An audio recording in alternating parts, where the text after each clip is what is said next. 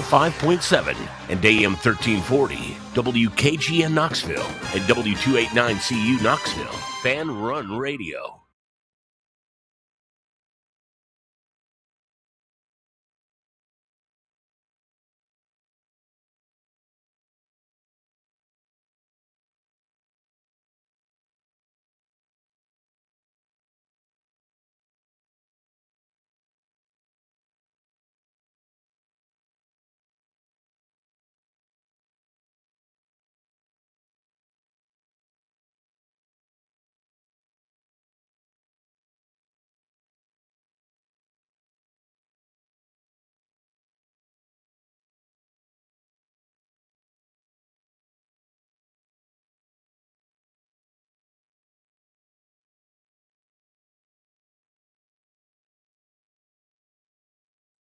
And AM 1340, WKGN Knoxville, and W289CU Knoxville, Fan Run Radio. 1, 2, 3, 4, 5. Them there Gators don't take no jive. 1, 2, 3, 4, 5. Them there Gators don't take no jive. What was it, Bri? That's the chant I just love. And I'll yield back the balance of my time. And shout out to Coach Urban Meyer for his, no doubt, he pulled one out of his Jacksonville Jaguar playbook. No offense, Bri, for when they two ill-fated hires out of Florida to the NFL. One was Spurrier. He was about as good as an NFL coach as he was a quarterback with the Buccaneers back in '76. And I mean, the game was 14-0. It was 135 yards to 1. Florida didn't get the ball over midfield till 11:03 left in the first half. I mean, I don't know. And then they turned it over on downs, but they cracked our midfield mark, Bri, at 11:05. And I mean, that's something, right, Bri? Bri's in studio today. They finally got a first down when it was 21-0. I mean, I'm so pumped right now. I could take, I could almost listen to Josh Heupel's press conference. No, I'm not that pumped, but I'm pretty pumped.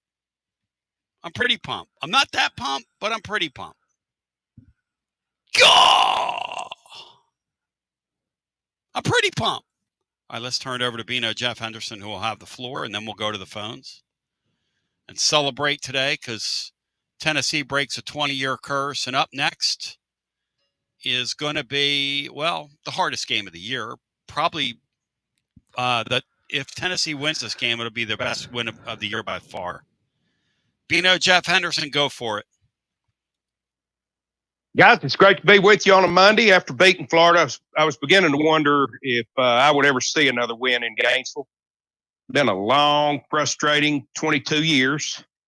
And the Vols overcame history with the only approach that seems to work in those situations. And that's they grabbed them in a chokehold right off the bat and never let them breathe until the outcome was long determined.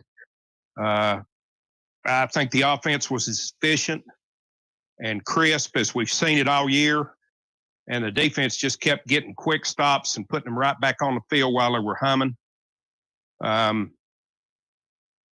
than wishing that we had thrown the ball in the end zone a couple of times with the last possession of the first half, rather than settling for a field goal, I have absolutely zero complaints with anything that I saw all night long.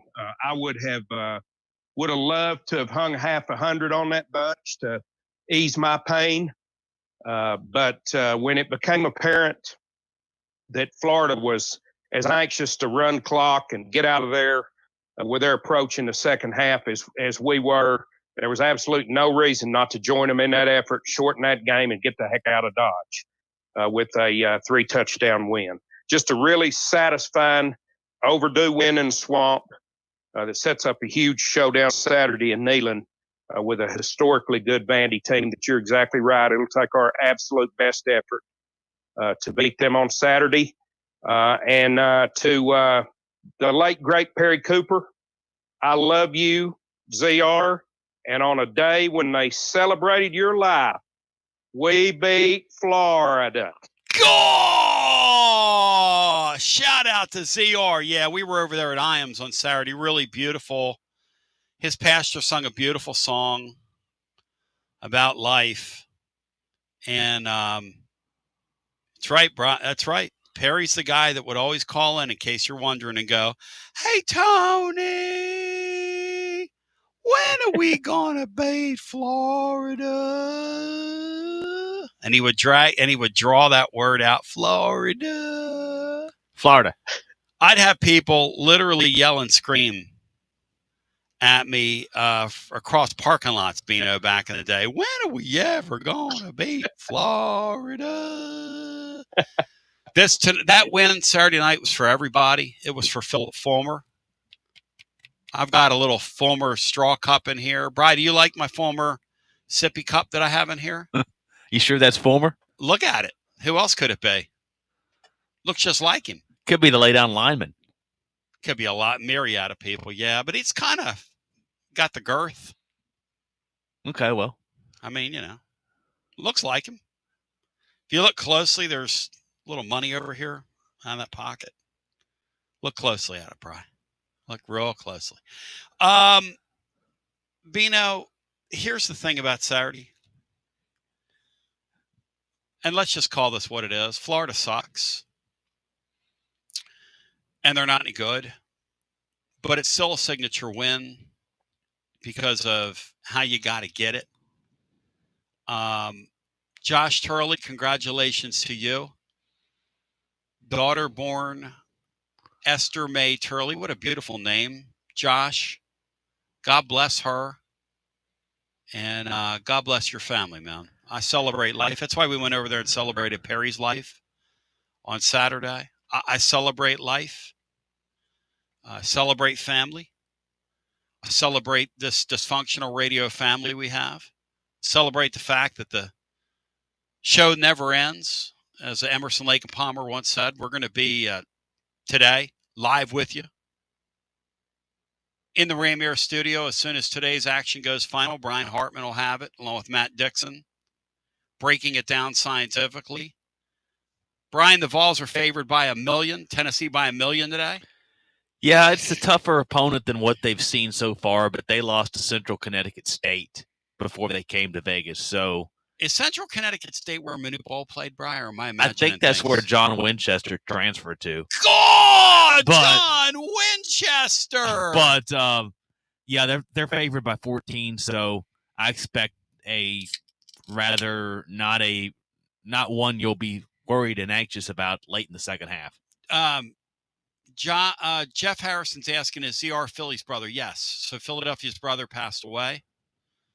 We had a chance to sit next to Philadelphia, saw Coach Hutch Saturday. Blood Falcon's wondering where the Brian camera feed is. That's for us to know and you to find out. You just relax. Brian wants to just hang out over there today. We're going to let him. You're in virtual anonymity, Brian, as they say in the trade, right? I'll be on the screen in the post game. Yep. That's when I'm saving. So you tune in. You tune in. Brian saves his busy day. Jack Meadows says, let's get fired up, focused, and prepared. Bino, should we stay on the 1 o'clock hour and do a little watch party or get off the air? Because I'm roached and was up to like 4 in the morning the other night. Which one? I don't know what you're going to do, Tony, but I'm getting off at 1 and watching the ball. Jeff McCarter, 879, obviously a cockroach, says the following. How about them Cowboys? Hey, Jeff, I haven't heard from you in 25. Oh, you know why? Because that was the last time you won a playoff game.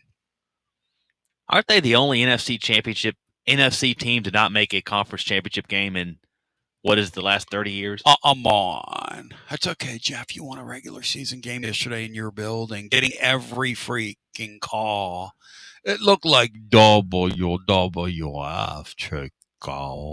As a great Razor Ramon once said, you're a clown, Jeff. You and the cockroaches in Cowboy land. Now, I want to deal with Bino's NFL team, but really I want to talk about the Vols. Bino, I wrote today in the blog that I'm extremely petty under Orange Throat's entry. And Orange Throat had an interesting entry. Here's the deal that I've come to the conclusion of. When it comes to doing Garzaloff fifth quarter fan reaction for over a decade, longest running Tennessee postgame show in the history of postgame, and the best postgame show in the country, I've been told. Highly rated, huge, tons of listeners, all that stuff. But I've been told, a wise man once told me about doing post-game radio. One of my friends in Philly says this, and I think it's true. We all need a cooling off period. Throaty is taking things that we said, that Cinco said, that callers were saying about our quarterback in jubilation and holding them against us. If you go read Throaty's entry, you'll know what I'm talking about. Look, I've always been one where I think that the post-game show is good for in the moment, and it's a total overreaction. It always is going to be. The greatest thing about college football is that it's an overreaction sport. That's the thing that separates it from everything. Just a total overreaction sport. Bino, I don't blame anybody for laying the effusive praise on Joey Aguilar, who saved our season juxtaposed to what happened with Nico the other night. Because that Nico scene out there in California, I don't know if you had a chance to tune that in at all, but that was a really, really sad thing to see him get the Malachi crunch there at the end, because he got the Malachi crunch put on him by the Malachi brothers. I did not see that, Tony. Oh, Did not see it. but I don't blame people for wanting to really lay the praise on Joey Aguilar. Do you? No, Tony, I don't. He came to us in a huge time of need. He's one of 5 quarterbacks to throw for over 3,000 yards here. He's had a much better season than I expected him to have when we just basically picked him up off the scrap heap.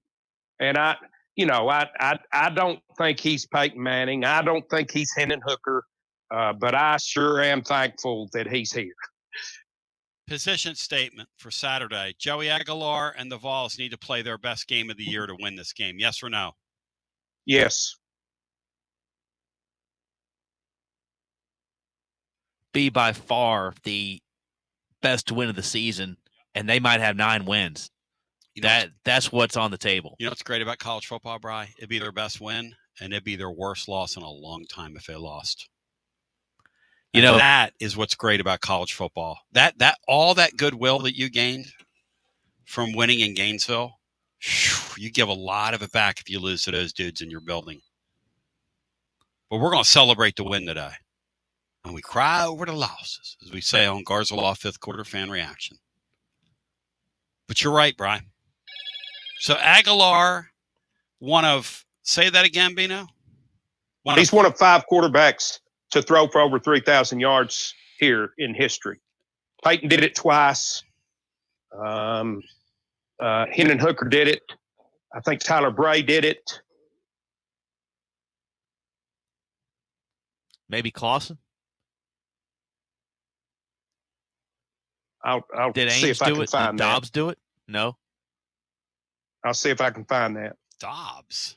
We're missing one, I believe. Dobbs throw for 3,000. Dobbs? You rip Dobbs all the time. He was pretty good. You got to be kidding me. Throw for 3,000 yards. Yeah, there's one that Tony underappreciated. Dobbs. Are you guys kidding? Until we started running Gitmo and these guys in here. Oh, Gitmo sighting. Who was on with Russell a couple weeks ago. Hey, Caratano's doing work over on YouTube, really representing himself well. Good for him. Doing a great job, man. Carving out a niche for himself. Good for him.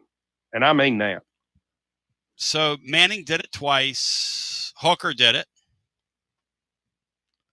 Who else did it? I believe Tyler Bray did it. My gosh. Well, there's an outlier in every bunch. Well, he was pretty good. He was talented. There was no question about that. He was an absolute meathead. But he just didn't have something upstairs. Didn't have a coach either. So Joey F. Ball. Yeah, he was like unsupervised in the playground. Because Derek Doley, your senator. There's some really unserious people out there in our political world today, and Derek Doley's one of them. Is Eric Ainge the other?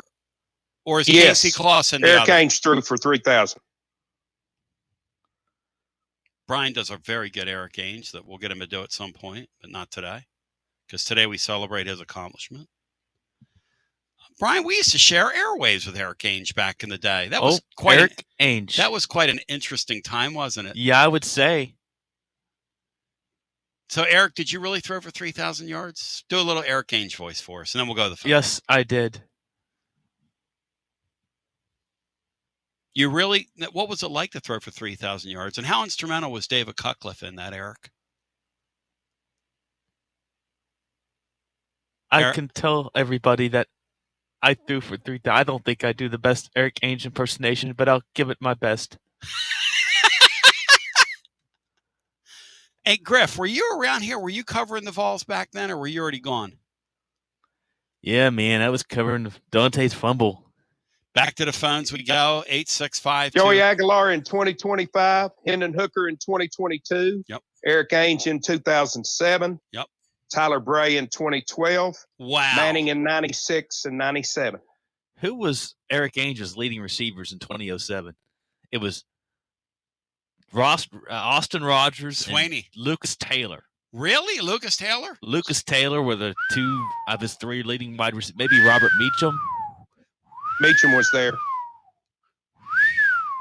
Let's go to the phones. 865-200-5402 if you want to get in the hunt and in the mix with us. And in the mix and in the hunt,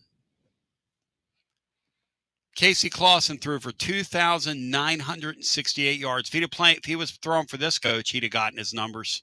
Oh, no question. I like how this guy pays attention to the numbers, man. This guy pays attention to the numbers.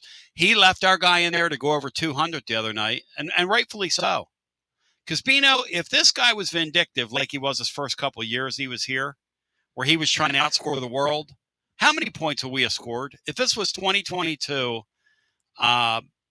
Josh Heupel out there the other night, how many points would we have scored, Bino? 56. Yeah, easy. 56-3. People were angry about it post-game. I'm not. You got bigger fish to fry. I got news for our caller, Florida, and all the good. Hey, listen, guys. Y'all are a doormat. Y'all are a pimple on the rear end of Southeastern Conference football, and we simply reached back there, took that irritant, and popped it the other night. And it did not take long. It took about 15 minutes of real time to pull everything out of that we were going to get. And like Bino said, why bother whipping somebody laying there prone on the ground? I agree with what we did, even though I'm vindictive and I'd have scored 100 points. I would have come out in Emery and Henry, Bino, the other night and thrown a ball in the end zone and pointed up at Spurrier in the box. And then I would have run like a Tebow counter, that old little crossbuck thing they used to run with Tebow, and I'd have pointed up at him. I wonder if the near fumble that they could have run the other way didn't play into how they approached that game going for the rest of it, because the only way Florida could have gotten even somewhat back into that game is have a defensive touchdown. I'd have run a play, Bino, and I would have gotten a mimeograph sheet like what you used to get down at Kinko's. And I'd have pulled some Kinko sheets out of my pocket the other night and run a play and pointed over at Ron Zook's people in the stands. Jack Sells and all them. But let's go. Yeah, I think we as fans a lot of times want an individual team to ease about a quarter century of pain for us. Rather than, hey, let's win the football game and get the heck out of here. Streaks always end with blowouts. Tennessee in 95 down there with Alabama. We should have saw that coming, Bino. You know that? Brian, we should have called it last week. You did call it. Well, I did sort of think that it could happen. Be a blowout. Because streaks usually like that. That's what happens. It felt like a 95 Bama vibe to me. Back to our phones we go. Brian, I think you were right about one game, but the one you were right about was our game. Yeah.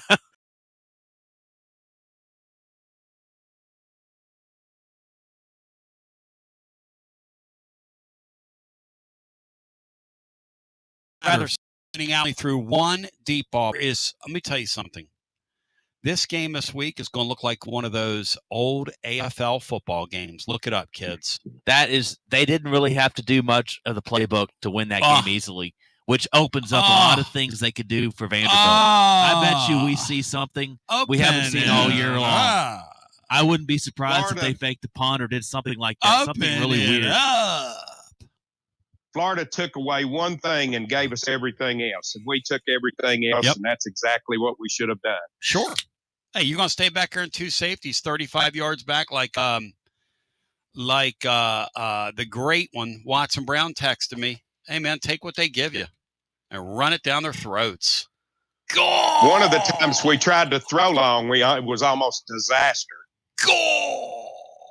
Let's go to the phones. Hello and welcome in. We celebrate on a Monday. Rice fans, welcome in. You're on the air. How you doing, Tony? Hey, Billy, you can't lead off, but you had a great birthday party Friday. We'll come right to you, Billy. We'll come right to you, but those are the rules. Hello and welcome in. And Dave can't lead off on the post game anywhere. We have two rules now. Hello and welcome in. Uh-oh. Yep, new rules. It's a new day. New day for you, Basha. Hello, welcome in. You're on the air. Let's try this again. Hello, welcome in. You're on the air. Looks like it was meant for Titansville to lead Hello, off. welcome in. You're on the air. What you say, Tony? Hey, Philly, great to see you Saturday, Hey, buddy. Philadelphia. Yeah, it's nice seeing you and Laura, and it's nice seeing Bino yesterday. Good to see you, Philadelphia. Sorry I didn't make it on Saturday. That's all right. Guys, it's cotton candy week.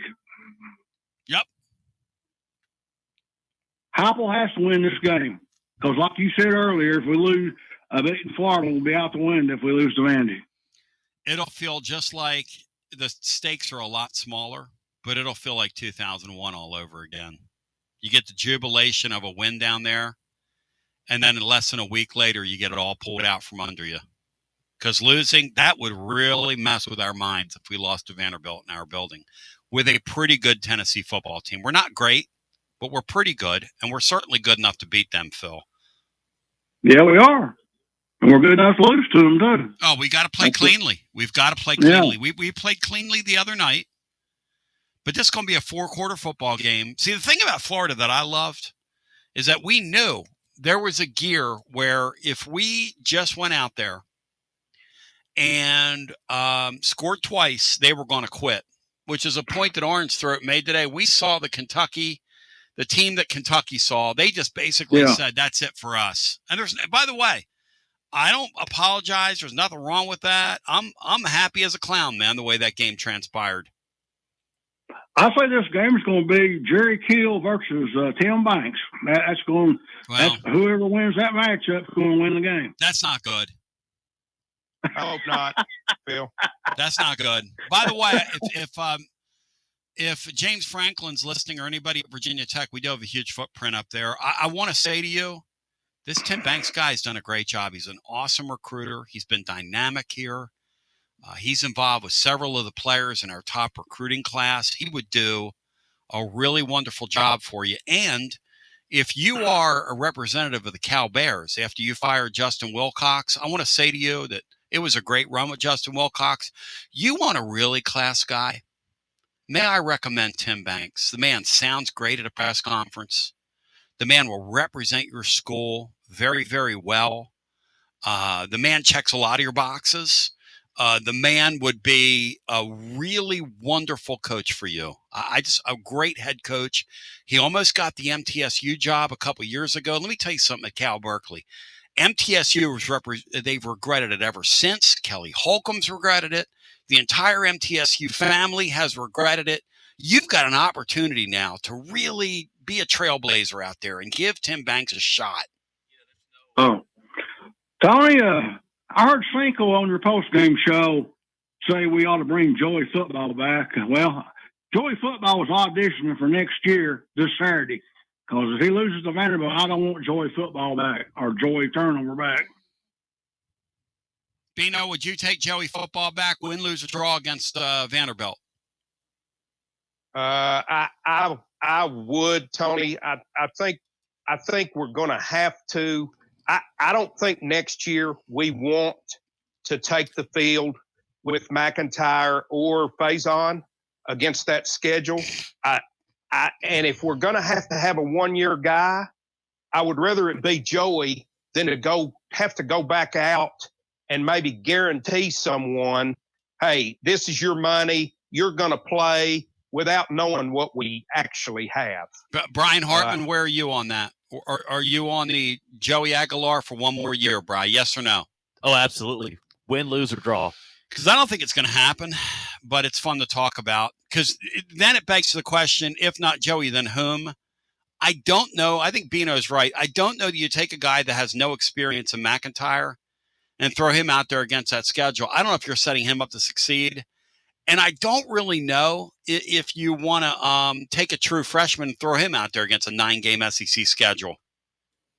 Yeah, but we're playing, like you said, a 9-game SEC schedule, and it's going to be a difficult schedule. Oh. And Joey turnover against a Don't tough call him schedule, Joey turnover, Philly. Come on, man. He's thrown for 3,000 yards. Don't do that. He didn't win a meaningful game all year. Philly, what does that mean? He beat Florida. He beat Florida for the first time in 20 years. You can't move the cheese on him. Come on now, Phil. Florida was, what, 3-8 this year? Come on, Phil. Come on. That's not fair. It is fair. That's not fair. Archie Manning couldn't beat Florida this year. Exactly. Archie Manning couldn't do it. Hey, Phil. Looking at Saturday, haters. A bigger concern for me.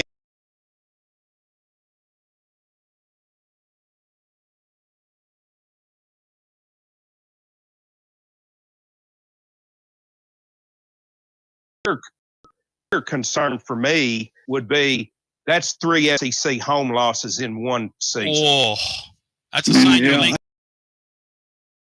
Some cracks. Yep. I guess we can agree on one thing, though, guys. I want that place kicker gone and get a real one in here. How about that? The guy the Cowboys have is pretty good. That Brandon Aubrey guy comes out of the UFL. The only thing that spring league has been good for is creating kickers. Some of those super kickers that come out of that deal. I mean, that freaking guy hammered that ball yesterday, which was not a short kick by NFL standards, but that guy can get down with no delay. Philly, thank you. Love you, brother. But give Aguilar some credit, you clown. You talk about punk and clown. All those years, we talk Florida this, Florida that. Come on, man. Come on, man. We continue with more on the other side after this. Vol fan, make Alumni Hall your one-stop shop for all your Vol fans on your shopping list this holiday season. There's nothing better than getting your favorite Tennessee gear under the tree. Picture it, a nice polo shirt, a new hoodie, something for the man cave. Pop in and see my friends at Alumni Hall. Best selection of Tennessee gear. Alumni Hall, 3 Knoxville locations, Bristol, Johnson City, Murfreesboro, or online at alumnihall.com. It's easy to have a big orange Christmas. And happy holidays from everyone at Alumni Hall. The ultimate volunteer shopping experience. Alumni Hall. Preparing food for a big gathering can really take it out of you. That's why you need to call Calhoun's and check out their selection of party platters. Whether you're hosting a party for the big game, a reunion, or just an everyday gathering, a Calhoun's party platter is next level. Choose from Calhoun's always excellent chicken tenders, fly with Calhoun's wings, or boneless wings with a variety of dipping sauces, award-winning next-level melt-in-your-mouth barbecue ribs, or delicious spinach artichoke dip, or get one of each. Plus, if you're doing burgers or sandwiches, Calhoun's has lots of side dishes like spinach Maria, baked cinnamon apples, Smoky Mountain baked beans, or creamy coleslaw. Available in pints, quarts, and gallons. And to finish things off, pick up one of Calhoun's great desserts to go, including homemade cheesecake or key lime pie. Calhoun's, simply your go-to party headquarters. With 9 locations all over East Tennessee, you can order online and just pick it up. Calhoun's, one of the Copper Cellar family of restaurants, along with Chesapeake's, Copper Cellar, Corner 16, Cherokee Grill, and Smoky Mountain Brewery. Eat local, eat good. When it's time for your next move, you'll want to get your precious belongings from point A to point B with your peace of mind intact. That's why you need to call my friends at Gouffon Moving and Storage, East Tennessee's moving legend. Gouffon Moving and Storage has been helping East Tennesseans move since 1887. That's 138 years, 5 generations. That's even longer than the Dooley, Jones, and Pruitt era combined. Gouffon Moving and Storage, pro movers, serving Knoxville, surrounding areas, and interstate moves too, both residential and commercial. And we'll provide you with personalized service that other corporate movers simply cannot. We know how to move all types of items. We pay careful attention to our clients' valuables. Your satisfaction as a customer is our absolute priority. As the oldest continually owned and operated family moving business in the United States, when it's time for your next move, it's Gufon Moving and Storage. And storage, it's secure and vaulted. Our newest offering of commercial storage logistics, we offer receiving, storage, and delivery services for all your business logistic needs. See more at Gufon.com. That's Gufon.com. Or check out the link at tclub.team. When it's time for your next move, East Tennessee's moving legend, Gufon Moving and Storage. Life never stops moving. And between the 30-minute commutes, daycare pickups, weekly soccer practice, Tuesday night yoga, X number of coffee runs, and that weekend trip to grandma's, you're racking up the miles. What you need is a tire that can keep up. A tire designed for doers. A tire that's going to last. Like the exceptionally long-lasting Michelin Defender tire. With an 80,000-mile warranty and the safety and comfort you expect, you can forget all about the miles ahead and focus on getting your destination or conquering your to-do list. Fleet Tire, I-275 exit 1B at East Woodland Avenue in Knoxville. That's Fleet Tire, I-275 exit 1B at East Woodland Avenue in Knoxville. Fleet Tire. Inward Half is committed to the game and the memorable moments that happen in between. From the tee box to the tailgate, from the green to the big game. For the first birdie with Dad, the first big win with Mom. Friday night lights, Saturday superstitions, Sunday traditions. Fall into the comfort and unparalleled performance of Inward Half. This fall, enjoy the walk-in. Are you tired of hiding your smile because of crooked teeth? At Knoxville Smiles, we've got the perfect solution. Invisalign. No metal, no wires, just clear, comfortable aligners that straighten your teeth without anyone noticing. Eat what you want, smile with confidence, and see results in as little as 6 months. Call us today for more information about Invisalign, 865-539-1776. Or just visit us online at knoxvillesmiles.com. Smile brighter with Knoxville Smiles. Out-of-town law firms have been swarming into East Tennessee lately. From Memphis, Chattanooga, and Birmingham, they've swarmed into the area. Wouldn't you rather do business with a local firm? You know, a true neighbor. Marcos Garza and the pros at the Garza Law Firm are just that. There are neighbors and friends that support local causes year-round. The Garza Law Firm works to serve you professionally on criminal matters, injuries and accident matters, and Social Security and disability filings. The Garza Law Firm is here for you at garzalaw.com. The Garza Law Firm. Let us help. Something not working right? Got a problem with your heating or plumbing? Right now, Pipe Wrench Home Services is making it easy to fix it fast with 50% off any HVAC or plumbing repair. Whether your HVAC needs some persuasion or your plumbing needs repaired, our certified technicians will be there right away to get you fixed fast. Have other plumbing or HVAC problems? We make it easy with free on-site estimates on replacements and free second opinions on repairs. So call or schedule your appointment online today at pipewrench.com and save 50% off any repair up to $500 all month long. We are committed to keeping your home cozy and worry-free this holiday season. Pipe Wrench Home Services, trusted in Knoxville, Maryville, Oak Ridge, and neighboring communities for over 20 years. And as always, same-day service guaranteed or the visit is free. This limited time offer is good for residential services only. Visit pipewrench.com for details. Basilio here with Alan from WeShipFloors.com. Alan, is it true? Are we really having a Black Friday sale? Lay it on me. Go! Yeah, Tony, Black Friday is the biggest time of the year for us. We're going to do a 40% off sale. That's what we're doing to everybody else. But for the Tony Basilio listeners, we're going to do 45% off. So you get an additional 5% off, which should be hundreds of dollars. All you got to do is use the promo code Tony. But for the real listeners, we're going to do another promo code. The second promo code is going to be promo code Negative. So with the promo code Negative, you actually pay 5% more. So 35% off, use the promo code Negative. 45% off using promo code Tony.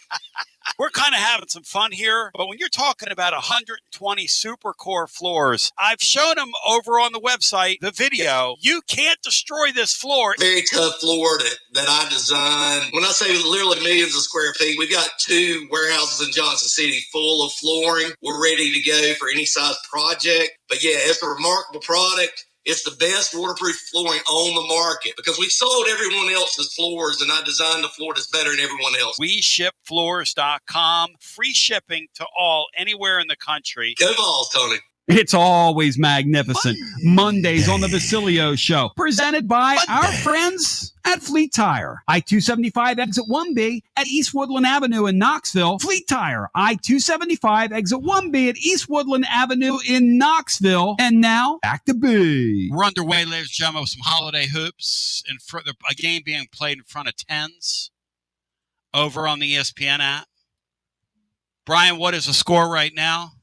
It's Rhode Island 21, Townsend 21. Matt Dixon wants you to keep us updated as today's festivities Keep us unfold. updated, Brian. Keep us updated. Back to our phones we go at 865-200. Doing 5402. And we go back to the phones and get our next call in at 865-200-5402. Bino, Florida is probably going to finish the year with 3 wins. It's the worst Florida team they've had since they won a game under Charlie Pell in 1979. Something like that. I mean, it is literally an all-time bad Florida team. They've bottomed out. Is it okay to consider that a signature win for this football team, or is that kind of weak to be annexing it as a signature win? Your thoughts, then we go to the phones. I waited almost a quarter of a century to see us win down there, Tony. I'm counting it. Everybody else can do what they want to. I'm counting it.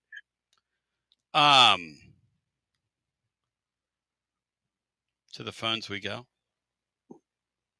Bino, should I be interacting with the YouTubers today in the tired state I'm in?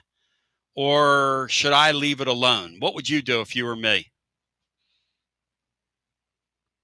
Well, it depends on how you really want to respond to Well, I'm Tony. responding to a guy right now. I don't want to block you, ... I just sent that. Now, should I keep responding or should I? Because Laura says, look, what are you doing? You're tired. Don't respond to people when you're tired. Well, if you keep responding, Tony, there won't be anybody to respond to because you'll wind up blocking like thousands. On your TLD logistics, yeah, I'm going to be like Artis Gilmore back in the day. Look him up. Dikembe Mutombo. Dikembe Mutombo. Who blocks shots these days, Brian? The blocks. Felix Okpara blocks. There you go. Felix Okpara. The block shot's almost a lost art these days because the game's Yves played. Pons The game is played as such an outside game now. But let's go back to the phone. Cade Phillips blocked a 3-pointer against the other day. Get our next call in. All right, DR going to take me up on my offer, so he's going to get taken down. He just got taken up on his offer. He asked for it. He got it. Toyota. Hello and welcome in. You're on the air. I'll take 9-3. I believe we can take Vanderbilt. You got that right. All right. Put your mind to it. You can do it. And I believe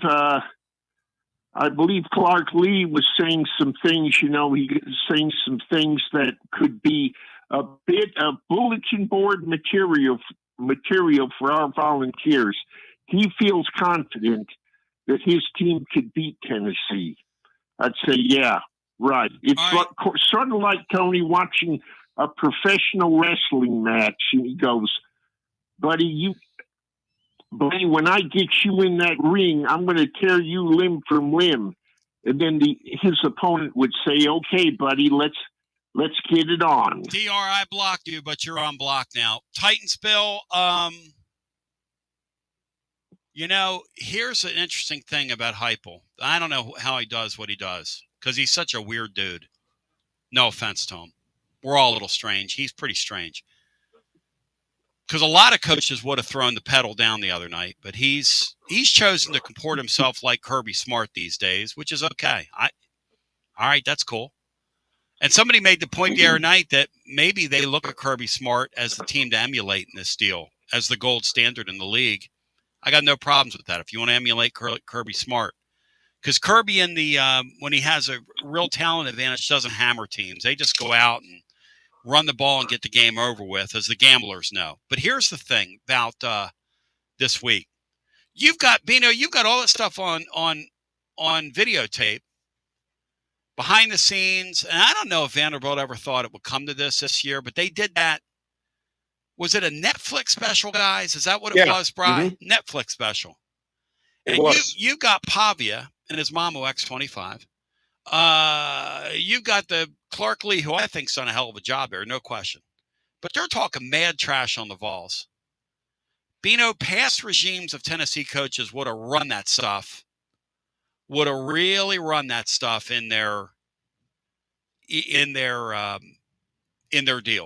in the complex during the week. Do they do that here, or does he not even do that? Yes, he will do that. He showed a video. Yes, Tony. I think they used all last week with people basically saying, "Oh, you hadn't won in Florida forever." You know, he used that. He used that and had his team ready to play down there against a team that wasn't ready. He showed them a video history of the series against Florida. So yeah, I guarantee you he's going to use that for sure. That F those guys that Pavia threw out there. I guarantee you that's playing on loop over there. You really believe that? I believe that with all my heart. Yes, I hope sir. that's the case. I hope they're using that video. I'll have to call over and ask around, see if there's any signs of that. Bill, pretty good call by you so far. Anything else for us? Dean just saw his arch rival Saturday when USC played Oregon, and you know who his arch rival is?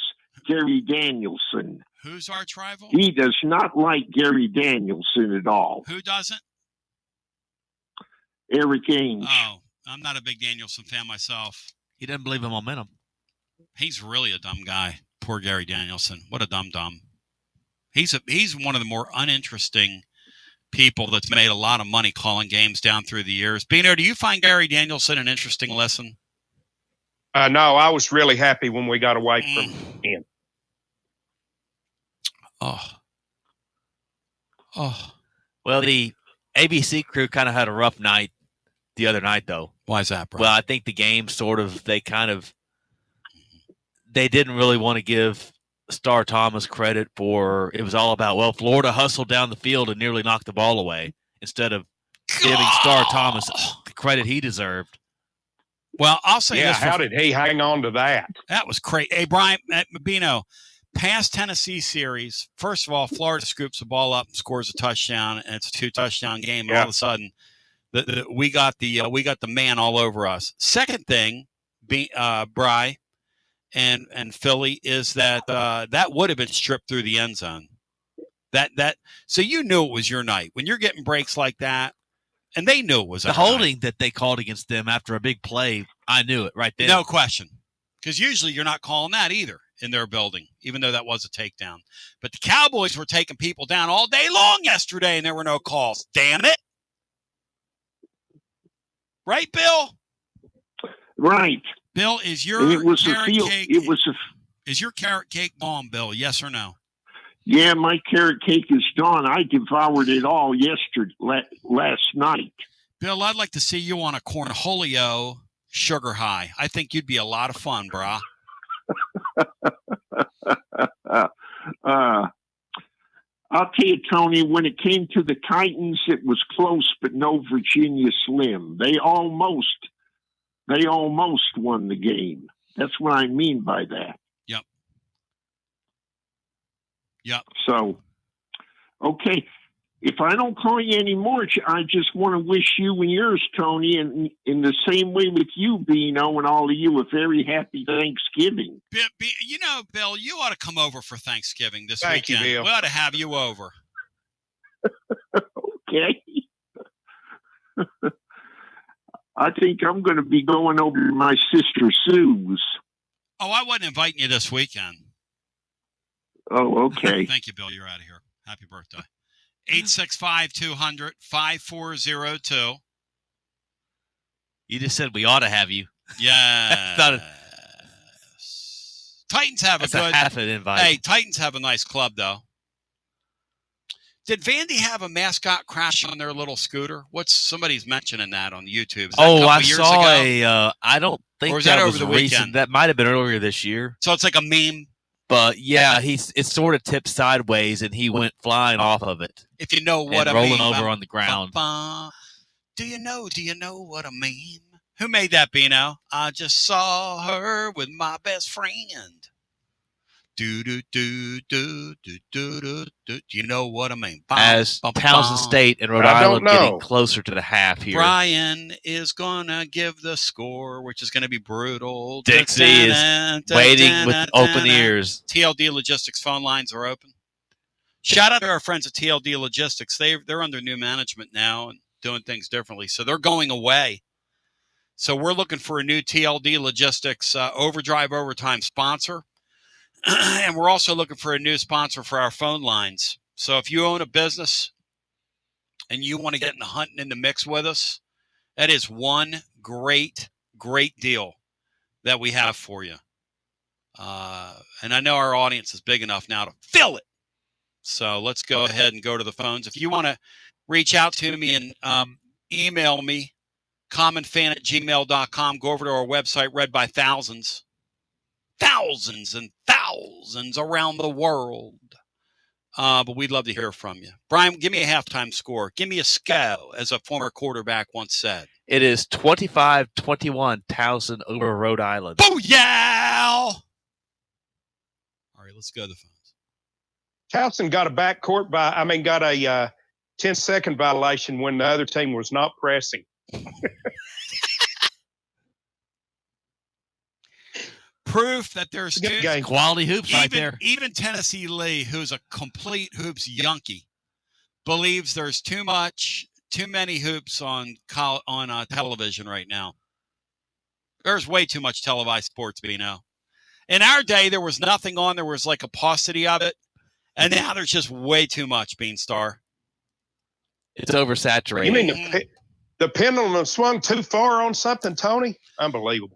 Well, I was so tired last night when the Eagles game was over. My legs were hurting. I did here's what I did. I got up at 10 o'clock yesterday morning, 9:30, and was just roached out of my mind because I slept maybe 4 or 5 hours, which, at our age, that's not good. And then I went and walked 10,000 steps in the park and got good and tired. Came back, took a 15-minute nap. Anthony showed up, ready to watch the Cowboys lock and load. I crawled back I was so tired. I laid in bed, Brian, and listened to the Philadelphia Union lose last night, 1-0 to NYFC. And Dave Lano is an incredible broadcaster. He makes an MLS soccer game, Bri, sound like you're listening to. I'm glad John Adams and Dixie are listening to LSU Alabama 2019. This guy gets so excited about it. So is the Union season over? The Union are done. Oh, damn. They're on strike till next year. Back to the phones we go. Did you see what the MLS is doing, Bri? They're going to a European schedule. They're coming off this spring-summer schedule. They're going to align their schedule with Europe. Oh, okay. Starting in August and going through. That's right. May. Well, that's right. Interesting. Back to our phones we go. Hello and welcome in. You are on the air. Hey, Tony, Brian, and Bino. This is Bubble Puppy Brian. Hey, Bubble Puppy. Welcome in. Hot Smoke and Sassafras. I love it. Yeah, Hot Smoke and Sassafras. I checked it out, and then I love it when you throw out those music things like, that you did the greatest vocal thing. I went and looked up Daryl Hall. What'd you think of that every time you go away rendition? What'd you think of that? That's pretty top notch. That son of a gun, when he's doing that ad-lib vocal at the end. Oh! Yeah. You think a young Daryl Hall could sing? I mean, he had some pipes now. Yep, listen to the Off the Wall thing. Bino said that was underrated, and he was certainly right about that. That's cool, man. So anyway, people like our music. People tell me that, Bino. They like when we sprinkle a little music in on the show. Yeah, I like it when you throw these little barbs out. You got to be paying attention, and then I jot it down, and when I get home, I check it out because I like music, but I don't keep up with it a lot. One of the great psychedelic tunes of all time from the late 60s was Hot Smokin' Sassafras by the Bubble Puppy. That's a 45 record my brother Steve had, and it literally is one of the great records. It is a great, great smoking tune. Yeah, so I went up to Ohio. My college roommate, we both went to UT.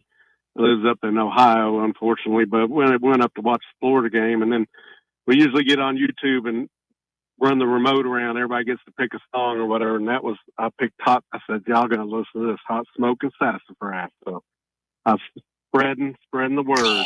I guess 50 years later. They hit pause on that pretty quick on me, though, but that's all right. That's all right. Yeah, there's no, Hey, listen, it's not bro country. It's not stuff Brian listens to. It's not their repertoire. It's not the bro country, man. We got shorter attention. We need a bantar and everything. Exactly. Did you say Philly was a relative of ZR's? Yeah, Philly's ZR's brother. They're the Cooper brothers. Oh, I'm sorry. So condolences to Philly and the entire family. He brought many, many laughs to me over the years. He was a Philly and ZR, man, they're Hall of Fame callers. So and then Phil's sister the other day did a really incredible job. And John Adams was calling me for some reason while I'm on the air. And then you've got his nephew, Brock, who's just all grown up now, as a great Charlie Manuel would say. And Brock is a listener to the show and just a great, great young man. Brock, shout out to you, brother. It's great seeing you Saturday. Brock used to call in when he used to skip class to call in. That's right. Yeah, I've heard him a little bit. I've always been looking to try to find out where the drunk tank is, but I haven't been able to find it yet. All you got to do is drive to South Knoxville, right?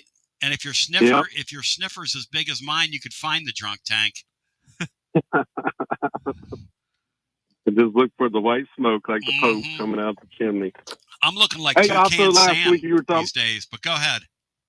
You said that Bino was looking, maybe, or somebody was looking. Y'all were looking for mafia names, maybe for you. Yeah, give me a mob name. What comes to mind? You said it's kind of ironic and whatever. So I'm not cracking on you, but the first thing I thought, and I couldn't get through that day, but I was thinking about what about Fabio Basilio? Pretty damn sexy, dude.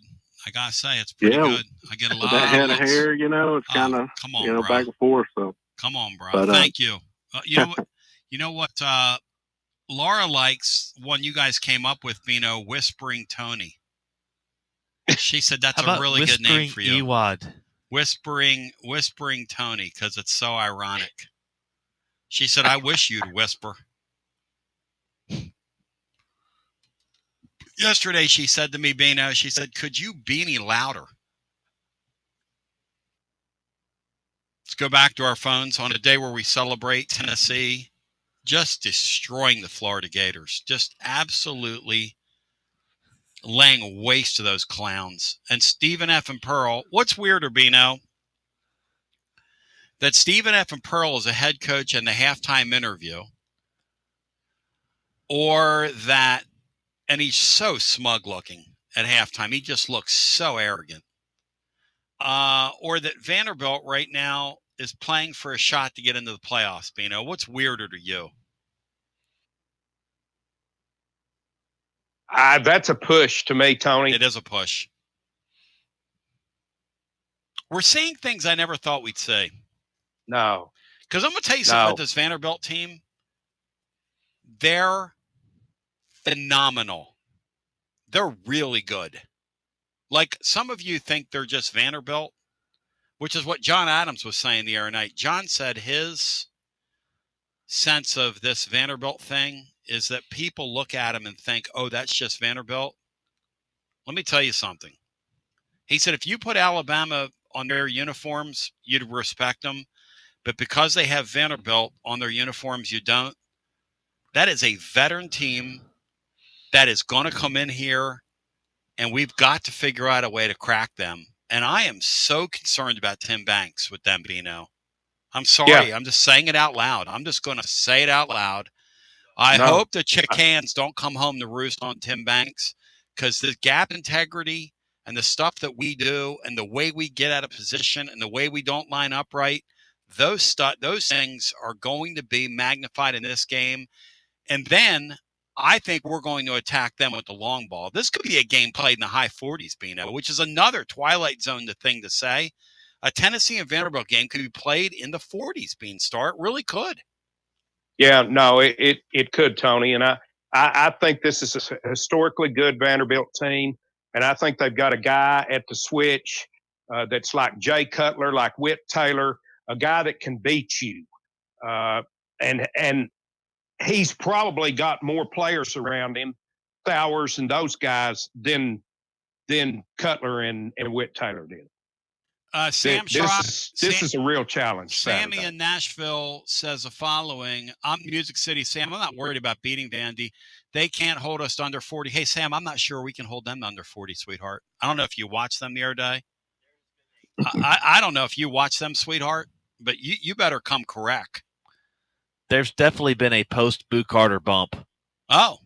Brian's that hopefully continues. Brian's declaring a post-Boo Carter bump, Bino, on this football team. What do you think of that? I'll allow it and hope to believe it.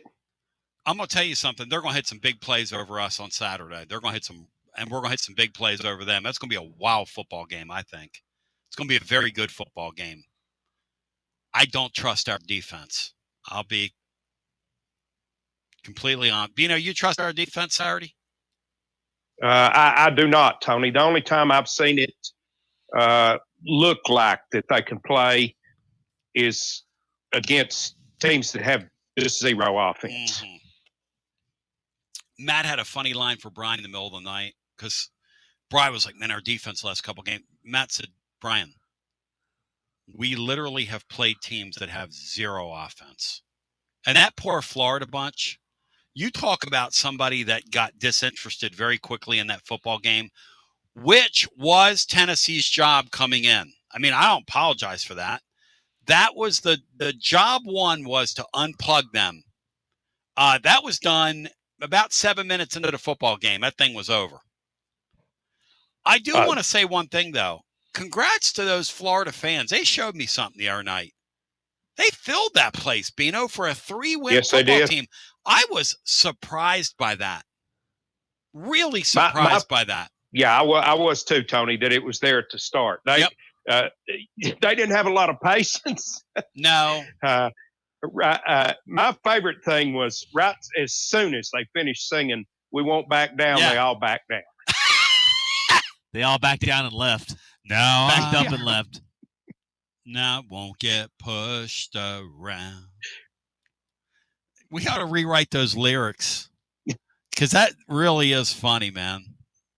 Hey, baby, there's an easy way out. I'm going to walk right through the gates over here. Hey, baby.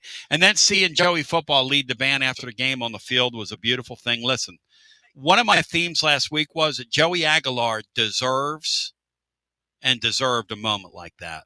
So if nothing else comes from this season, he saved our season. He deserved a moment like that.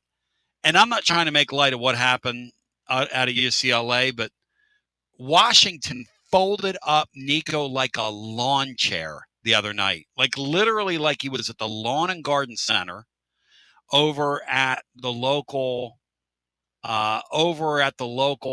Walmart, Wally World. They folded him up like a lawn on the same night, almost to the minute that our guy was leading the band. I mean, you can't write a script like that. And I hope Nico's okay. And I hope the hell they keep him off the field for their final game against USC. Brian, have they said whether or not he's playing? Have you seen anything on Nico? No, I haven't. Because that did not look good. I don't think there is a reason for him to play, to be honest with you, because I don't think he's going to be there next year. So did Fowler refer to our guy as Jerry Aguilar the other night? He did. Because I thought I heard that too. Yes, that's what I was referring to. Yeah. They had a rough night. Jerry. Well, Fowler's too busy doing, all this cosmopolitan stuff. Look, that game's beneath them. Another good thing, Bino, about us unplugging them on national television like that, and I said this in our halftime space, and I meant it. I really wanted them to be showing like Urban Meyer, Tim Tebow nose rubbing stuff, talking about Lane Kiffin and putting Lane up there 4 or 5 times. And if we would have thrown the pedal down, they'd have been forced to do those things. But as it was, the game kind of stayed, I don't know, in striking distance. I mean, it wasn't ever in striking distance, but I'd have loved to have unplugged them, Bino, really unplugged them. I wish 2022 Hype was out there and we'd have played bombs away with them. But he ain't going to do that. So. Where's the caller, Florida? APB for the caller, Florida. Guess what? Caller, what is it, Brian? Guess what? Florida got mollywop. It's the hottest post-game show on the planet. Garza Law, fifth quarter fan reaction. Fan reaction. As soon as the final gun sounds, we're live. You're listening to FM 105.7 and AM 1340, WKGN Knoxville and W289CU Knoxville. Fan reaction. Fan reaction. As soon as the final gun sounds, we're live. Score a TD every time with T3 Vodka. T3 is Tennessee's premium vodka, handcrafted with passion, precision, and a whole lot of pride. T3 Vodka is taking the volunteer state by storm. T3 Vodka, handcrafted in the majesty of the foothills of the Great Smoky Mountains, where quality isn't just a promise, it's a way of life. Filtered 10 times and 80 proof, T3 Vodka delivers a smoothness that's unmatched. This dedication to excellence has already earned T3 Vodka prestigious accolades. T3 is a 5-time gold medal winning vodka and the 2025 SIPS Consumer Choice Award medal winner. Whether you're sipping it neat or on the rocks or mixing up your favorite cocktail, T3 Vodka is your choice for a premium, award-winning experience. Score a T3 TD and ask for T3 Vodka by name at restaurants and wine and liquor stores today. Drink it neat, drink it right, drink T3 Vodka, and score a touchdown every time. T3, Tennessee's premium vodka, distributed by Athens Distributing Company. Please drink responsibly. When it's time for a fresh coat of paint, run, don't walk to Walker's Painting. Interior and exterior, Walker's Painting's been making it beautiful since 1999 across the Knoxville area. New construction, repaints, commercial, residential, free estimates available. And get this, mention you heard Walker's Painting on the Basilio Show, 10% off your first job. Let's go! Run, don't walk to Walker's Painting. 865-688-1410. That's 865-688-1410. Walker's Painting, making it beautiful since 1999. Check out the ad at the blog at tclub.team. Walker's Painting. Hi, I'm Jim Simpson, owner of Simpson Meats. When's the last time you grilled a really good burger or steak? One your friends still talk about. Our goal at Simpson Meats is to make that happen every time you have a cookout. All of our cuts of meats, steaks, burgers, briskets, and pork are always fresh, flavorful, and sustainably sourced. We are family owned, so we know the importance of knowing how and where your food is raised. We have been putting quality first since 1888. Visit our butcher shop off Lovell Road or online at simpsonmeats.com. Okay, so we really need uniforms and equipment for this season. Can I trust you with that? Cool, I'll just order them online. What? Yeah, I'm going to hop online and I'm going to get them ordered. Hold up, that's not a good idea. We shouldn't just spend money on some random online retailer, okay? I mean, it seems pretty convenient. Trust me, it's a terrible idea. Let me simplify this for you. SM Athletics. Okay, how do you pronounce it? SM Athletics? They're the go-to for uniforms and equipment, whether it's for universities, high schools, youth leagues, you name it. So why wouldn't you rather go with professionals who can guide us through the process, design the perfect uniforms, and deliver the best equipment? Yeah, I guess that makes sense. What's the name again? SM Athletics. Right. It's definitely smarter to go with a company that emphasizes customer service, fair pricing, and, of course, excellent products. Exactly. So, yeah, I guess it's settled then. For uniforms and equipment for all sports, it's SM Athletics.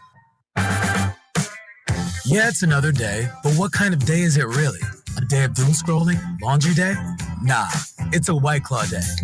Light and refreshing tasting, uniquely cold way filtered. There's an iconic flavor for everyone. So grab a pack, grab your friends. Make the most of each day with those who matter most. When you're together with White Claw, every day is a once-in-a-lifetime experience. You just gotta grab it. White Claw. Grab life by the claw. Please drink responsibly. Hard seltzer with flavors. White Claw Seltzer Works, Chicago, Illinois.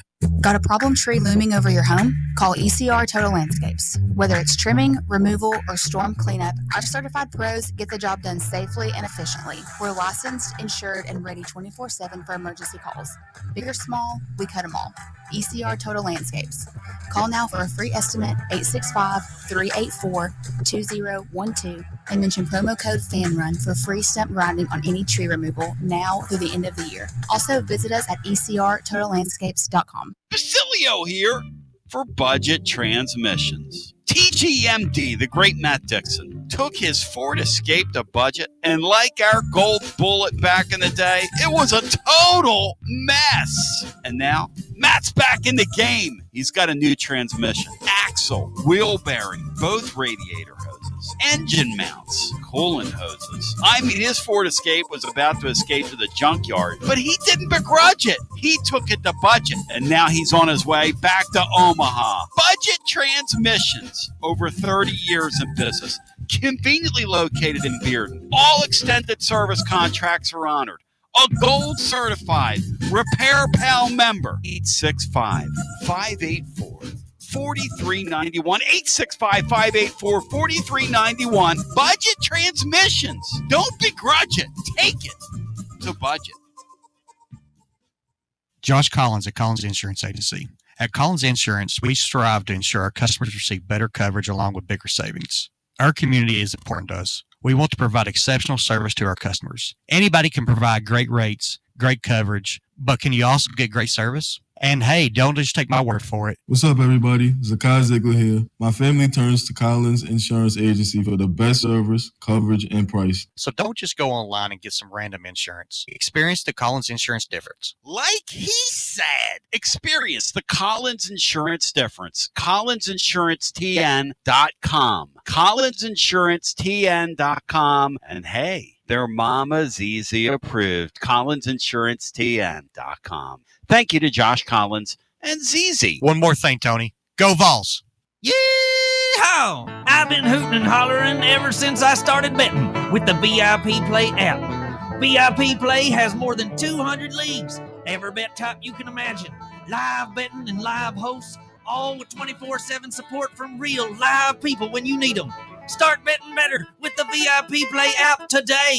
Don't be a better with VIP Play today. VIP Play coming soon. Gambling problem? Call 1-800-889-9789. Must be 21 plus and located in Tennessee to bet.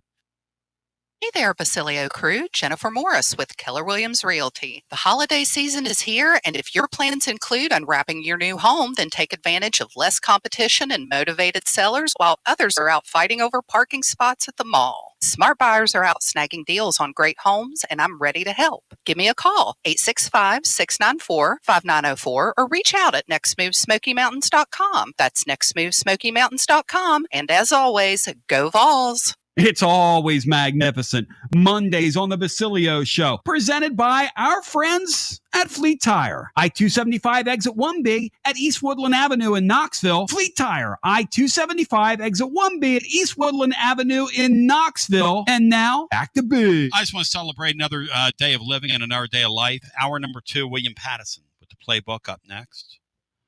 William, I love you. You're my man. Great young broadcaster, talented man. Very knowledgeable individual, as Butch Jones likes to say. And I just want to shout out Football Spanky. He looks like Spanky from our gang, ladies and gentlemen. He has a personality disorder. His name is Chip Kelly. He destroyed my Eagles. Howie Roseman went to the back office and sat there and bided his time, and then like a viper struck on him. Like a viper. Choked him out like a viper. What's the snake that chokes people out? Is it a viper? What is it? Over a viper. Let's do this again. And he sat there. Oh, Howie Roseman sat back there in that back office and got his dustpan and brush and humbled himself and sat back there in that back office. And then like a cobra took Spanky and choked him out. And it's about the 15-year anniversary of that. A real embarrassment to the Lions on Thanksgiving when the bottom fell in on Spanky. And then Spanky got an NFL job somehow, another NFL. And then Spanky ended up last year with Ohio State. Martin Columba told me how great. I mean, they had so much talent. Hell, I could have done it. And I don't know anything. Come on. I don't know shot from Shinola. They're never going to lose another game. And then for the Coupe de Gras, they take him to the Raiders? I mean, are you kidding me? Brian Bino, who's stolen more money than NFL and college football? Spanky. He's right up there, Tony, with the great thieves ever. Lufthansa heist, guys. And it's a boa constrictor or python that basically chokes people out, Tony. Hang on a second. Oh, Howie Roseman was back there, with his dustpan and I like a boa constrictor. He just choked him out. Hey, Brian, what do you think of me when I've got sleep deprivation on that second day? What do you think of my conduct today? And Brian likes the Spanky thing. Brian, we've never called him Spanky. He looks like Spanky from our gang, doesn't he, Brian? Spanky, kind of, I think so. Yeah. Brian, Bino, do you think the guy looks like Spanky a little bit? Now that you mention it, yeah, he does look like Spanky. He was working his magic out there. I think I saw where they had scored 60 points in their last 5 games combined. Oh, the Raiders! They managed to lose to Shakur Sanders. 6-pack of Shakur. Hey, somebody on Winners and Losers picked that one. They said that would have been one. Cooked it up great with the William Heflin. Chef. The chef cooked that one up. Tell you what, Willie Heflin knows his football. I respect Willie Heflin. Anacondas choke people out, too, they said. Black Mambas check people out. Black Mamba beat the Celtics in the finals. Is that right, Brad, the Black Mamba? How do you plead to that? Let's not talk about that. Huh? Let's not talk about that. He said, one guy said, my Niners hired that gerbil, too. Yeah, he's a total fraud. He's a really weird guy. In Philly, they said he was one weird dude. Old Spanky. I think of the late, great Spanky Brown when I think of Spanky. Oh, the late, great Spanky Brown. He was my favorite Spanky. So funny. Let's go back to our phones. TLD Logistics. Overdrive overtime in an hour, maybe. But we're looking for a new TLD. We're looking for somebody to be our phone line sponsor and our Overdrive overtime sponsor. Maybe that's calling your name, or maybe it isn't. But let's go to the phones and get our next call in. Hi, welcome in. You're on the air. Hey, fellas, Garrick in South Bend. How we doing today? Garrick, welcome in, my friend. What's our temperature today in beautiful South Bend? Oh boy, it's somewhere in the 40s. It ain't that bad. That it ain't that bad. We haven't got the full winter experience yet, other than there's 15 inches of snow a few weeks ago. But other than that, hey, we're doing all right. 15 inches of snow? Yeah. Yeah, it ain't fun. That's a little early for that, brother. Yeah. Question for you guys. So, talking about Joey Aguilar maybe returning, what is the difference between the last lawsuit Pavia had and now this one that he's put out there that Joey's tacked his name onto? The last lawsuit was about a year. This lawsuit's about all your time served in junior college. Gotcha. And if they were to overturn this, it would have a ramification for hundreds of players throughout the deal. I mean, there's so many guys that are multiple year junior college players, and it would really rewrite the game because a new path to that sport now, if they were to eradicate that, a new way to would be to start your clock in junior college and then as a veteran player become a high earner as a veteran football player.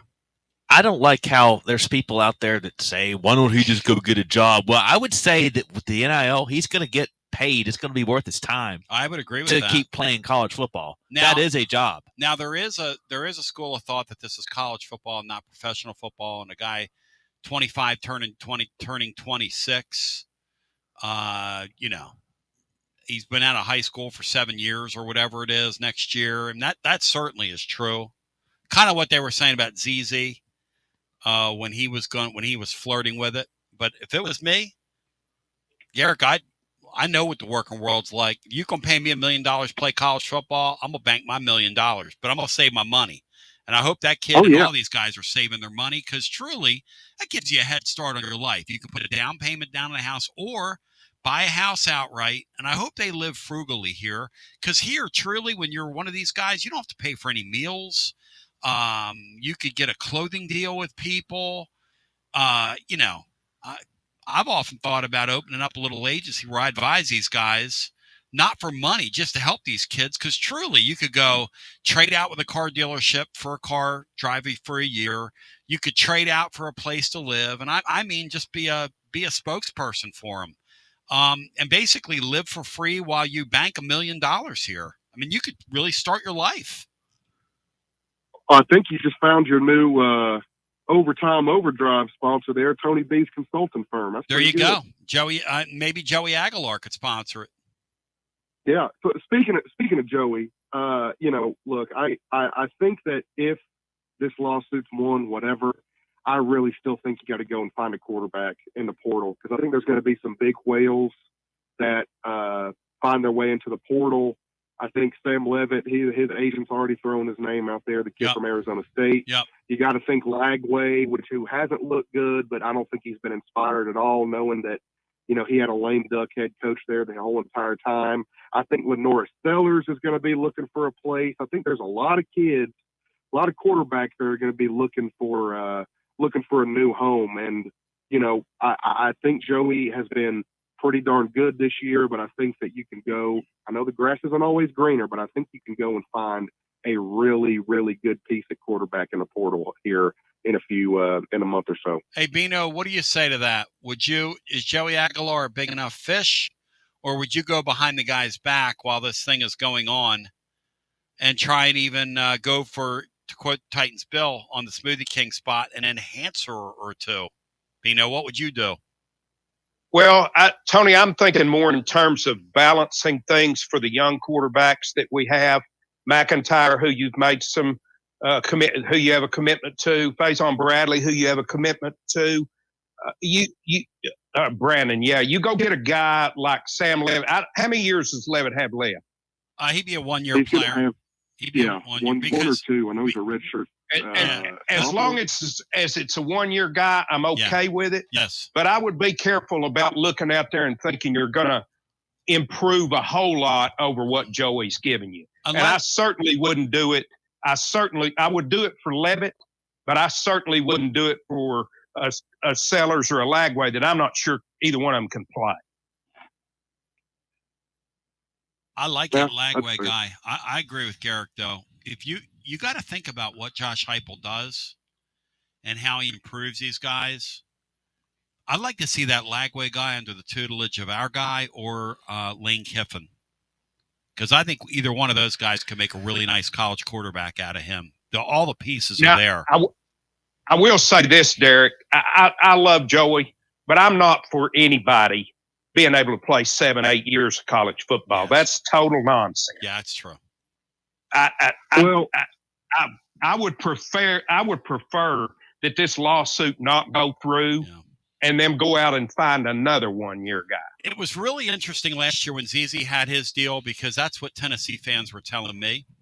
And, Marcos and was involved in that. And people were like, I love Marcos. I was like, look, I love Marcos too, but you're entitled to your opinion. Everybody's entitled to their opinion.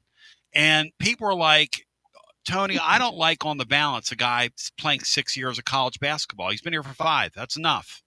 And you know what? To some extent, I agree with that. But I'll tell you what I'd do if I was college basketball. These guys that go to the NBA and fail but still have some eligibility left, like say you leave after a year, I would pause and freeze your clock. And if you're like a Keon Johnson who's now out of the deal, I would let him come back and play college basketball somewhere. What do y'all think of that, Bino? You get 4 years to play or 5 years to play, and if you want to come back, we pause your clock. What do you think of that idea, Bino? I would have less problem with that than I would 7 and 8 year college athletes. But go ahead, Garrick. I'm sorry. Yeah, no, I mean, I'm with you, Bino. It's going to be this Tennessee Vanderbilt game, the biggest game in series history. It's going to be the LinkedIn Bowl next year. Pavia and Aguilar stay another year. But speaking of, on the way out, look, I tell you what, I'm excited for the game Saturday. I'm excited for the game here in 40 minutes. But if Pavia's mom parades around G10 parking lot like she did on that handrail at Vanderbilt Stadium last Saturday, Diego might be leaving Knoxville with an L and a new stepdaddy. Love yous, mean it. Go Big Orange. Oh, I mean, what is the lady doing? You know where I come from? Bino, you know what we call that? There's an old country song. It's called 39 and Holding. I didn't see it, Tony, but oh, look it up, as they say in the trade, as Dave Sander used to tell us in shop class. Look it up. He was from Altoona, Pennsylvania, and that's how he would say it. And back then, you didn't have a way to look it up. Today you pull your phone out and look it up. And back then, he'd go, "You don't believe that? Look it up." And I believe that. I can hear that in my brain 40 years later by a high school teacher, and that's something. I can still hear his voice, and I can still see that simpleton, too. And he was a total simpleton. I had him arguing one day with me, because back then, I don't know if Bino realized this, but I used to push people's buttons in high school. Does that surprise you, Bino? Oh, it's stunning, Tony. That's absolutely stunning. I had him convinced that I believed professional wrestling was real, and he would go, "Why do they call it an exhibition? Look it up." Sounds like a Pruitt impersonation. That's how he talked. Look it up. Back to the phones we go. 865-200-5402. The basketball Vols are going to take the court in 45 minutes, and we are going to, what are we going to do? We're going to have a watch party, Bri, or are we going to get off the air? What do you want to do, Bri? I don't know. Maybe we should get off the air and eat. Party? Think we should pop a little popcorn along with the people, break out the Dos Equis, get inebriated on the air in the middle of the afternoon. It's a holiday week. I could call you an Uber. No, I'm a little bit not in that kind of mood right now. Back to the phones we go. Yeah, I'm not either. I'm roached. If we didn't stay up till 5 a.m. on Saturday, I think Sunday morning. I think I'd be right there with you.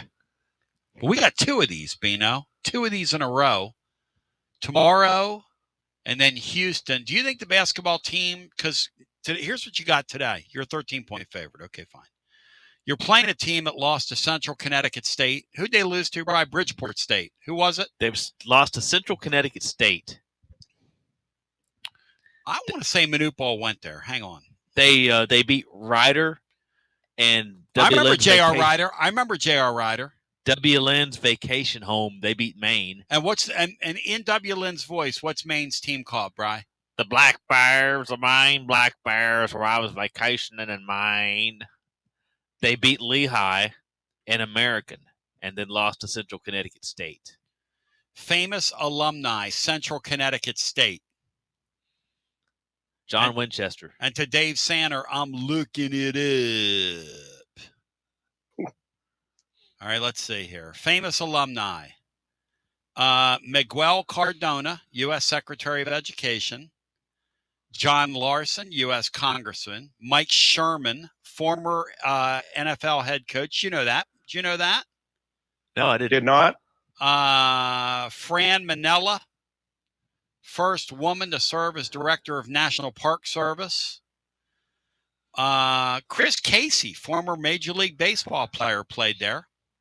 Richard Grieco, actor and model. I could have done that, been an actor and a model. John Hirschback, Bino, a Major League Baseball umpire. And Walter Eli Clark, a former newspaper publisher and editor. So that was not Manute Bowles, Central Connecticut. That was not Central Connecticut. That's pretty cool. As John Rothstein would say, that's the epitome of brutality. They have a rather... Donna Federowicz, director of the PGA Tour. Is from Central Connecticut State. That's pretty cool. They had some real movers and shakers in their alumni group. Yep. Don't take them lightly. And some shakers and some movers. So we go back to our phones. On a day where we celebrate the fact that the Florida Gators have been laid to waste. Hello and welcome in. You are on the air. Greetings, Tony. Hey, Vandy Joe, welcome in. Well, we're going to have some fun this week. How you feeling about it, Joe? What? How you feeling about it? I feel pretty good. Feel pretty good about it. Got a quiet confidence, and that's where I'll leave it. Don't blame you. So, I think it's going to be an interesting football game in a lot of ways, and that's.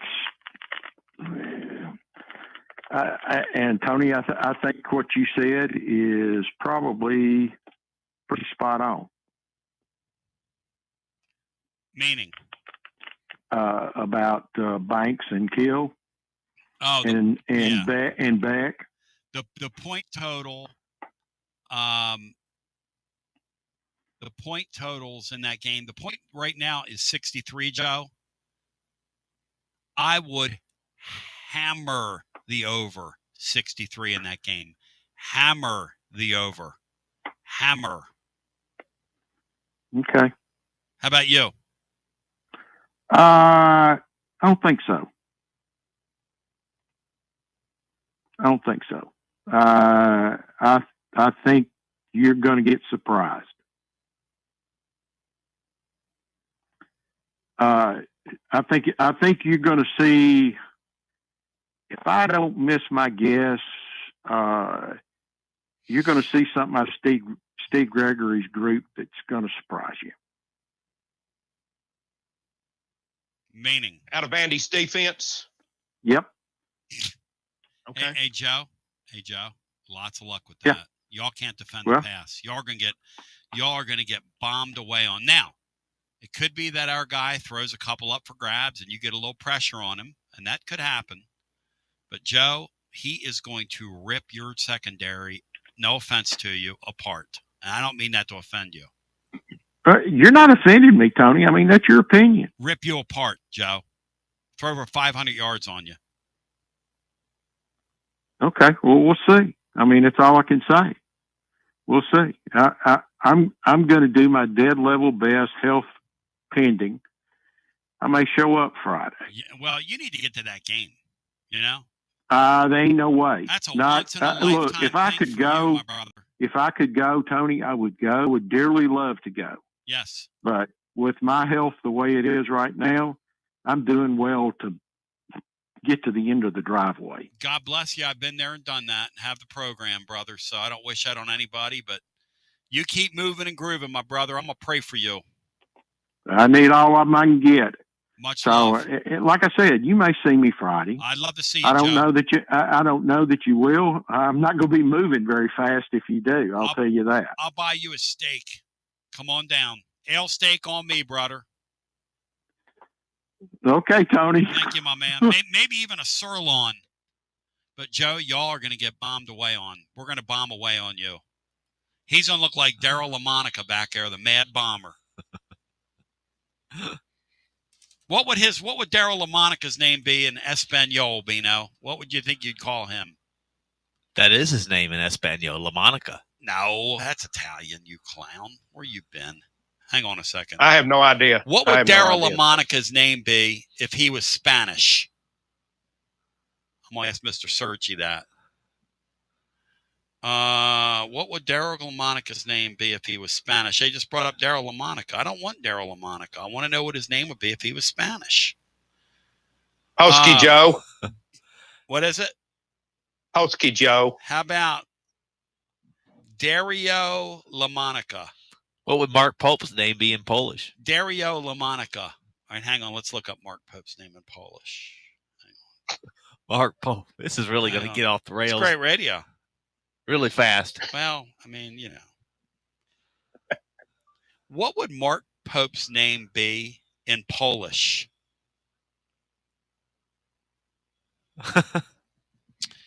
Marique Pope. Marique Pope. Back to our phones we go. But it did tell me that Polski Joski was his name in Polish, and boy, he was in rare form on Friday. Let's go back to our phones on your TLD Logistics phone lines. Hello and welcome in. You're on the air. Am I on? You are right there. You are on like Donkey Kong. Hey, man, boy, Billy from Harriman, trying to call into that reaction show. Hey, Billy boy. The game, man. You couldn't get through? Man, you couldn't get through? Man, TDL Logistics got to work on that line. I mean, you're popular, man. I mean, good for you, but it's leaving you deprived on sleep and wrecked back, bro. Well, that's a good point. If I could figure out a way to do the show up on the bed, I could sit there and take calls till like 7 o'clock in the morning. Maybe that technology will exist soon. AI, bro. AI. I heard you talking about the UCLA play caller. I checked in, and sure enough, there's Larry Bird's niece calling plays for UCLA, Mary Jo Bird. That's what I'm calling that play caller. Hey, Bino, I asked Cinco the other night, which was a bad thing to ask Cinco at 3 o'clock in the morning. I said, did they hire a member of the Swedish National Curling Federation to call their plays? Did you see the look, Bino, that Rick Neuheisel's son was sporting the other night? Because with his new success he's went and got himself a Farrah Fawcett Majors 1970 feather cut. He looks like literally like my Foster Grant transition lenses. No offense to him, because that's what Cinco said. Cinco said the T word, so I'm putting Foster Grant lenses out there in front of it. Did you like his haircut? How many mock turtlenecks do you think he owns? Hey, boy, Billy, let me ask you something. Or Billy Boy, What's whatever up, bro? your name is.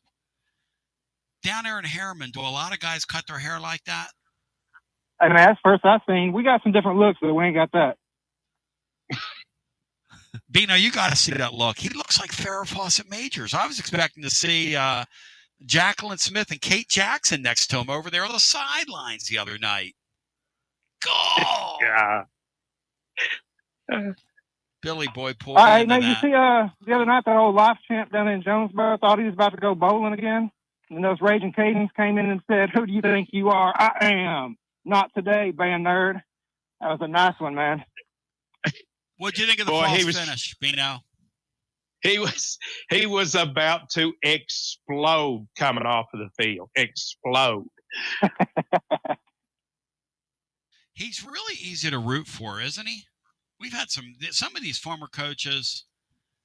He is such an easy guy to root for. I really like him. I like Butch. Yeah. Don't you just wish the best for him as a Tennessee fan? Man. Hey, man, I don't care about that guy, man. Oh. I was out on him early, man. Oh. All right. But, hey, talking about the game, man, I just want to know who WTF got into Turkey Neck with all these creative play calls. I mean, where was that all year when we needed it? And, I mean, Bishop's out here reminiscing, making me think he's James Little Stewart leaping into the end zone like that, man, making me think it's 90s again. I mean, Bishop came to play. I'm ready for that Grace Christian pipeline Florida man keeps talking about. Send me 2 or 3 more Bishops, bro. I mean, send us Megatron, too. Send us all them guys. Say, what is it, Pina? And mollywalk Florida with him. Yeah. Would Florida, you think Florida would cheer for us or Florida, this kid, if Megatron was out there? Guess what? Megatron's a 10-year-old star. What do you think we're going to hear from that Florida character today? Is he going to have the guts to call this show? What do you think? Man, I don't know, man. He's an enjoyable guy. You know what I mean? I like him. I like Florida. He's all right. Hey, I tell you, that Florida played I got hard one more the other thing. night. I got to get rolling. I got work to do. Yeah, boy, Billy, me too. Hey, so, I mean, as cool as this Florida thing is, man, I mean, it made me hype, but, I mean, kind of just bittersweet, man. I mean, if we just didn't blow one of those other games, I mean, we'd be looking at $500 tickets for this Vanderbilt game with a showdown, seeing who's going into the playoffs, man. I mean, that Florida game was cool, and in regards to the Tennessee-Florida rivalry, nobody in the whole history of that rivalry has produced anything as cool as that first half since I saw Urban Meyer playing finger guns in that Ohio sports bar a couple years back. All right, man. See you. Goodness gracious. He brings a great point up. What if the kick was good? Yeah. How much would that ticket cost this weekend? If a ticket was good, we'd both be sitting there, what, Bri? At It 9 would be and 2, 9 right? and 2. And, imagine if there was a 16-team playoff, they control their own destiny to get in that, probably. They're ranked 18th right now, and I would say they'll be similarly ranked when the CFP playoff poll comes out tomorrow night. So they'd be right there. But let's go back. If we're both 9 and 2, this would be a battle maybe for the last playoff spot. Maybe. Or maybe both teams. Brian, what is because you really have to look at it on paper to appreciate how bad our wins are. And I'm not knocking our wins. Again, I'm calling Saturday night. I said it last week. I'm going to say it again. I know Florida's going to win 3 games. Maybe they'll beat that Florida State bunch. You talk about a race to the bottom, that game. Again, being a parallel universe thing or bizarro world universe, Florida and Florida State are in a total stink bowl. If the kick would have been good, Tennessee and Vanderbilt would have been the elite game of the day in college football, Bino. Now, what world are we living in? Bizarro world. It's crazy. And we had some people saying the other night that they want a new kicker. You can say that now because we're in a transactional world in college football. I don't like talking about those sorts of things. But if you're going to say, should we go get new this? Should we upgrade over here? If you're Tennessee, would you be thinking about a new place kicker, Bino? Or are you bringing this guy back next year? Tony, I don't think that position's any different from any other. We're going to be out there looking to improve in a number of positions. Why wouldn't kicker be one of them?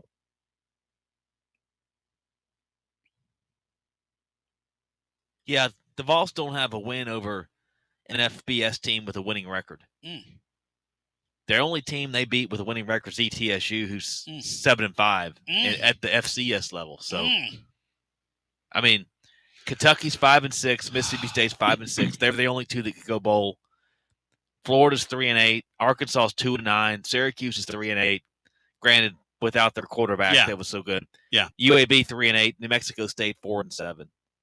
Florida was Syracuse was gonna probably come close to a bowl game. They would have been probably 500 in that league. Yeah, I think that's probably right. They look good enough that they could go to a bowl game out of that league and win some games in that league. But they beat Clemson. Their last win was against Clemson. They lost every game since. And their quarterback was healthy. He got hurt in that game, and they just haven't been the same team. 865-200-5402. I want to hear from you. Lines are wide open for you if you want to get in the hunt and in the mix. Florida, are you fan enough to pick that phone up and call this show and face what's coming your way? Or are you going to do what your fan base did, which is sing I Won't Back Down, and then turn right around and back down after this? Yes, Sabir on the TLD Logistics Hotline. Online at tldlogistics.com. Are you currently a residential electrician? Would you like more benefits, better pay, more upside? What about a $3,000 signing bonus? Free company paid health insurance, annual profit share, company vehicle, gas card, much more. Call Advent Electric today. Advent, known for their large commercial jobs around town, and due to high demand, they're adding additional roles for their residential department. Maybe you know a friend, family member that's a residential electrician. Spread the word. Email hr@adventelectric.com. hr@adventelectric.com. 865-588-0631 and ask for the Tony B 3K signing bonus. Advent Electric is hiring. You got to dream about buying some land and building on that land. Well, Waterside Contracting is your ticket. 25 years of making dreams come true, Michael Scott. For hundreds in our area, custom homes or remodels, Waterside Contracting will build on your lot. They do incredible work all over the area. Structural integrity, quality without compromise. It's a way of life with Waterside Contract. Check out the wonderful work Waterside does. WatersideContractingLLC.com. When it's time for your dreams to come true. Quality without compromising. Waterside Contracting. College football fans, Chris Fowler here with the play call. This season, go for Dose with ice-cold, refreshing Dos Equis. It's more than a single play. It's a mindset. Think of it as a 2-point conversion for real life. Taking the risk, making the bold move. Whenever we get the chance to go big, we take it. On the field and off, always go for Dose with Dos Equis. Enjoy Dos Equis responsibly. Copyright 2024 Dos Equis Lager Especial Beer. Imported by Cervezas Mexicanas, White Plains, New York. Hi, I'm Jim Sampson, owner of Simpson Meats. When's the last time you grilled a really good burger or steak? One your friends still talk about. Our goal at Simpson Meats is to make that happen every time you have a cookout. All of our cuts of meats, steaks, burgers, briskets, and pork are always fresh, flavorful, and sustainably sourced. We are family owned, so we know the importance of knowing how and where your food is raised. We have been putting quality first since 1888.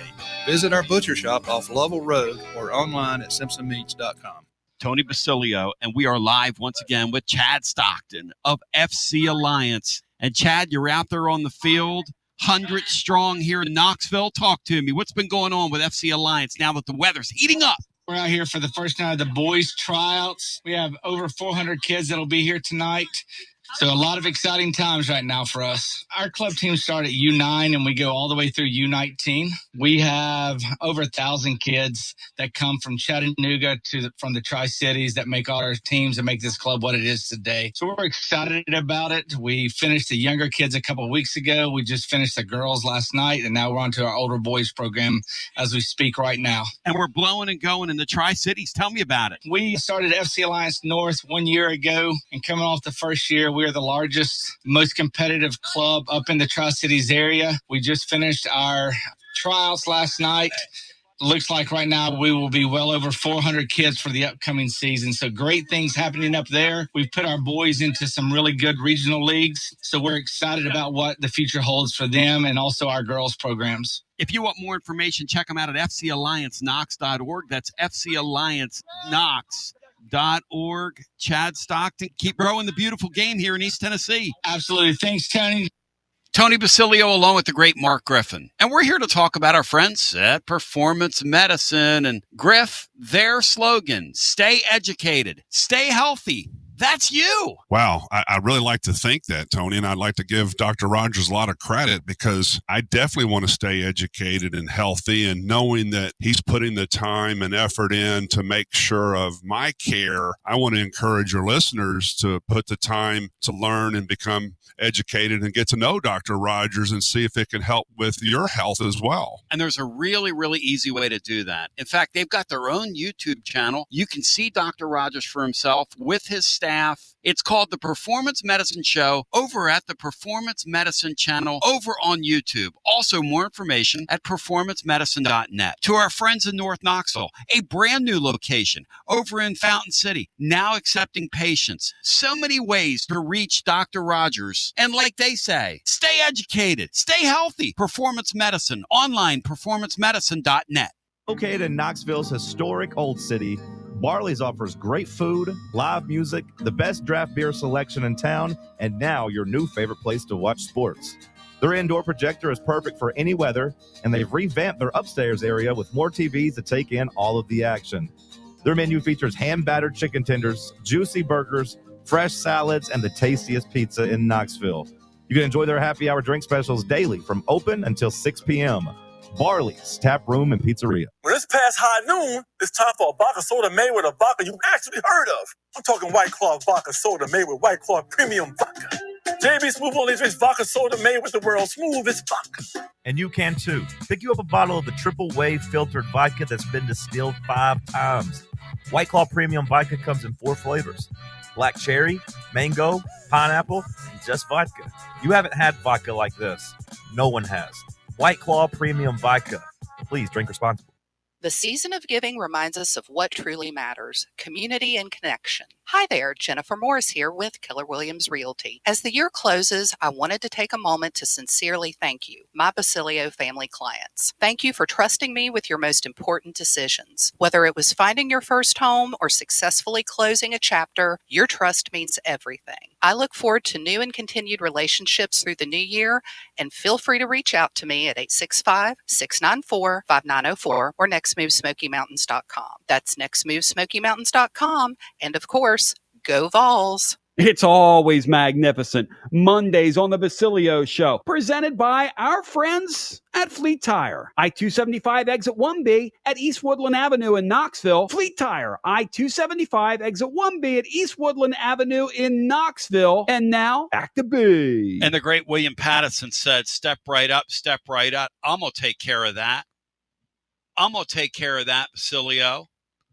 I got you covered at Fan Run Radio. The great William Pattison, who joins us, by the way, on our Winners and Losers presented by Dos Equis. He's been a terrific addition to our merry band of misfits on there, as we have an ensemble cast there. He joins now in our TLD Logistics Newsmaker hotline. And William Pattison, you have got something brewing here coming up for the living listener, and I wanted you to share it with them. Talk to me, my man, as I wish you a happy Thanksgiving week. You as well, Tony B. I appreciate you having me on. So we're not doing the playbook today. As we know, Tennessee basketball in action against Rutgers in about 15 minutes. So join us on our Fan Run YouTube page, Fan Run Sports TV. And we're doing a watch-along for the game. So we'll give live commentary, read the comment section, get everyone involved. So just basically like watching the game with us as we watch Tennessee take on the Scarlet Knights in Las Vegas. So it should be fun. We'll tip things off here in about 10, 15 minutes right around game time, and just come hang out with the crew. I think that's a great idea, man. I love that. And you know what? It kind of follows what my a GM, when I was your age, used to tell me. He said, Tony, you like to create parties or parades, rather. Put yourself out in front of parades. And that's what we're going to do today. We're going to watch along and give folks an opportunity to react and respond in real time and play off the comments and goof on some things that we see on the TV and goof off each other and love on what we see. So what do you think we're going to see today from this basketball team? William Pattison, you of the playbook. Yeah, well, I think that's an opportunity for Tennessee to kind of flex its muscles a little bit. Obviously, you've had some out-of-conference games where you've just been the better team in terms of the roster and everything like that. But this is now your opportunity to go up against a Power 4 opponent in Rutgers, a good basketball program, and kind of showcase what you can do on the national stage. Because the interesting thing about this tournament, Tony B, is that the winners, or the way that you can advance, is all by point differential and point margin. So this is a good opportunity for Tennessee as a 15-point favorite right now to go and get a nice double-digit win and right into tomorrow with some momentum before you go take on that team that knocked you out of the tournament last year. So really what I'm looking for from this team is Nate Ament up against some better competition, see if he can shoot from behind the arc a little bit more efficiently. Jacoby Gillespie, in his way of running this offense, I thought he's done a great job of that the last two outings. And then finally down low, J.P. Estrella still working back from injury. I think he's your best go-to offense down low. Can you find anything from a Felix Akpara or Dwayne Brown in that aspect today? Maybe even Cade Phillips, Jalen Carey. Can you find anything from them offensively down low? So Brian was just telling me on the injury report. Brian, share it with the listener here. The Boswell and Estrella are available today, but I don't know how much they'll play. Yeah, I don't think Estrella plays. I mean, who knows? I don't think They've do that. They've got 3 games in 3 days. That's why would you do that? Yeah, and plus, but you do have Cade Phillips fighting the flu. Is that just limited to him, or are there other people on the team with the flu? That's always a concern when you see an influenza around just one player. If you had to bet a side against a Rutgers team, obviously that's kind of starless compared to last year. They haven't really played anybody. Hard to get an indication on what they have. They don't seem to be very good. You need to hammer people beginning with this tournament, especially in this thing, if you want to play against upper competition, because as you say, they flight you. The other thing they're not going to do, like Auburn's out there in that tournament as well, they're not going to put you against a league opponent down the line. Everybody's guaranteed 3 games. So with all that said, William, and Houston on deck tomorrow, is this a cover for the Vols? Is that what you're feeling like? Yeah, I think it would be. I mean, I think 15 is the appropriate number, and I would think Tennessee again kind of flexes their muscles here. This is a big opportunity for them. They've played good offensive basketball over the last couple of outings, and I think clean much of everything up. Now, the second half against Tennessee State got a little out of hand, but I think this is a game where Tennessee wins comfortably and covers that 15. And you talk about J.P. Estrella. Had some eyes at practice yesterday. He was wearing a knee brace, but he was dressed and participating. So we could get him back even, some point in this tournament. I don't know if we'll throw him out there today, especially with Houston coming tomorrow. But again, I think Tennessee just down low is going to be a big presence on the glass, and you've got the star power to just overpower this Rutgers team. The great William Pattison, ladies and gentlemen, you will bow thy head when you say thy name. He'll be a part of the cast and crew. The watch party today, Fan Run Radio working overtime for you, triple, maybe double overtime, if you will. Again, William, that will not be on the station, but it will be on the YouTube channel. And where is the YouTube channel? Where do we find that? One more time. Yeah, it's on our YouTube today of Fan Run Sports TV. That's Fan Run Sports TV. We'll tip things off here in a little bit, have that comment section rolling.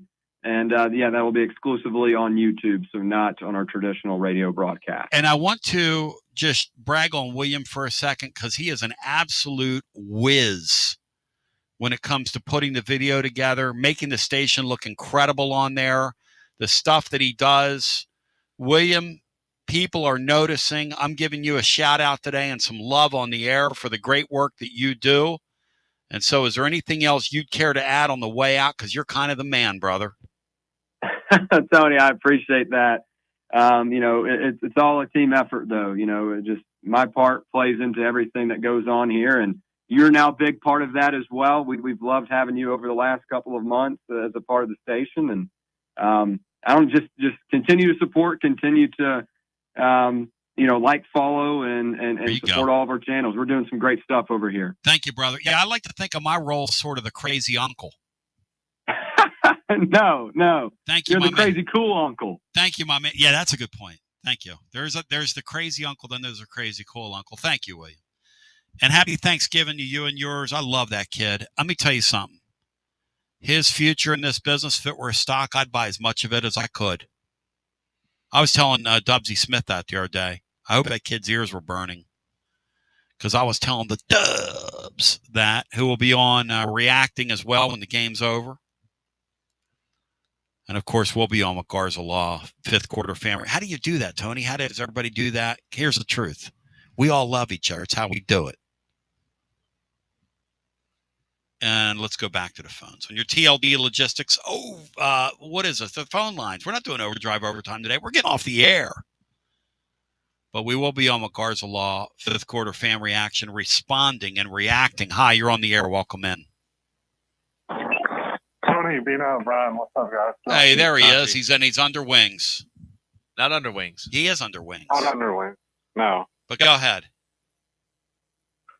Guys, can we just stop? Yes, let's stop. Let's stop. I get it. We ended the streak Saturday night, but can we act like it was a signature win? It's not. Florida is a horrible football team, and any team that had a quarterback with a pulse would have probably beat us if Florida had a decent quarterback Saturday night. I said, no, stop. Corroborate and listen. And you know that, Tony. You said that Saturday night on the postgame show. No, I didn't. I said it's a signature win. Yeah, you did. You said any quarterback with a pulse would have beat this team because this defense It's horrible. They were a carcass. That's right. They were laying there. That's right. But you still have to beat them. To candy? What is it? What? Where's the clipboard to candy? You know what? They took a clipboard, Joshy boy. Yeah, Joshy boy. They took a massive clipboard and stuck it you know where. And you're taking a DUM. I gave it to Diego Pavia's mom, actually. You're taking a DUMP on your clipboard right now. Your little clipboard bit. You could have come on here today if I had you under wings, and you would have shoved it right up Billy Gonzalez, and you would have caught him Sunbelt Billy 2s, candy wrecked him. I was going to do that Saturday, but you cut me off. I did not cut you off, Joshy boy. I did not cut you off. I got the disconnect. Well, your call was concluded. I didn't cut you off. Okay. Now, I want to get to Tennessee basketball. Hit it, Ron. Okay? Hit it, Ronnie Ray. This is the first time we play a decent team. Yep. What I want to see today is the offense. Is it going to be in sync against a decent team? I think the offense is going to score about 80 points today against this Rutgers team because, like you said, Tone, they lost to a Division II team. Defense is probably going to dominate Rutgers, and I think they win this game by 30-plus today. Listen, Josh, I think it's going to be – here, you got it. Let me have that. Josh, the bottom line is that, and Bino, I want your thoughts on this. This Tennessee team Rick Barnes is really good in spots like this. I think Tennessee will play well today. They'll take care of business. What do you think, Beanstar? Yeah, like Joshy boy, I'm anxious to see what they do when the competition is ratcheted up. And I, like you, think that they're going to play well today. I think they've been bored to tears the last couple of games with this parade of stiffs that we've been playing. Yep. And I think they'll be more focused today than we've seen them at any point in the regular season. And I've been bored to tears myself. Yeah. Do you think they should limit the crip games in college basketball? No, you need them. You need them to develop your roster. I mean, you get about 7 to 9 a season. I think they should limit that to about 6 or 5. Man, you're like under Negadave's wing right now. I got to get you back under my wings, man. Tony, what's the situation with that third to be determined game? Are they going to play a third game or no? Yeah, the way it works is it's point differential. Then they restack them. I don't think you play teams in your league, so it'll be somebody else in the field, and they kind of flight these teams. If you think about it, so depending on the flight you're in, that's the team you play, and then you play for your own little championship. That's how it works. Right. The only way, Joshy, that we would play someone from our own league or anyone else would play someone from their league is if it's determined that those are the two best teams that are playing in they're calling the championship game. That's right, like a pure championship, and that will be like in the upper flight. That's right, Bino. Yeah. Really kind of made me mad Saturday. I'm glad we won, but I had a Georgia Tech 12-1 ACC championship future ticket, and they just looked out of sync against that Pitt team. I knew it. They have not faced a good defense all year, and I kind of figured that they were probably going to lose to that Narduzzi team. And Narduzzi almost tried to give the game away against Pitt with that fake punt. He tried. That was one of the dumber things you'll ever see in your life. And especially for a guy like Narduzzi to do something. That guy's a brain donor. Joshy boy, you're my man. Love you. Thank you. I didn't cut you off. You had a great call there. But we have a hard break, as they say in the trade. College football fans, Chris Fowler here with the play call. This season, go for Dose with ice-cold, refreshing Dos Equis. It's more than a single play. It's a mindset. Think of it as a 2-point conversion for real life. Taking the risk, making the bold move. Whenever we get the chance to go big, we take it. On the field and off, always go for Dose with Dos Equis. Enjoy Dos Equis responsibly. Copyright 2024 Dos Equis Lager Especial Beer. Imported by Cervezas Mexicanas, White Plains, New York. Cold weather is on its way, and keeping your home warm and cozy doesn't have to cost a fortune. Upgrade your HVAC system with Pipe Wrench Home Services and get payments as low as $137 per month. You'll also save on utility bills with a new energy-efficient HVAC system to keep your home warm and comfortable through the holidays. We make it easy with free on-site estimates on replacements and free second opinions on repairs. So call or schedule your appointment online today at pipewrench.com and get a new energy-saving HVAC system for as little as $137 per month. We are committed to keeping your home cozy and worry-free this holiday season. Pipe Wrench Home Services, trusted in Knoxville, Maryville, Oak Ridge, and neighboring communities for over 20 years. And as always, same-day service guaranteed or the visit is free. Offer good with approved credit. Some restrictions apply. Visit pipewrench.com for details.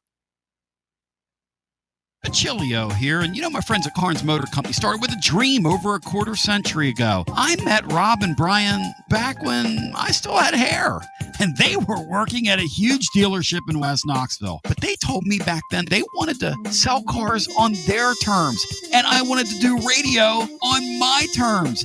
Their terms, just like my terms, are ultimately your terms. In both cases, you're the winner. A Car Guru's National Award winner with a 5-star rating on all sites, just like our Vols. Everything about buying a car from Carnes Motor Company is no hassle. They specialize in high-quality pre-owned vehicles between the $5,000 to $25,000 range. And if you need to sell a car, they'll either buy your car or they'll help you sell it. Carnes Motor Company also has a top-notch service department.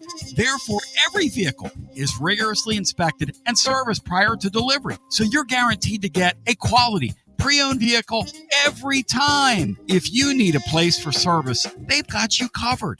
Come be a part of the Carnes Motor Company family and tell them you heard about it from me. Online at carnesmotor.com, Oak Ridge Highway, 1 mile past the Carnes light. Carnes Motor Company. You're listening to FM 105.7 and AM 1340, WKGN Knoxville and W289CU Knoxville, Fan Run Radio.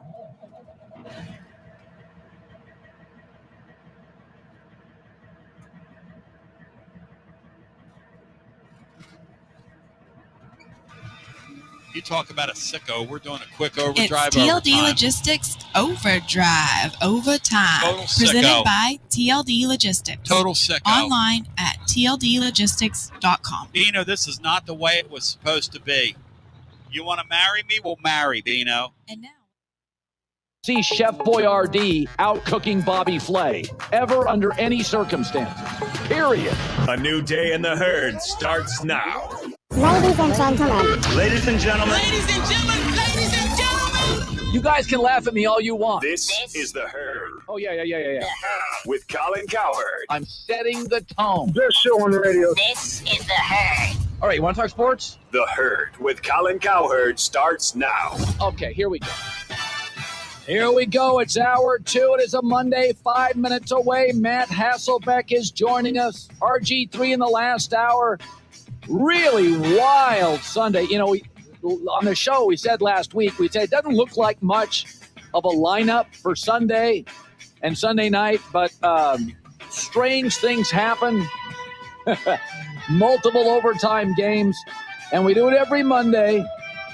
Got to hold myself accountable where Colin was right, where Colin was wrong, and here we go. Where Colin was right? Well, I've been saying for weeks, the Eagles are tempting fate. It's not right. Saquon's fallen off a cliff. You keep telling me Nick Sirianni's a great coach, but the Philadelphia Eagles, something isn't working. And to have 24 straight unanswered points against a rival is completely, absolutely unacceptable. It's not the end of the world, but don't tell me everything is fine and we'll just keep figuring it out, because I saw 2 years ago a really good Eagles team circle the drain. Where Colin was wrong. I thought Chip Kelly was a solid choice, lots of experience to be an offensive coordinator for Pete Carroll, college and pro. The run game, absolutely non-existent. Now, the O-line, not very good. But the Raiders continue to look backwards through the rearview mirror. Chip and Pete Carroll and Geno Smith. And I was wrong. Where Colin was right? I don't want to be mean, but the J.J. McCarthy thing, I don't know if he's even a backup. 3 turnovers and 4 yards in the second half. You could watch how Green Bay was coaching. You could tell. Look at their game plan. Green Bay, it's like, we're just going to run it. We don't need to take any big swings here. So the second half against Green Bay is, I mean, you can't just throw when you have all day and you're leading. I mean, yesterday is NFL quarterback play. On the road, trailing to a very good team and a very good defense. Everybody kept telling me, this is the guy you got to draft. And he was the only quarterback in his class. I said, I don't see it. I don't get it. I think I was right on that.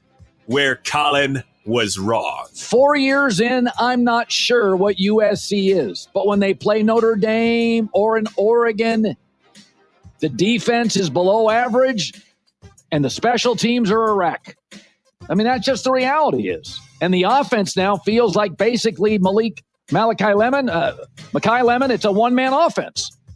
They got a, they're down to walk-ons on the offensive line. They did not recruit Southern California well enough the first 3 years. They spent a lot of money on NIL and not all of it well. I don't know. I don't think they're close. When you have 27 carries and run for 52 yards in the biggest game in a couple of years, that's not close. Oregon was missing their top 3 receivers. Didn't seem to bother them. I was wrong. Where Colin was right. Once again, I said Pittsburgh, look at their schedule. Steelers will get hot early, 4-1, and now they're 2-3 in their last 5 games. One of my picks of the week was anti-Steeler, go Chicago. They no longer lead the division. I mean, Baltimore's not even playing well, and in a month they've flown past them. They're not creative, very rarely, very infrequently on offense. They spend a fortune on defense, and their defense isn't very good. It's 28th. Right now, this defense for the Steelers is the worst in franchise history. That's how, and it's the most expensive again. So they're spending all the money. They're paying all the attention to defense. It's still bad. Where Colin was right. Once again, the Bills are too Josh Allen reliant. Buffalo is now 1-4 unless Josh Allen has 3 touchdowns. That's ridiculous. I mean, at this point, I don't like their offensive line. They don't have a deep threat. Again, Josh is creating more turnovers because he's pressing. He's forcing. Good news for them is their run game. Run games are valuable as the weather gets cold. So I do think they're sort of built to go on a little bit of a mini streak here at the end of the season. But I've been preaching this for years. They're not clever offensively, and they're just simply too reliant on Josh Allen. Where Colin was wrong. Brent Venables has been a hit at Oklahoma, and he's going to make the playoffs before Lincoln Riley. What I like about Oklahoma, they look like an SEC team. USC still doesn't feel like a Big Ten team. They lack toughness. Oklahoma, you would have never known they were in the Big 12. They're tough. They're physical. They're good enough at quarterback. I always judge coaches on their side of the ball. Venables, this is his first head coaching job. That defense is money. I have watched it disassemble Bama. And again this weekend. They don't even need an offense. That defense is so good, it's very SEC. I was wrong. I just didn't think Venables was going to succeed as quickly as Lincoln Riley, and I was wrong. Where Colin was right. Oh, Brandon Staley. Apparently the Niners, the stories, he's on his way out. I never understand. I don't understand Kyle Shanahan, his insistence to pay every wide receiver in the building. They pay Debo. They pay Brandon Ayuk. He's rarely been available. Again, pay Trent Williams, pay Kittle, pay Christian McCaffrey. You got to pay Brock. But they're getting burned on this, and this relationship is soured, and I never understood the financial commitment. He's talented. I'll never deny that with Brandon Ayuk, but I didn't get the money thrown at him. Where Colin was right. Ja Morant, NBA reporters love small, poor shooting athletic guards. This weekend, he's never going to grow up. Another embarrassing moment. He's now a bench player talking trash. Last 2 years, the Grizzlies are better defensively and offensively when Ja doesn't play. And he was yapping again, this time to Klay Thompson, who said this afterwards. He's been running his mouth for a long time, and it's funny to run your mouth when you're on the bench. It's kind of the story of career so far, just leaving us wanting more. We need that in the NBA. We need our best players to be out there. And when you're a star, it comes with a great responsibility. And I hate to see that go to waste. There is more to being a star in the NBA than having hops. It's about leadership and commitment and dedication and galvanizing egos. Jaws never had that. Colin right, Colin wrong, and now Matt Hasselbeck is joining us off a weird, wild Sunday. On paper, it didn't look like much, but it was nuts. I said this about Dallas. You know, when Schottenheimer got hired, I thought, you know, they've succeeded with Parcells and Jimmy Johnson. I don't know if it's a strong choice, but there is something to be said about, I watched that offense, and some of it's just the acquisition of George Pickens, but that's a joyful, fun, aggressive. They haven't run the ball, Matt, in years. Do I give Schottenheimer credit? Is it Dak? I mean, I watch this offense. It feels like it has more life today than it's had in years. Who gets the credit in Dallas? Well, there's a lot of credit to go around here. I think specifically talking about Schottenheimer, though, just the post game that reminded me of Pete Carroll post game. And remember, Schotty was Pete Carroll's offensive coordinator for a little bit. So you have the continuity of the offense. He's Dak's guy. He was in the quarterback room with Dak, for the last few years. So that doesn't change. So Dak, I feel like, is taking a much bigger ownership role of the leadership role on this field. So on the field and also on the sidelines, I'm sure off the field. And then this team has been galvanized unfortunately, through some tragedy this year where, sometimes that can bring a team together and all the BS and all the stuff that you typically deal with in an NFL season, it kind of fades away. Like, man, that's not that important. What is important? Let's be here for each other. Let's cut it loose. Let's have fun. Let's treat every day like it's a blessing. And then you see some of that positivity out of Schottenheimer and the coaching staff, players, and it was fun to watch. It was an incredible comeback, and I think it's one that'll have a huge impact on playoff implications this year. So, it's interesting, man. I understand this, and I've always kind of defended teams who have a bad second half. You jump off to a huge lead, and then all of a sudden, you go into the locker room, and you're sitting there for 15 minutes, and you lead by a couple of touchdowns. I saw it with Seattle and Tennessee yesterday. It's just hard to ignite the energy and the juice. But it was only 21-7, 24 straight points against Philadelphia. Is that just they lost their edge, or were their scheme? Punt, punt, punt, punt, punt. I can point fingers and blame. You've probably been into locker rooms where you can't reignite the fire. What did you see with Philly? I don't know that it's reignite the fire. I think they just failed to be the more physical team.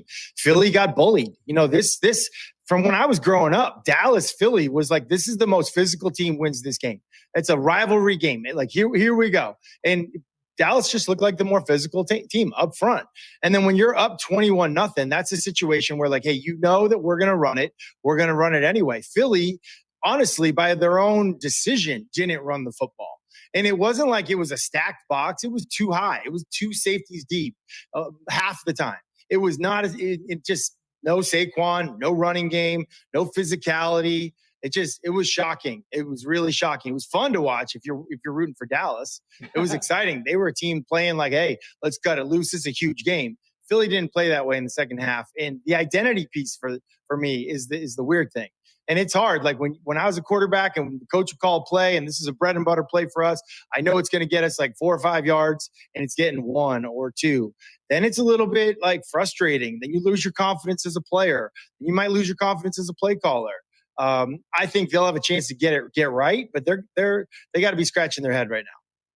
So, and this is I remember the Brady team in Tampa. They were 7-5, and they take a bye, and they come out of it, and you're like, oh, okay, here we go. So you got to be careful. Everybody looks good in September and October. The rosters are healthy. The weather's great. This is now rosters. Bears yesterday had no linebackers.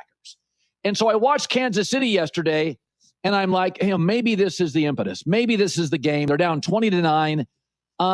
Or when you watch Kansas City, do you see a team where Chris Jones isn't quite as dominant? Travis Kelce getting older? Where are you? Because a little bit, I said this earlier. I watched Manny Pacquiao win a fight at 40. There's still a punch. There's still something there. But it doesn't quite feel like it's just it doesn't feel like they've got that jet fuel, that second or third gear. How do you view an older team, still got a punch? They don't feel like a multiple playoff winning team to me. They just don't. Do they to you? Well, when you watch that game yesterday, the Colts playing the Chiefs, you got to put them away because it is Patrick Mahomes. They do have speed. They do have the best play caller of our generation in Andy Reid. They do have guys on defense that can wreck a game. So you got to put them away, and that's what the Colts did not do. And you got to learn how to do that. It is a thing. Like I would agree. Like you don't fear the Chiefs the way that you once feared them. That's fair. The teams around them are clearly better than they have been in the past. So is this a team that makes the playoffs? I think they will, but they might not even make the playoffs. I mean, they're an inch away from losing that game yesterday and really having a tough road. I still think that they've got enough cachet or money in the bank, reputation, what they've done to write them off. So the thing for them is, though, they're going to have to go on the road and be road warriors in the playoffs. Yeah. So listen, football has changed in my life, offensive football. Quarterbacks now, people draft small quarterbacks and quarterbacks that are often really, really athletic that may have not even played quarterback 20, 30 years ago. So I don't need every quarterback to be Drew Brees, 69, 70% completion. Like Drake May, that feels like historically unique talent. Like it just this early that much. So I watch Caleb and I'm like, yeah, he misses some stuff. But then I see that he's coachable. He doesn't take sacks. I've argued for years. He's never thrown picks. He's durable as heck. Maybe this just is what he is. He's a cleanup hitter. He's not going to bat 320. It's not going to be pretty, but man, does he have some Cam Newton, Favre-ish qualities to him, or are you still kind of waiting to clean up some of the stuff? Where are you today with him? Yeah, what'd you say? He's a cleanup hitter? No, I think he's more of a highlight maker. Like he'll have a few plays where you're like, man, that was incredible. Guy comes off the edge, the blitz. He doesn't see it till late. Then he sees it. Then he makes a little whirly bird, runs around and creates a first down. Like, man, that was a highlight reel play. I guess for me, where I would just say to him, just see the guy coming and just throw your hot. And then, it's first down and you're moving on. You don't have to be a hero. You don't have to put the cape on. You have a good team. You have a great offense. But no, I think he deserves his credit. Like he has done everything that we said he needed to work on last year. He is doing it. He is ascending. He is improving. He's doing all those things. Not taking sacks is probably number one. Not turning the ball over. He does a good job of that. I guess where I'm not like putting him in the Hall of Fame and fitting him for a gold jacket like you want to do. I just don't think this Bears team has played anybody quite yet. Now we will get to know who this Bears team is because the 5 of their next 6 games or whatever are against teams that are way better than the teams that they beat. They haven't beat great teams, but I'm not going to hold that against him. He's a young player with a ton of talent. Who's improved vastly from last year. I'm not putting him in that same rare air yet as, say, a Drake May. I could be wrong. And I think Ben Johnson has proven he is a great coach, and he is the guy. If someone can take him to that next level, I think Ben Johnson would be the guy. Okay, before I get to Shedeur, Matt Stafford. Speaking of gold jackets, yes.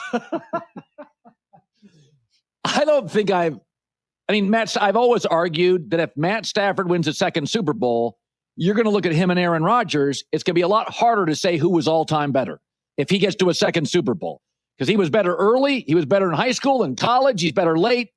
He is on now a heater of all heaters. I mean, I always love Matt, but he can be reckless. He's got a big arm, but he doesn't get fooled anymore. Is it scheme? Is it growth? Is it Devontae? Matt, this is like Michael Jordan against the Blazers. Like he's putting his hands up. Like it's like, I don't know. I've never seen him play at this level. Describe why he is so hot. It's the fountain of youth. It reminds me of Tom Brady. As this guy gets older, he gets better. Whatever he did in that amortal chamber there that they brought to training camp. Listen, the whole offseason, we were talking about training camp. We were talking about his bad back. He can't even practice. He went out there trying to, run around. It was like, oh man, this does not look good. He's 37 years old. It does not look good. Whatever he did, whatever he is doing, last night at postgame, he said, hey, I would like to thank the athletic trainers and all the people that have helped me get back from this back injury. This is the best football that he has played. This is the best he has looked. He looks younger. He looks like he's aging in reverse. His chemistry with Devontae is, ridiculous inside the 5-yard line. I've not seen any receiver have more 1 or 2 yard touchdown passes when the defense knows it's coming. It's either a fade or a slant. It's coming. And what do? They throw a fade or a slant for a touchdown. It's awesome. It reminds me of when like Randy Moss was inside the 5. It's like you knew what was going to happen and it was inevitable. That's kind of what those two guys have been like inside the 5. But no, it's unexplainable. I mean, literally, I did not think he was going to make it through the season with the injury. Now this is the youngest and freshest and best. I mean, even last night on the broadcast, Chris Collinsworth is saying like, oh, you see this guy? He's like chiseled. He's got abs. We've been seeing him for years. Whatever he's doing is working. Yeah, it's working. He looks amazing. Okay, so first of all, I may be a little high on my supply with Caleb, but I look at Shedeur and I'm like, it's like a holiday fling. You hang out for 6 weeks, and then eventually Cleveland's going to draft a quarterback and have a 30-year marriage with. It's fun. I enjoyed watching it. I don't think he has great size or athletic ability or a huge arm, but there is a looseness to him. Like he's not intimidated by it. His confidence doesn't ever flow. He's like, hey, I was born for this. Let's go play. That is something. I mean, he's like, it could have easily, he's never tight. He makes mistakes. I don't love all his judgment. He's never tight. And I see quarterbacks like one in Minnesota that I feel like he's lost his confidence. I don't know. I watched it and I had a good time. Should I take anything more? That was my take. That was fun watch. Where did it land for you? I mean, he's got an it factor. There's no doubt about it. Much like Caleb, he's got an it factor. He's a highlight reel type guy. I mean, Cleveland's a team that's starving for great quarterback play. They really are. They're looking for someone to step up and take the job. And it doesn't matter if this is a team that's really led by the defense and the crazy, unbelievable year that Myles Garrett is having. They're looking for someone on offense to believe in. And I think he gives them that. At the same time, if you watch the entire game, like you're showing now his first touchdown pass, I mean, it's a swing pass. That great perimeter blocking and a great run by the running back. You should never apologize for those as a quarterback because it evens out. But at the same time, like let's pump the brakes a little bit on saying like, hey, this is absolutely the guy. I would say this to Shedeur: take advantage of your opportunity. That's exactly what it is. And I would lose the excuses that you're already making. Like, oh, I haven't had a full off season as a starter. I've only had 1 week to prepare as the starter. Dude, get rid of that, man. Just get rid of that. Just go out and ball and play and do what you did yesterday. And as your team's winning games, you're developing as a young quarterback. That's what you should do. And he did for the most part. But I would agree. It's a lot of fun to watch. I'm rooting for him. But I guess I'm a little bit cautious too, just like you are. I have not ordered a gold jacket for Caleb. I've measured him for it. Yes, you have. Oh, and you did that when he was in college, actually. So I think you're just still hedging your bet because, hey, man, I already said it in college. So I'll just keep it rolling. Just keep it rolling. Great seeing you. And happy Thanksgiving to your amazing family. Great football on Thanksgiving and on Friday. So looking forward to that.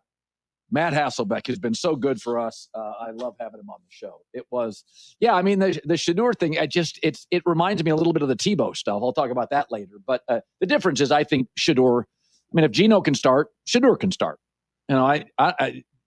It's fine. But it's fun. Like if you're a bad team, at least be fun to watch. Like Cleveland was fun yesterday. Colin, don't you think that essentially the Browns don't know who their quarterback is next year? So just play Shedeur. Start him against the Niners. Find out what you got. You saw Dylan Gabriel. Yeah. He looks like a solid backup in the NFL. Yes. He could be Chase Daniel. That's right. He sticks in the league for 10 years, comes in occasionally. I don't know if Shadeur's the guy. I don't think he is, but I think we got to find out, right? Stefanski out here saying, well, we don't know who the quarterback is next week. I don't think that's great messaging because I will say this, and Hasselbeck hit it. The team really likes Shedeur. Yes. You see the sideline celebrations sure. for like completions. So I think you got to start him against him. I think there's a likability to him. He's so casual. Like Peyton Manning was a teeth clencher. Like, he was really intense, which is great. That's why Peyton was great. He was so committed. I mean, Shadur's the opposite. He's like, I'm built for this. And I found it 2-8 versus 2-8, and I couldn't take my eyes off. Let's see if he's built for a Robert Saleh defense. By the way, that can get no pressure on quarterbacks. That's right. So he could have a clean pocket to operate, but we'll see. I already took Cleveland next week. Ooh. Oh, they are at home, and the line is coming down a bit. Yeah.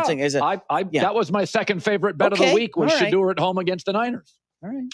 It's going to be cloudy, so Brock Purdy won't be great. Oh, God, yeah. Let's be honest. Every man hits that moment. Something feels off. You're not about tired. You're just not yourself. A little less drive, a little less fire. You're not done, though. You're built to compete. That's where M-Drive comes in. You refuse to coast. M-Drive's real performance supplements, clinically backed ingredients, built on over 20 years of science, trusted by men who show up every single day. Love their protein powder. Put it in my coffee every morning. M-Drive is the #1 men's health brand at Sprouts. It works. Right now, get 35% off your first order with my exclusive Black Friday code HERD35, HERD35. Only at mdriveformen.com. We're the only show with this deal. Don't settle. HERD35 at mdriveformen.com.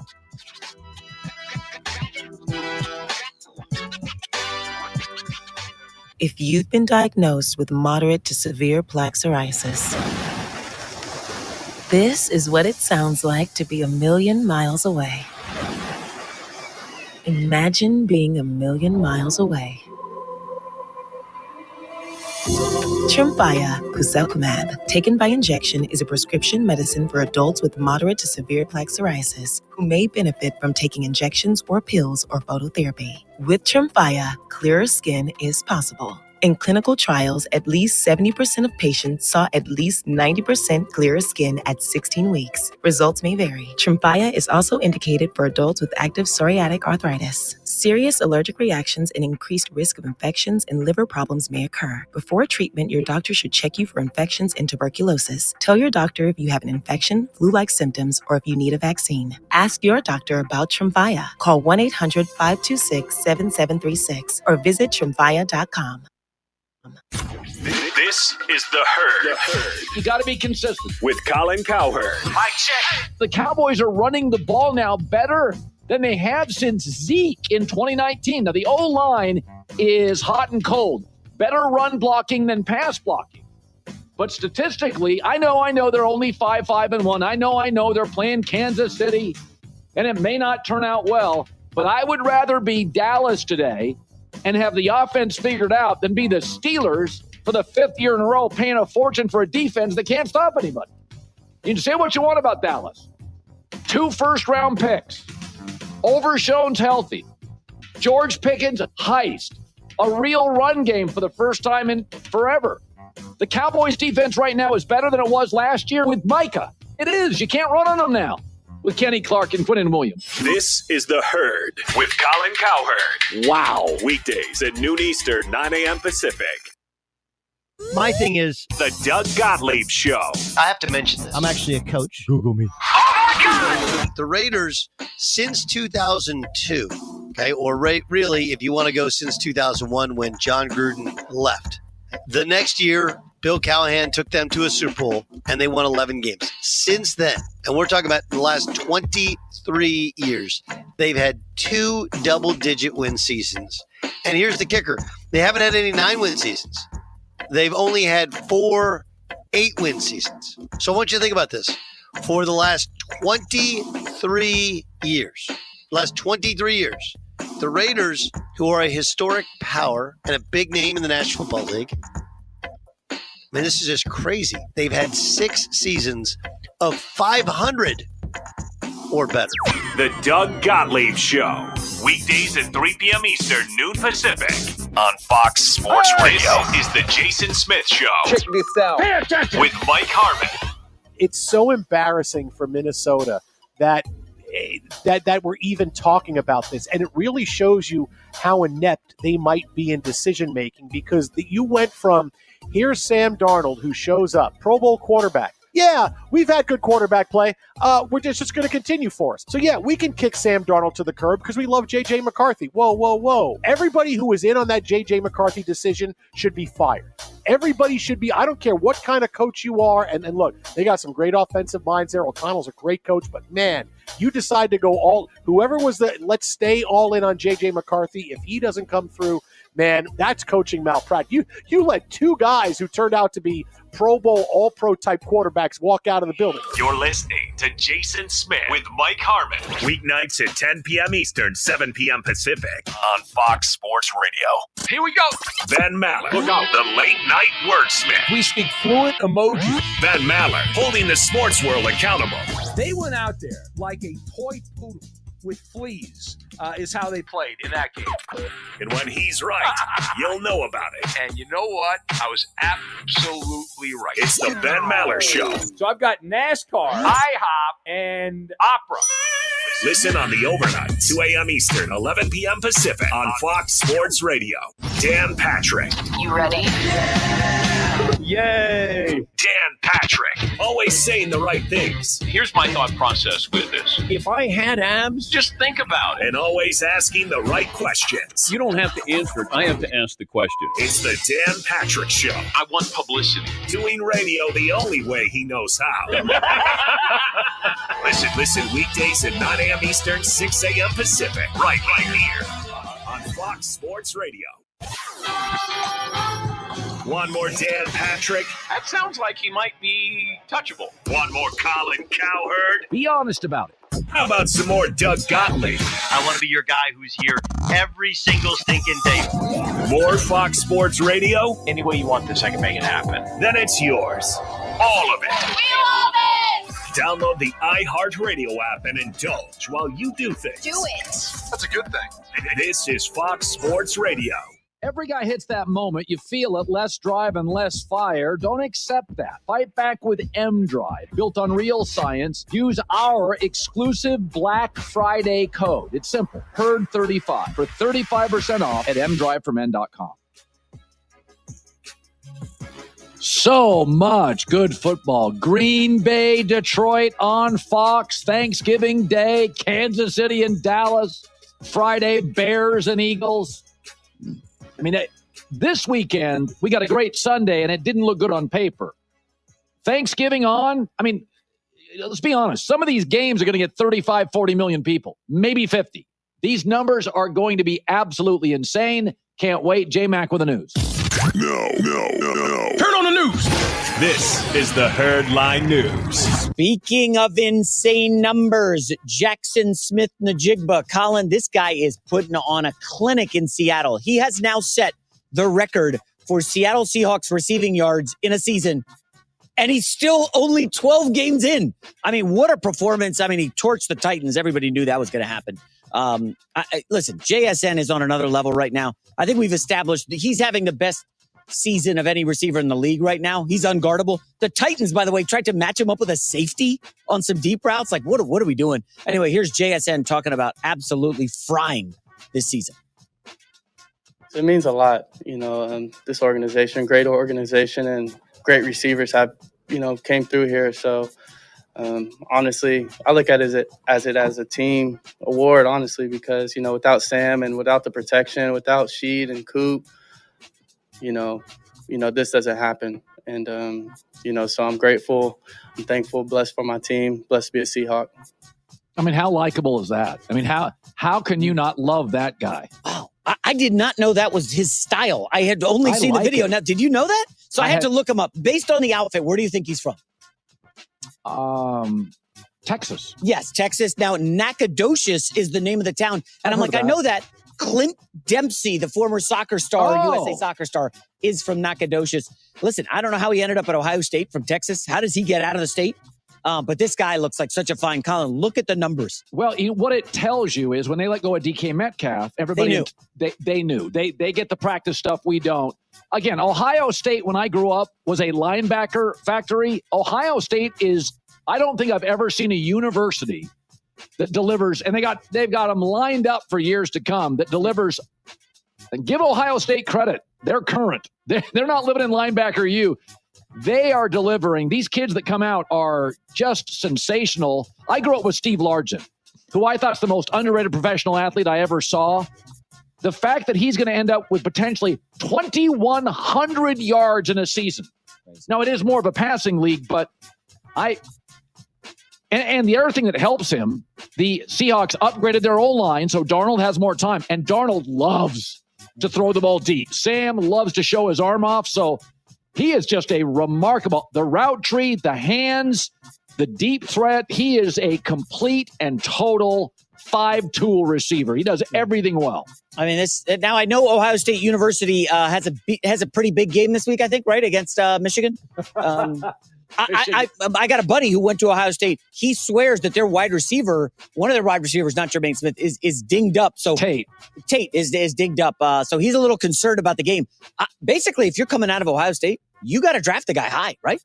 Just based on the history. Ohio State, between the linebacker, the corner, the edge rusher, Tate, is nasty. The edge rusher, they got a linebacker. Ohio State probably has 5 of the top 24, 23 players in the draft. So this Ohio State team, I'll just say it, they're not losing to Michigan. You sure? They are not losing to Michigan, and they're going to be in a bad mood. And if they can rub it in, they will. 30-13 Buckeyes. Okay, well, it's Monday. Come on, pace yourself, bro.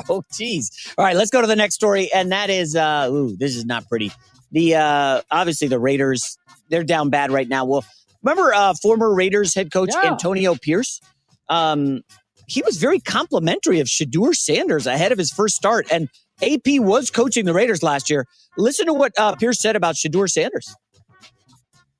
He was one of our top choices. If I were to stay there, there's no way he goes to the 5th round. Mm-hmm. I'm making that choice and the decision that we're drafting. Mark Davis was on board with that. Our organization was on board. We believed in what we saw with Shedeur and saw enough. Obviously, with the situation I dealt with the quarterbacks. But one thing about Shedeur that I think we see all the glitz, the glamour, hitting the watch and what time it is and all that is. He's born for this. His pedigree is that for moments of this magnitude. Yeah, I will say this. His size is fine. His arm is fine. His movement's fine. There's no reason why he can't start in the NFL. Do I think he is upper crust? No, but the bottom line is he's not small. He moves good enough. He's got a good enough arm. He is accurate even when he moves. Again, it's early, but I think he has enough traits. I mean, Dylan Gabriel's too small to be a starting quarterback. I mean, Kyler Murray's too inconsistent. Trevor Lawrence throws too many bad picks. Shedeur's got something. There's something in the makeup of his personality that he doesn't get. All right. Okay. Let's pump the brakes a little. I know you're excited. It's Thanksgiving time week. Out. Look at this. Yeah, look at the swing pass. The Browns are naming Shedeur Sanders as their starting quarterback, according to Shefty. Yeah, obviously. We called that last hour. He has to start against San Fran, or you'll lose the locker room and they'll run off Stefanski. I do want to say this. So let's do the grade. I did this on my podcast. I would grade Shedeur. I'm not comparing him to anybody. Just what I saw yesterday. I gave him a B. On the A to F scale. Okay, A would have been like 300 yards. No, I thought he was a good, solid B.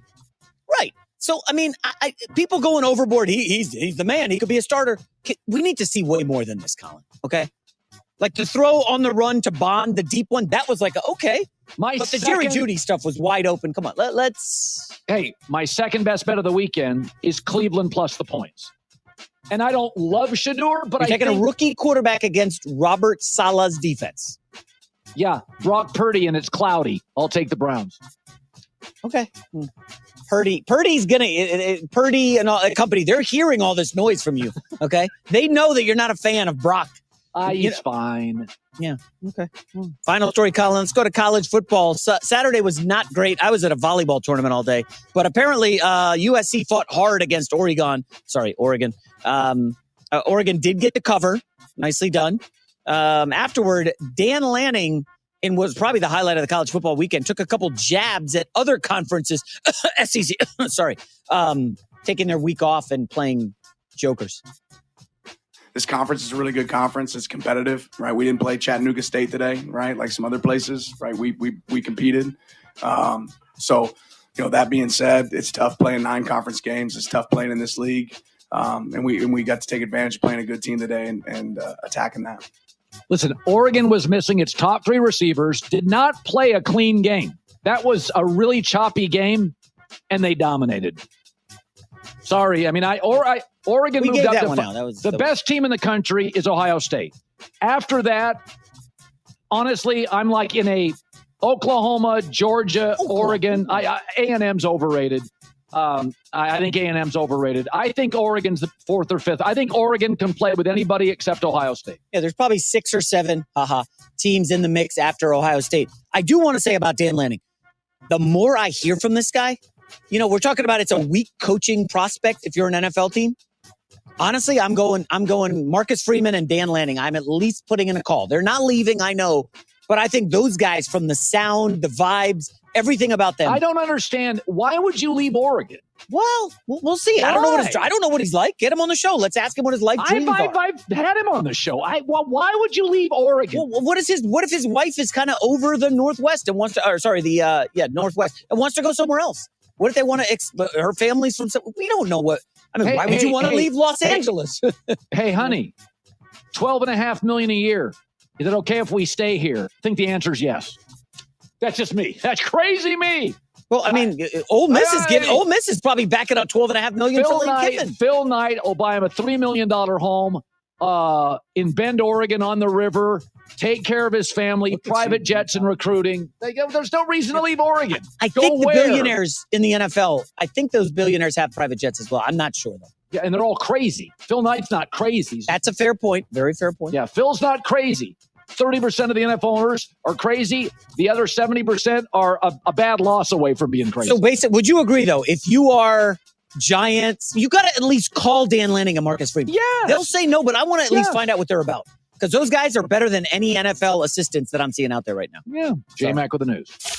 Well, that's the news. And thanks for stopping by. The Herd Lie News. I mean, don't try to get happier than happy.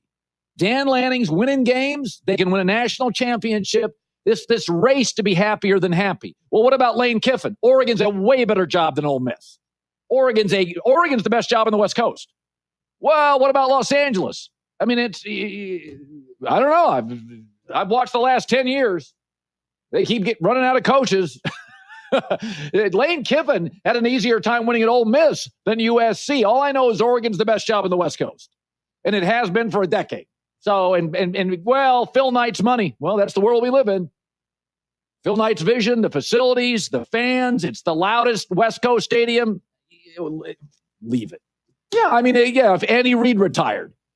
Ring, ring, it's the Hunt family. We got this quarterback named Mahomes. Would you like to coach us? Okay, I'll go then.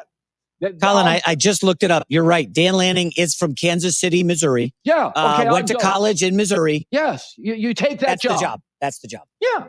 Yeah, that one I'd take. Coach Mahomes. I'm not going, I go down to Auburn. What? But no, stop it. It's the Herd.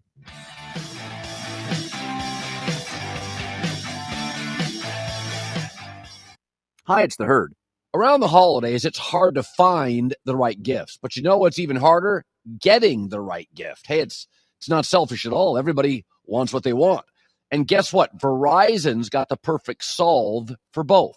They have incredible bundles for you and your family. You can get the latest phone with a new line on Verizon's My Plan and a brand new smartwatch and tablet. No trade-in needed. You can get it even on their lowest price plan. That's 3 amazing gifts they are offering. You can give a couple away, gift yourself one, or give one away and gift yourself a couple of them. You can even give them all to yourself. No one has to know. You get to decide who gets what. You're basically Santa, and you don't even have to fly all over the world in one night. Just go to your local Verizon store, get yourself a bundle, a phone, a tablet, and a smartwatch. It's a holiday miracle that you don't want to miss out on.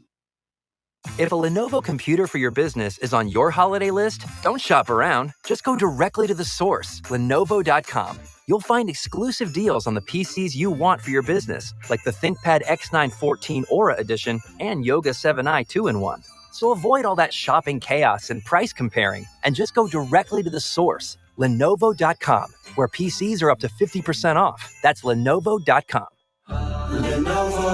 Lenovo. Hey, Doc, nice office. Quick question.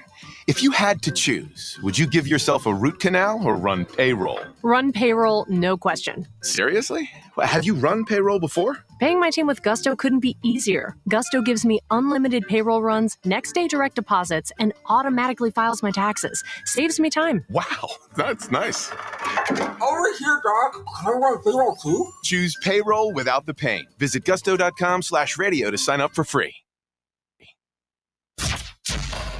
Ladies and gentlemen, this is The Odd Couple with Rob Parker and Kelvin Washington. I'm going to stick with Davis Mills and not automatically run back to C.J. Stroud if I'm the Texans. Sometimes you have something going, a hot hand. I think that you could take a look at that.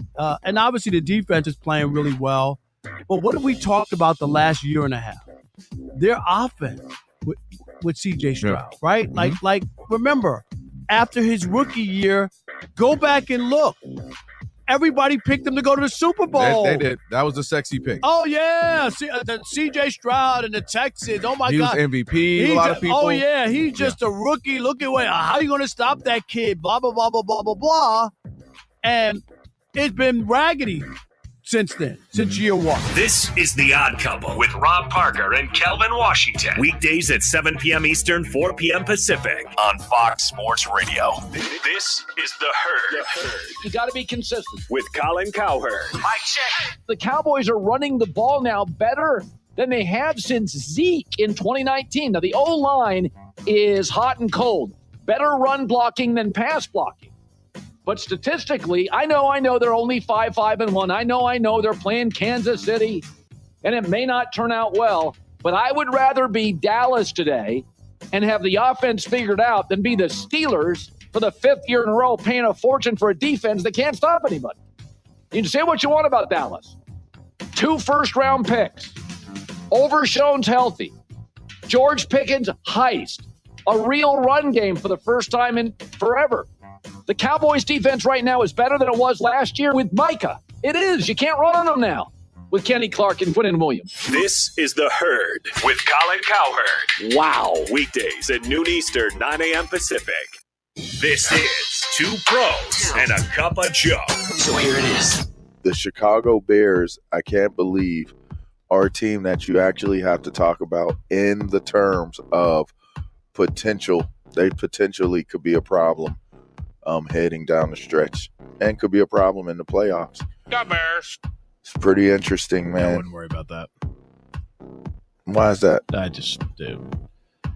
Injuries, they're just not. Yeah, I don't think there's a long. They find ways to win, man. Yeah, I mean, they're continuing to find ways to win. Now, I feel like that was a quality victory. Like, was it? How do you not measure that as, like, why would you say you don't have to worry about them? Like, I think you certainly have to worry about them. 2 Pros, LeVar Arrington, Brady Quinn, and a Cup of Joe, Jonas Knox. 6 a.m. Eastern, 3 a.m. Pacific on Fox Sports Radio. You listen at all hours of the day. We're live and local in your eardrum. Yeah. You even have your favorites. I'm always listening to the show. Some of you even like to express your love through a tweet. A tweet from Drew. Or a call. I think you guys do an incredible job. It's a great thing. You guys do a good job. Y'all are killing it on Fox Sports Radio. There are so many reasons why you listen to us. And for that, we say thank you. Thanks so much. Thank you for all the love you continue to show us. This is Fox Sports Radio. If you've ever worried about the safety of your home, listen up. Simply Safe is giving early access to their Black Friday sale. Take 60% off any new system at simplysafecolin.com. There's no safe like Simply Safe. The greatest rivalry in sports is here. Top-ranked, defending national champion Ohio State heads to the Big House looking to snap Michigan's 4-game win streak in the game. It all starts at 9 a.m. with a special 3-hour Big Noon kickoff live from Ann Arbor. Then it's Michigan-Ohio State at noon, only on Fox. And listen, I know it's been a nice run for Michigan. That ends this weekend.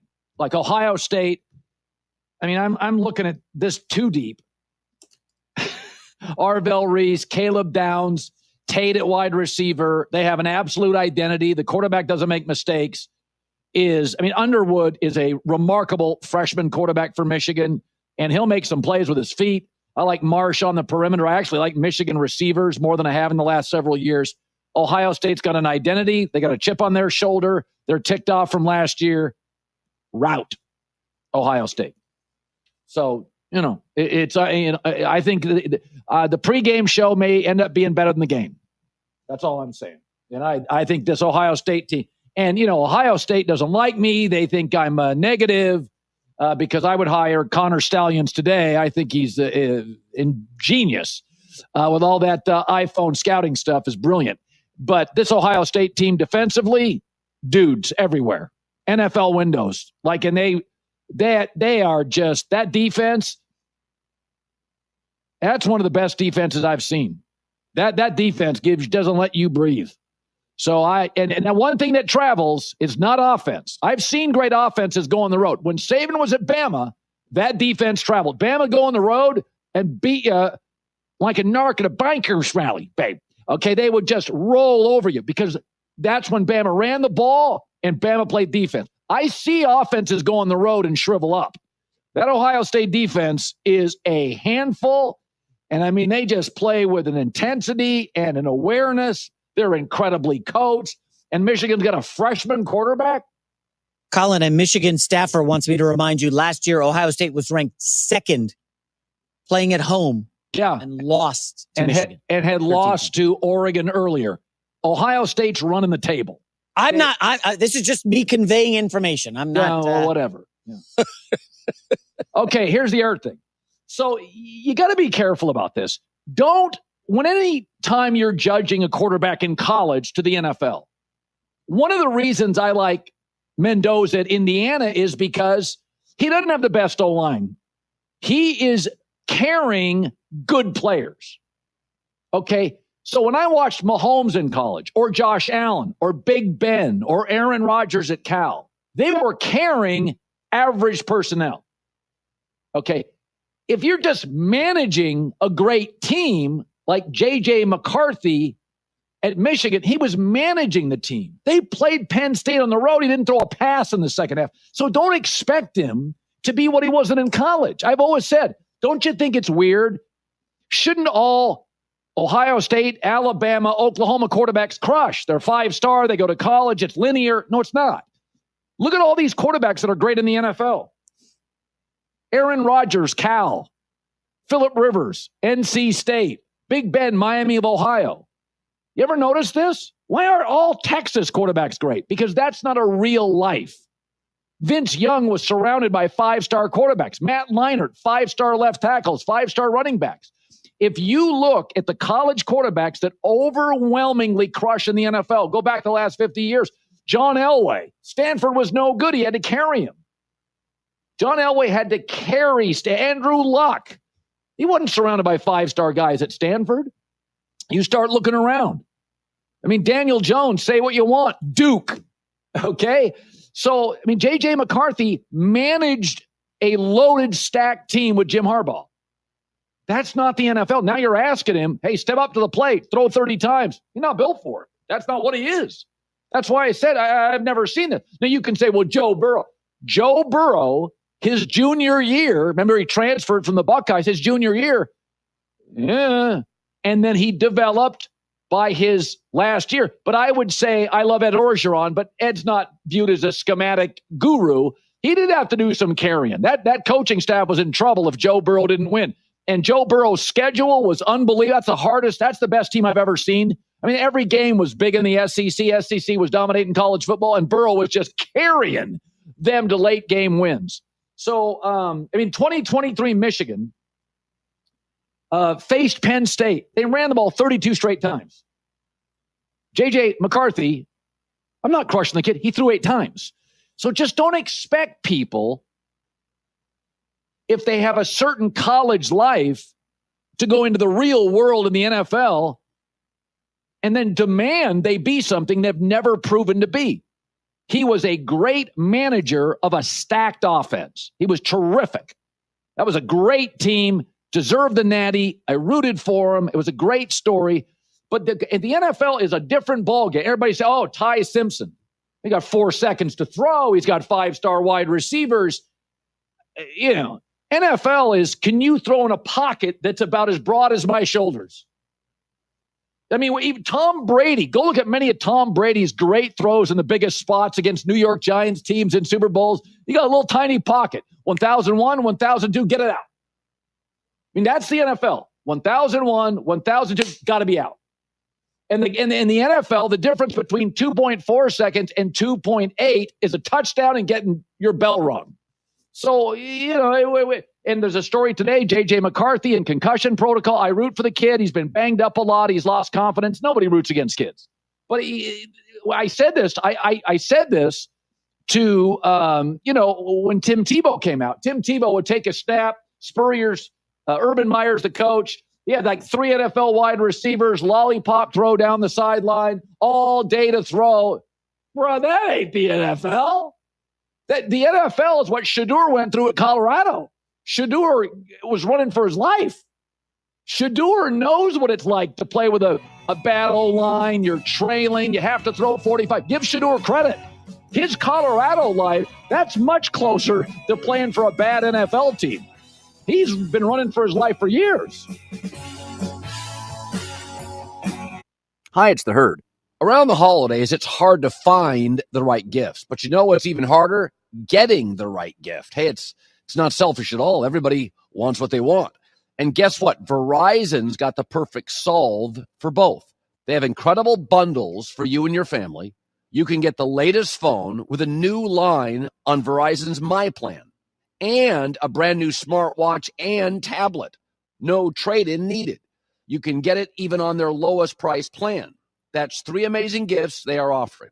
You can give a couple away, gift yourself one, or give one away and gift yourself a couple of them. You can even give them all to yourself. No one has to know. You get to decide who gets what. You're basically Santa, and you don't even have to fly all over the world in one night. Just go to your local Verizon store, get yourself a bundle, a phone, a tablet, and a smartwatch. It's a holiday miracle that you don't want to miss out on. Do you know about the 3 T's of Thanksgiving? Turkey for eating, table for gathering, and touchdowns for winning. With DraftKings Sportsbook, an official sports betting partner of the NFL, every touchdown could bring you closer to cashing in before dessert. Download the DraftKings Sportsbook app and use promo code HERD. That's promo code HERD. Bet $5 and get $200 in bonus bets if your bet wins. In partnership with DraftKings, the crown is yours. Gambling problem? Call 1-800-GAMBLER. In New York, call 877-8-HOPE-NY or text HOPE-NY at 467-369. In Connecticut, help is available for problem gambling. Call 888-789-7777 or visit ccpg.org. Please play responsibly. On behalf of Boot Hill Casino and Resort in Kansas, pass-through of per-wager tax may apply in Illinois. 21 and over. Age and eligibility varies by jurisdiction. Void in Ontario. Restrictions apply. Bet must win to receive bonus bets which expire in 7 days. Minimum odds required. For additional terms or responsible gaming resources, see dkng.co/audio. Limited time offer. And now, Steve Covino. Oh, boy. Rich Davis. This is Covino and Rich. You look at the Bills, who you're like, well, perfect opportunity. And then the Bills are going to roll. And who would have thought that the New England Patriots would be 2 to 3 games better than them right now? It's wild. So you could say we were living in the past, or you could say teams like the Pats with Vrabel just stepped it up and we didn't anticipate it. We're seeing other teams step up. We're seeing the league change a little bit. And again, last night, put the exclamation point on that thought, on that theory. It's not the same league. It's not the same teams that it was last year and the year before. New teams are stepping up. Other players are playing big. So it's a very back and forth season. It's an ever-changing NFL league. And props to the Texans. You like those uniforms or no? They're 6-5 now. Yeah, I do. Covino and Rich. Weekdays at 5 p.m. Eastern, 2 p.m. Pacific on Fox Sports Radio. That's a hot one. The Ben Maller Show. I pointed this out in previous editions of the show that I was not completely on the Matthew Stafford MVP campaign. I was critical. I didn't want to be a prisoner of the moment. But Stafford just walked into the MVP arcade, and he's got full control of the joystick at this particular point, Matthew Stafford. And that Sunday night beatdown of Tampa Bay, that was an infomercial, is what that was, for the Matthew Stafford Marching and Chowder Society for the Most Valuable Player Award. Stafford, who used to throw interceptions like he was a brand ambassador for Turnovers R Us, and now all of a sudden, that's a spinoff of Toys R Us. It was called Turnovers. And now he is a smooth operator. Ben Maller, weeknights, 2 a.m. Eastern, 11 p.m. Pacific, on Fox Sports Radio. Listen up, people. Doug Gottlieb. Dude, he's talking. Here's the important thing. That, my friends, is known as damage control. Coach Gottlieb, he's coaching. Full disclosure, I'm watching this as a basketball coach, and I've lived some of this. This guy. I'm a smartass. Yeah, he does it all. That's the crazy part about this. It's the Doug Gottlieb Show. What happens is you'll get the, oh, you're a hater, you're this. Shut up. Listen every weekday at 3 p.m. Eastern, 12 p.m. Pacific on Fox Sports Radio. It's Jason Smith. Oh, you're that bloke on the radio. It's Mike Harmon. I'm kind of a big deal. And they talk sports. The one person that this playoff is not fun for is my wife. Amongst other things. I had an incredibly long dream about Jerry Jones last night. Really?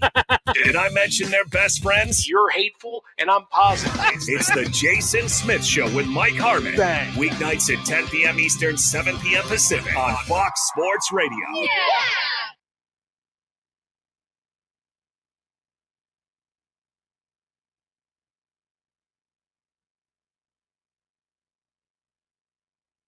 The Cleveland Browns have named Shedeur Sanders their starting quarterback for Week 13.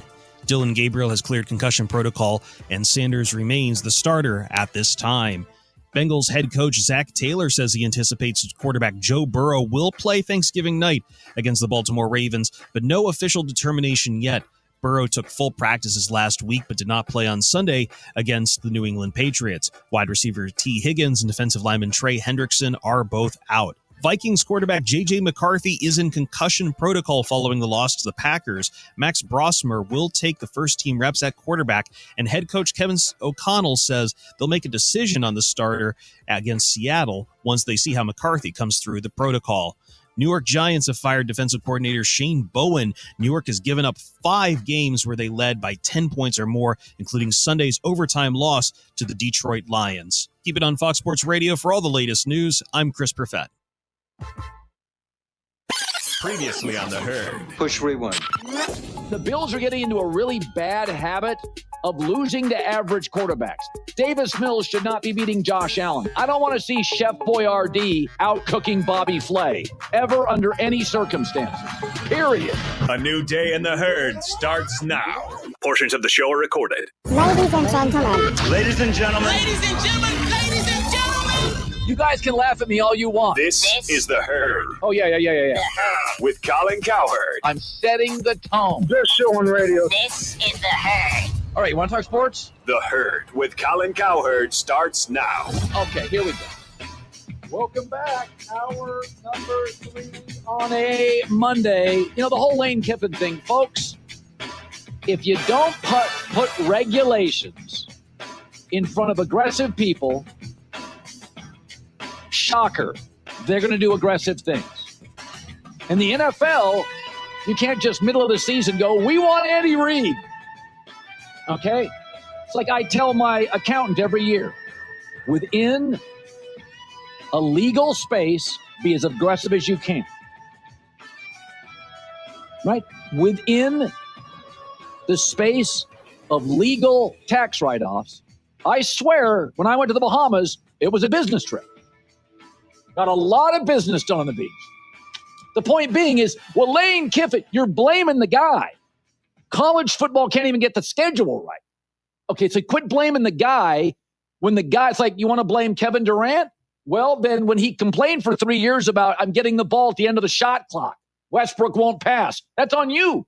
Don't blame him for looking. You can do it. So I'm going to support Lane. He's an aggressive guy. He's looking for the next big challenge, and college football allows it. That's why the college football's needed a CEO for the last 30 years. It's $8 billion a year business, and it doesn't have a president. It doesn't make any sense. 15 minutes, RG3 stops by.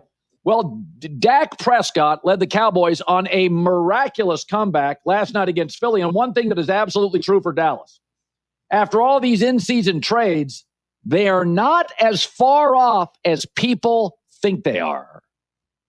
Because Kenny Clark and Quinnen Williams deals, now suddenly you can't run on the Cowboys. The Micah Parsons trade, well, didn't have much of an effect. They're still top 3 in quarterback rushes. The George Pickens move, I mean, that's one of the heists.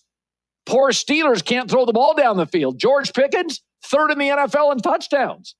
DeMarvion Overshown, that dude was great at Texas with the Longhorns. He is healthy. He is super athletic. 2 first-round picks. They're going to get an edge to replace Micah, probably a corner. I don't know. The offense works, man. Number 1 in the league in total offense, number 1 in passing, number 4 in scoring. It works. And because of Pickens and CeeDee Lamb, you can't cheat on the run game. So the Cowboys are running the ball now better than they have since Zeke in 2019. Now, the O-line is hot and cold. Better run blocking than pass blocking.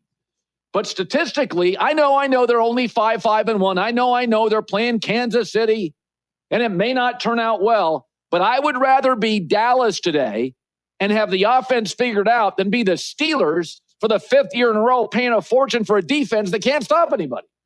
You can say what you want about Dallas. 2 first-round picks. Overshown's healthy. George Pickens, heist. A real run game for the first time in forever. And say this for Jerry or Gerald Wayne Jones Sr. He has always been 100% committed to Dak. He has said he's the best leader I've ever had. And yesterday, that unflappable leadership, trailing 21-0, throwing, he can throw a red zone pick. Doesn't matter. It's Dak. It's just noise. A lot of that win was Dak. And Jerry said Dak was indispensable. Micah was great, but he was tradable. And guess what? The Cowboys are still getting a pass rush. The Cowboys defense right now is better than it was last year. And with Micah, it is. You can't run on them now with Kenny Clark and Quinnen Williams. Yeah, I have questions about Shoddy. I didn't think it was the strongest hire. I thought they should have gone heavy into Mike Vrabel or the year before into Jim Harbaugh or Sean Payton, and they didn't. And Jerry doesn't necessarily want to pay coaches big money, but I'll say this for Shoddy. When teams play hard and don't quit, it's something. I mean, I thought they were buried. I mean, it was 21-0. I'm like, oh, come on. I wanted a good game. It's the late window. Give me a game. I don't want to have to watch Jacksonville and Arizona. Give me a game. And it was. And it's Dak, and it's leadership, and it's no quit, and it's Overshown. I don't know. Philly's been tempting fate for weeks, and nobody can quite beat them. And then the Cowboys do. To score 24 unanswered points against a really, really good defense. Credit to everybody, even Matt Eberflus. Everybody gets credit for this one. But more than anything, it is Dak. A lot of noise, unflappable. Jerry's always been committed to him. We all owe him an apology. It's funny, you start looking at these first-round deals, and you're like, oh, they're losing Micah. They couldn't defend the run when they had Micah. Now you can't run on them. So who made the good deal? Who made the bad deal? I said during the Micah deal, good for Green Bay, not terrible for Dallas. Dallas will be fine. They just got to get healthy. They got to get some draft picks. So here was Dak and Jerry after. Down 21. What did this team draw upon to get this win? Brotherhood, one another. We got that touchdown before half and went halftime and we talked about it. Like, we've only been hurting ourselves. We know what we're capable of doing. Come out, stay focused, stick together, and we can win this thing. Nobody blinked. Everybody believed it, and we got it done. George has been such an integral part of our story. And he has his story to a degree that's our story. And I'm so proud for him. Everybody on this team is. And he certainly has absolutely been the difference as we've played over the last 2 weeks. And I'll say this, sometimes you have unintended consequences or unintended benefits of a trade, right? I don't think they thought when George Pickens arrived it would help the run game so much, but you got Pickens on one side, CeeDee on the other. You can't just do single coverage. You got to do some bracketing. You got to play honest. You can't have your safeties two up. So the reality is now the run game's working. The O-line's getting better. 2 elite receivers. Dak's on fire. 2 first-round picks. Don't need a quarterback, so could turn 2 first-round picks into 5 total picks. The great thing about the NFL, it's the league of hope. You can be absolutely awful one year, New England, and be a number 1 seed the following year, potentially New England. Can't do that in baseball. You can't do that in the NBA. It takes time and acquisitions. That is what is great. If you have a reasonable quarterback, and Dak is more than reasonable, look at Dallas, from hopeless to hopeful this morning. All right. Used to be a saying, how about them Cowboys? How about them Bears? First place. Now, Chicago was missing 6 defensive starters. So let's just start with that. Their entire linebacking core was out. So suddenly you go into this game with Pittsburgh thinking, oh, we can't be boring. We've got to move the ball down the field. And Caleb Williams, in my opinion, played his best game as a pro. Yeah, he had a bad strip sack for a touchdown. Yeah, he misses open receivers. Yep. 4th straight game under 60% completions. But Ben and Caleb is a marriage, and both are helping each other out. Ben has provided creative play design and creative play calling, and he's created some structure and focused on the run game. And Caleb is giving Ben Johnson the horsepower that Jared Goff in Detroit could have only dreamed of. It is a marriage, not of convenience. It works. It's never going to be perfect. Caleb gives you all this horsepower, but he does miss some throws. It's just, it's just part of his game. And I said this, I'll always take the upside for some struggles in accuracy. And Ben and Caleb are both incredibly gifted. Right now, they're the number 1 big play offense in the NFL. This is Chicago. That's something Green Bay does, or McVay does, or Shanahan does, or Buffalo and Josh Allen does. No, it's Chicago. And here's the thing about Caleb. If he's your quarterback, there's 2 or 3 guarantees. Big arm, big mobility, playmaker. Loves the big play. And Ben Johnson is providing the structure and the running game to allow that. Much easier to throw downfield on 2nd and 4 when you don't have negative plays. That's the one thing about Caleb. There's 2 or 3 things we all know about him. But I have said this for years about Caleb. He doesn't get hurt and he doesn't throw picks. If you provide him with a decent structure to play within and a foundational running game, then those big plays are easier. It sucks the linebackers in. It gives him more space. He's going to make plays with his feet. And he's got a huge arm. But he just needs structure. He needs a run game. And he's obviously coachable because he's completely eliminated the negative plays. 11 games, he's been sacked 11 times. Now just think about that. That's not because pass rushes died. It's not just because they improved the offensive line. If you're sacked 68 times and it's down to 11, you are coachable. And a lot of great athletes in all sports aren't. And Caleb is. So this marriage works. I don't think it's a perfect fit. They're facing a very angry Philadelphia team next. That's not a place I'd want to be. But Ben and Caleb addressed the number 1 issue. What did Ben say? No negative plays. We can't have these 2nd and 22s, 3rd and 19s. We can't do that where everybody knows what we're doing. So they're doing play action. They're doing under center. It really works. And here's with Caleb, you don't get the picks. It's very rare in the history of the NFL that you get all this upside and you don't get a lot of downside. I mean, Marino threw picks, Elway threw picks, Namath threw picks, Peyton threw picks, Luck picks, Cam picks, Josh Allen picks. When you get the massive upside, there's usually a downside. He doesn't throw them. So it's working. They're winning. It's a little uneven. It's not always a perfect fit. But when you're missing your entire linebacking crew and you're going up against the team in Pittsburgh, don't forget, hammered the Patriots, the red hot Patriots, hammered the Colts, who went toe-to-toe with Mahomes and Andy Reid. So wins are wins. Here's Ben after. Hell yeah! Man, I tell you what, it takes a village. it takes a village. And I'm talking about players. I'm talking about coaches. I'm talking about training staff. I'm talking about everybody in this building. Everybody. And here we are towards the back half of the season, and our depth is being tested. All right? It would have been so easy to walk. Man, how are we going to win this game? We got no linebackers. Man, I can keep going on and on and on and on, man. Credit to you guys. That's number 8. Fun Sunday. It is. It is. And one more. We haven't talked a lot about what the Rams did last night. I mean, it is that team. I talked about with Caleb, you get the upside without a lot of mistakes. I mean, the Rams play with such speed. You know, football's tough. We ask our athletes in football to play fast. I mean, on the edge of reckless, incredible passion, regulated levels of violence, but please be efficient, resourceful, and smart. To be as fast and athletic and, passionate and physical as the Rams are, there's no penalties, there's no turnovers. I don't know. And now with Philadelphia losing, if you can get at SoFi, get out of the cold weather, Rams are going to be a tough beat.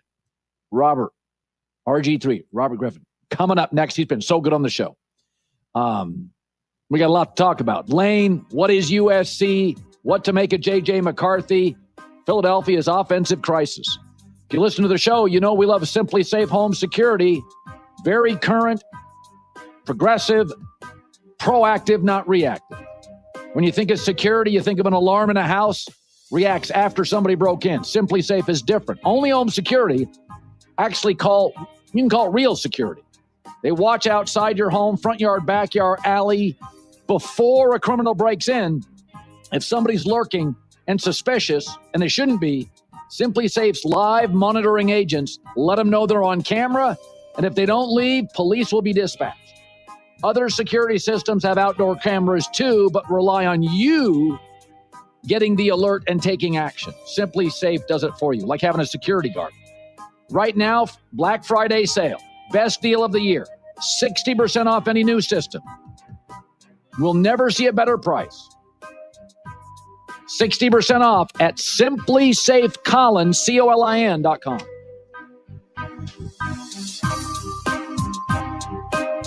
Makita knows that pros never settle, and neither do we. With Makita, you get tools that perform at the highest level on every job without compromise. Makita is for the most detailed pros, expertly engineered to deliver precision, job after job. When your work calls for the best, call on Makita. Makita, built to be the best. Available at the Home Depot. If a Lenovo computer for your business is on your holiday list, don't shop around. Just go directly to the source, Lenovo.com.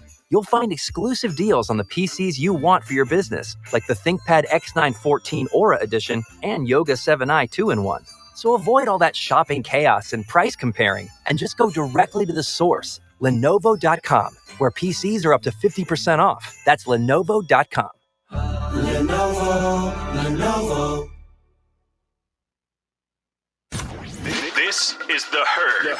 You got to be consistent. With Colin Cowherd. Mike check. The Cowboys are running the ball now better than they have since Zeke in 2019. Now, the O-line is hot and cold. Better run blocking than pass blocking. But statistically, I know they're only 5-5-1. I know they're playing Kansas City, and it may not turn out well. But I would rather be Dallas today and have the offense figured out than be the Steelers for the 5th year in a row paying a fortune for a defense that can't stop anybody. You can say what you want about Dallas. 2 first-round picks. Overshown's healthy. George Pickens heist. A real run game for the first time in forever. The Cowboys defense right now is better than it was last year with Micah. It is. You can't run on them now with Kenny Clark and Quinton Williams. This is The Herd with Colin Cowherd. Wow. Weekdays at noon Eastern, 9 a.m. Pacific. Basically, get out of the way. The Dan Patrick Show. Dan Patrick. I want to see a little bit more of Shedeur Sanders. I think he's earned it. I don't think Dylan Gabriel's done anything where you go, yeah, you got to go back to him. You don't. I would let Shedeur Sanders play again. But I hope that we're just letting him play. Let's not have any stupid hot takes, okay? He's just a quarterback right now. He acted like a fifth-round quarterback, and he got a chance to play with the first team. They had a game plan that they could give to him, for him, and they ended up winning that game. They got the Niners coming up next. Maybe we'll see a little bit more. And that might be a little bit more good and a little bit more bad. But that goes along with being a rookie quarterback. I don't care if you're the number one overall pick. The Dan Patrick Show. Dan and the Danettes and you. Weekdays, 9 a.m. Eastern, 6 Pacific. On Fox Sports My thing Radio. is- The Doug Gottlieb Show. I have to mention this. I'm actually a coach. Google me. The Raiders, since 2002, okay, or really, if you want to go since 2001 when John Gruden left. The next year, Bill Callahan took them to a Super Bowl, and they won 11 games. Since then, and we're talking about the last 23 years, they've had 2 double-digit win seasons. And here's the kicker. They haven't had any 9-win seasons. They've only had 4 8-win seasons. So I want you to think about this. For the last 23 years, the Raiders, who are a historic power and a big name in the National Football League, man, this is just crazy. They've had 6 seasons of 500 or better. The Doug Gottlieb Show. Weekdays at 3 p.m. Eastern, noon Pacific. On Fox Sports Radio. Give it up. When you're a couple, you're a team. I give you. It's Rob Parker. Let's just deal with the facts. Not the feeling. It's Calvin Washington. Man, let's ride. Put your hands together. And they're the odd couple. Teaming up and making plays. Dude, you can be the guy. Most nights. I'm the poo-poo king. Oh, boy. I want to hear what they have to say. I'm not gonna lie, the chicks were clinched. Listen to The Odd Couple every weekday, 7 p.m. Eastern, 4 p.m. Pacific, on Fox Sports Radio. The Herd. It's Colin Cowherd. Here we go. Weird sometimes works in sports and in life. The Herd. Yeah. It's poetry. Outline your life in pencil, not pen. Yeah. Things change. It's sports. College football fans are freaking out. Oh my God. Need I say more? Total class, understated, just does his job. Yeah. It's The Herd with Colin Cowherd. The public is always right. Listen every weekday at 12 p.m. Eastern, 9 a.m. Pacific, right here on Fox Sports Radio. Did you know that we have original podcasts too? Check out Overpromised with Cavino and Rich. We'll see you in the overpromised land. Or Inside the Parker with Rob Parker for you threadheads. Baseball. The I Want Your Flex podcast with Dan Beyer and Mike Harmon for Fantasy Junkies. And What About Everything Up on Game presents offers. Want more Ben Maller? How about the Fifth Hour podcast? We have a podcast for everyone, and it's all on the iHeartRadio app or wherever you get your podcasts. Every guy hits that moment. You feel it. Less drive and less fire. Don't accept that. Fight back with M-Drive. Built on real science. Use our exclusive Black Friday code. It's simple. HERD35 for 35% off at mdriveformen.com. Fox Sports, he can do equally well. NFL discussion or college football. He's always a treat on our show. Robert Griffin III, RG3, called BYU Cincinnati on Saturday. There's so many topics here. Let's just get it out of the way. When Tim Tebow came into the league, I was like, come on, give me a break. It's fun. It's a great story. And there's some of that with Shedeur. The difference is Shedeur can play. Shedeur can make NFL throws. My take is I think he needs a little bit more self-awareness. I think a little more maturity, but he grew up as a rich kid with a famous dad. It was not a normal life like the rest of us lived, right? So, but I will say this. He provides something Dillon Gabriel, in my opinion, did not. Big downfield throws. And to me, I would just let him run I've seen Dillon. He stabilized the offense. I'd give Shedeur the season. What say you? Yeah, Colin, I would do the same. And listen, I have a relationship with every quarterback that has been there this season for the Cleveland Browns. Joe Flacco was teammates with him in Baltimore. No Kenny Pickett really, really well. No Dillon well, and no Shedeur well. And when you watch the game, the Browns played with more energy, more purpose, and more excitement than they have all season long because of his ability to make the extended play. And with that, comes mistakes. He threw a bad interception, but he bounced back really well off of it. And when I watched him play, and you saw Myles Garrett's reaction on the sideline when he throws that deep shot to Isaiah Bond, they weren't reacting like that with any other quarterback in the game. So I think he has the pulse of the team, the pulse of the city, and some of that self-awareness you're talking about. He is self-aware that he believes he is going to be successful. So he speaks confidently. He walks around confidently. And that is why he's not afraid to make those types of throws deep down the field, because he is not afraid of the potential mistakes, which you can't say that for every other quarterback that's been under center there. Yeah, and there is something, Robert, about locker rooms. Like I remember talking to players who played with Michael Vick, and they were like, man, Michael made you feel bigger and faster. Like Michael was like our, Michael in the fourth quarter, you'd play better defense because you're like, just give Michael one more possession. Yep. You're saying that's a real thing with certain players. Yeah, I think it is. And the reason Dillon Gabriel is so beloved by coaches is because he is going to do what you ask him to do. and he's going to get it done, right? But coaching, the difference, I always believe this, Colin, the difference between coaching and playing is the players know how to do it in a way that sometimes might feel unconventional. They never drew up that play, that deep shot to Isaiah Bond and said, all right, Shedeur, what we want you to do is when they pressure, escape the pocket immediately. Run to your right and throw a 52-yard bomb down the field. That was not in the game plan, okay?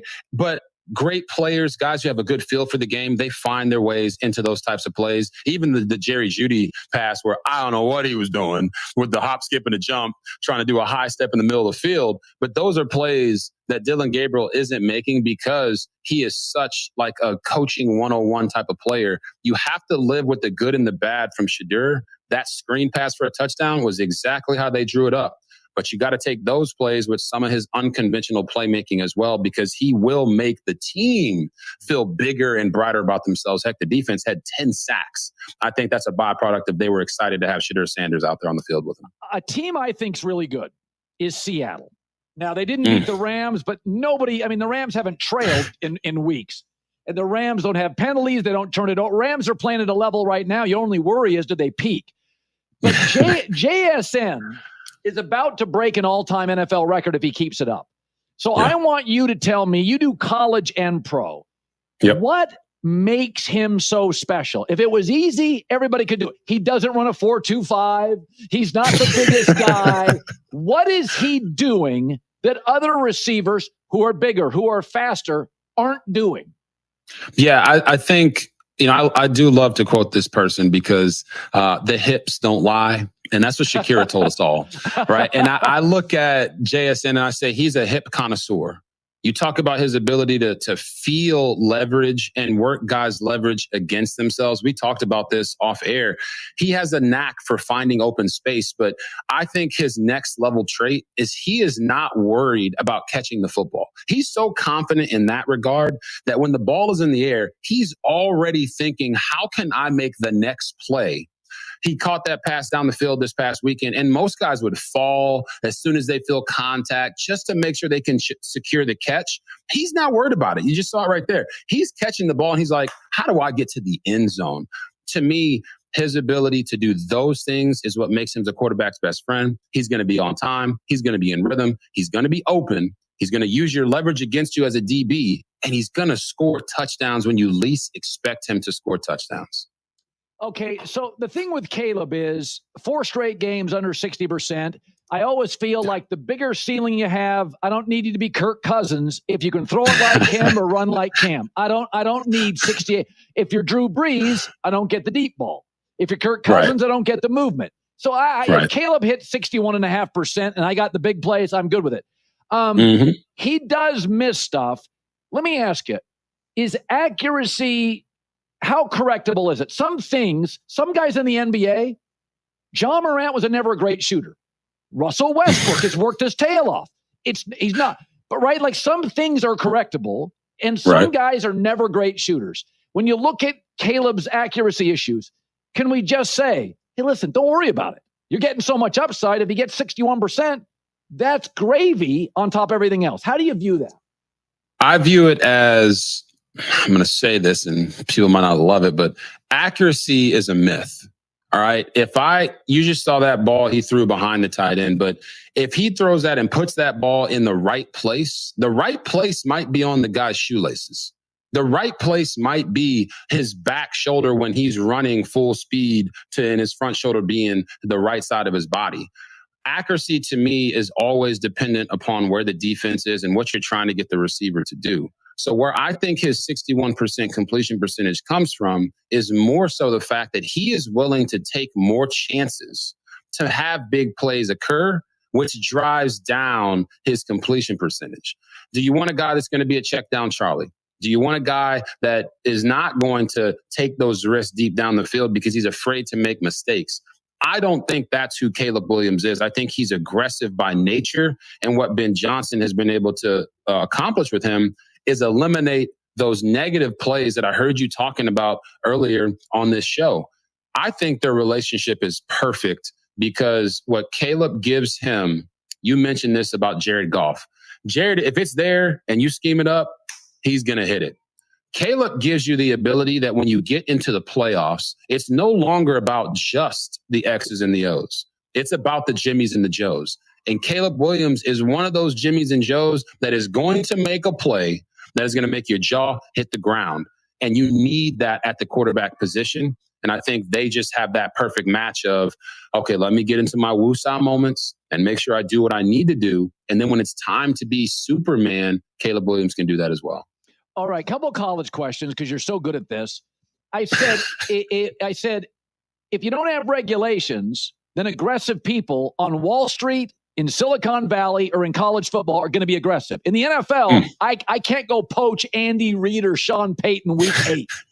But in college, I can, and LSU doesn't give a rip about Ole Miss. So if you don't have stipulations, regulations, or roadblocks, well, I'm just going to go buy your coach.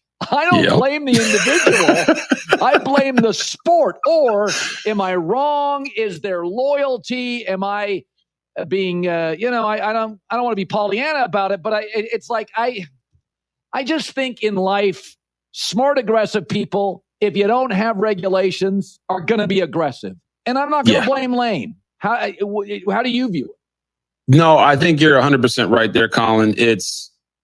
Loyalty comes into effect in college football when the price is similar. Okay, if Ole Miss is coming to Lane Kiffin and saying, hey, you've done a great job here. You've built this program back up. We're a national title contender year after year now with you being at the helm. And we're going to offer you $85 million to be our coach. Well, then I think Lane Kiffin would be an idiot to leave and go to LSU or go to Florida. But if they're saying, hey, here's $90 million over here at another school, and the school you're currently at is going to give you 60, yeah, there's no loyalty there. And I think anyone that is claiming that they would take the 60 over the 90 is lying to you. You should never trust them in anything. So I understand with Lane Kiffin's history that people say, oh, well, he's done this. He did this with the Raiders. He did that over at Alabama, did this at Tennessee, at USC, whatever it may be. But in this situation, if Ole Miss isn't going to match what the other schools are willing to pay him, and or at least get close within a couple million, then he should leave. And he would be right to do that by his family. Because although it might be more risky to go to LSU and more risky to potentially go to Florida, if they're going to pay him significantly more, he knows, hey, man, if they fire me in 4 years because of the buyouts, I'm going to the bank with $90 million. I might not ever have to coach ever again in my life. And I can take care of my family. So I think that part of it, he is a human being. He has a family to take care of, and he has to look out in the best interest of his family, especially when the dollars don't match. Okay, finally, it's not that USC lost. Winning at Autzen is really hard. Buckeyes lost there last year. After the loss, Lincoln Riley says, oh, we're close. And I'm like, timeout. 27 carries, 52 yards. If Kirby Smart had a team that ran for 52 yards on 27 carries, he would be furious. He would be outraged. I mean, it would be laps on the track after the game. And my take is this whole thing about we're close. You got whacked at Notre Dame. You got whacked at Oregon. A couple years ago, whacked at Michigan. You got to beat Illinois. I think it's the mindset 4 years in, in big games against the best teams. Penn State, doesn't matter where it's at. Notre Dame, Michigan last year, Illinois, Oregon. You can't make stops and your special teams are a wreck. Yeah. I mean, it's not that you lose to Oregon. Oregon didn't play well. I mean, Oregon had it in the first half, I think, like 7 penalties. Oregon was missing 3 receivers. I just think to myself, nobody wants to hear that. You got to understand, this is, when Pete was here, there was no NFL. It was next to the Lakers as the biggest show in town. Correct. So what do you take from, well, we're close? How does that land for you? Well, Colin, I do think they are close. And the thing is, what you just brought up is probably the thing that's weighing heaviest on Lincoln Riley. They brought him in to bring back the show. And in order for the show to really be there, you have to win the big games on the field. No one cares if you beat Northwestern, right? They care if you can beat Oregon. And I think what this team has been going through over the last couple seasons is adjusting to playing in the Big Ten, even though I know Oregon is an old Pac-12 opponent and an old Pac-12 rivalry. They're adjusting their style of play to having to play against the bigger, meatier offense and defensive lines that they're facing in the Big Ten. And when I say, yes, they are close, they have the quarterback. They're down there starting 2 running backs. King Miller is a great story, but he wasn't their starter going into the season for a reason. It's because Waymo Jordan and Eli Sanders were better running backs. So I don't look at this and make excuses for Lincoln. I do think Lincoln Riley is a great coach. I think that him leaving Oklahoma the way that he did rubbed a lot of people the wrong way. And I think he is feeling that pressure, knowing that he's on a 10-year deal and they haven't gotten to where they need to be quite yet. I do think they get there. I think his answers in the media are to not add more pressure and more backlash to what he's already receiving from the media itself. So he has to be confident and he has to say, I think we're close. Otherwise, if he gives up, then everyone's really going to start calling for him to get fired more so than they already are.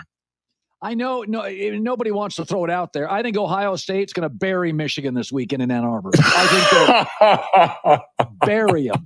You think they're going to bury him? I think this defense, you have to go back about maybe the Jalen Carter Georgia defense, maybe one of Nick's. I'm telling you, linebacker, secondary, the windows are tiny. It's a freshman quarterback. I'm with you. And I like him. He is 19. I can't say I'm with you that they're going to bury them. I do think the fact that Michigan has won the last 4 meetings does mean something. I think when you have this rivalry, the records go out the window.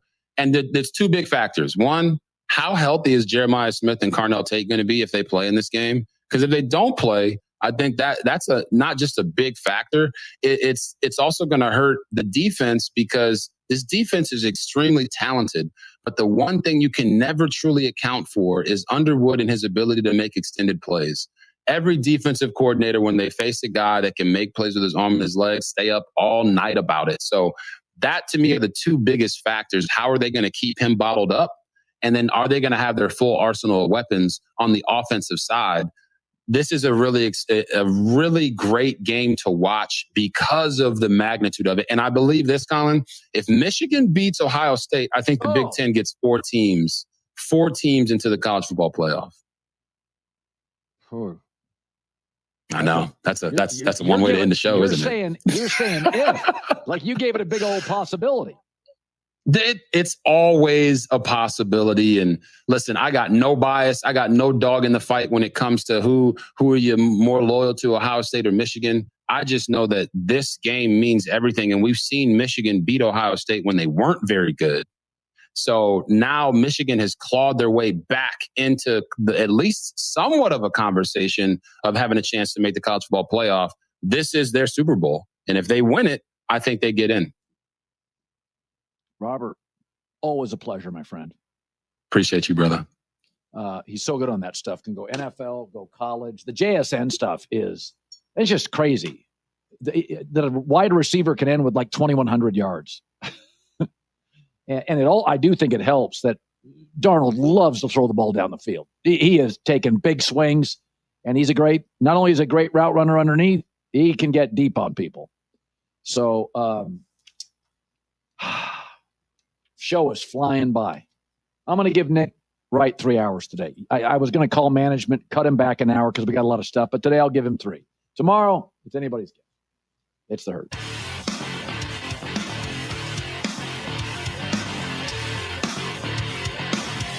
Hi, it's the Herd. Guys, let's be honest. Every man hits that moment when something feels off. You're not tired, just not yourself. A little less drive, a little less fire, that's when you realize you've lost your edge. But you're not alone. You're built to compete, to lead, and keep going. That's why I take M-Drive, because I refuse to coast. Listen, fatigue takes away what makes us, right? M-Drive's real. Performance supplements with clinically backed ingredients, built on over 20 years of science, trusted by men who show up every single day. That's why M-Drive is the #1 men's health brand at Sprouts. It works, period. Right now, get 35% off your first order. 35% with my exclusive Black Friday code HERD35, HERD 35. Only at mdriveformen.com. I'm the only one with this deal. It's the best offer you'll see all year. Don't wait. Don't settle. Take control. Stay strong. That's mdriveformen.com. M-Drive. Keep your edge, man. Let's be men again. We all hear the radio ads about the IRS. They tell you to be afraid, to be scared, and they try to frighten you into calling. I'm not here to do that. Tax Relief Advocates is different. TRA is here to tell you that if you owe money to the IRS, whether it's $5,000, $50,000, or $500,000, we have a solution. It doesn't matter if you're sitting in your car, at work, or with your kids. No matter where you are, call now. 800-575-9871. Don't lose hope. TRA can eliminate or reduce what you owe to the IRS. Generous programs are now available that can give you a fresh start. Our passion is taxes and helping individuals fix their IRS problems. We have over 1,000 5-star reviews on Google and an A+ with the Better Business Bureau. You don't need to be afraid of the IRS any longer. End your tax nightmare today by visiting us online at TRA.com or call 800-575-9871. That's 800-575-9871. Tax Relief Advocates. Real solutions for real people. This is the Jason Smith Show. Check this out. Pay attention. With Mike Harmon. It's so embarrassing for Minnesota that we're even talking about this, and it really shows you how inept they might be in decision making, because you went from here's Sam Darnold, who shows up, Pro Bowl quarterback. Yeah, we've had good quarterback play. We're just going to continue for us. So, yeah, we can kick Sam Darnold to the curb because we love J.J. McCarthy. Whoa, whoa, whoa. Everybody who was in on that J.J. McCarthy decision should be fired. Everybody should be. I don't care what kind of coach you are. And look, they got some great offensive minds there. O'Connell's a great coach. But, man, you decide to go whoever was let's stay all in on J.J. McCarthy. If he doesn't come through, man, that's coaching malpractice. You let 2 guys who turned out to be Pro Bowl, All-Pro type quarterbacks walk out of the building. You're listening to Jason Smith with Mike Harmon. Weeknights at 10 p.m. Eastern, 7 p.m. Pacific on Fox Sports Radio. Ladies and gentlemen, this is The Odd Couple with Rob Parker and Kelvin Washington. I'm going to stick with Davis Mills and not automatically run back to C.J. Stroud if I'm the Texans. Sometimes you have something going, a hot hand. I think that you could take a look at that. And obviously the defense is playing really well. But what have we talked about the last year and a half? Their offense with C.J. Stroud, right? Mm-hmm. Like remember, after his rookie year, go back and look.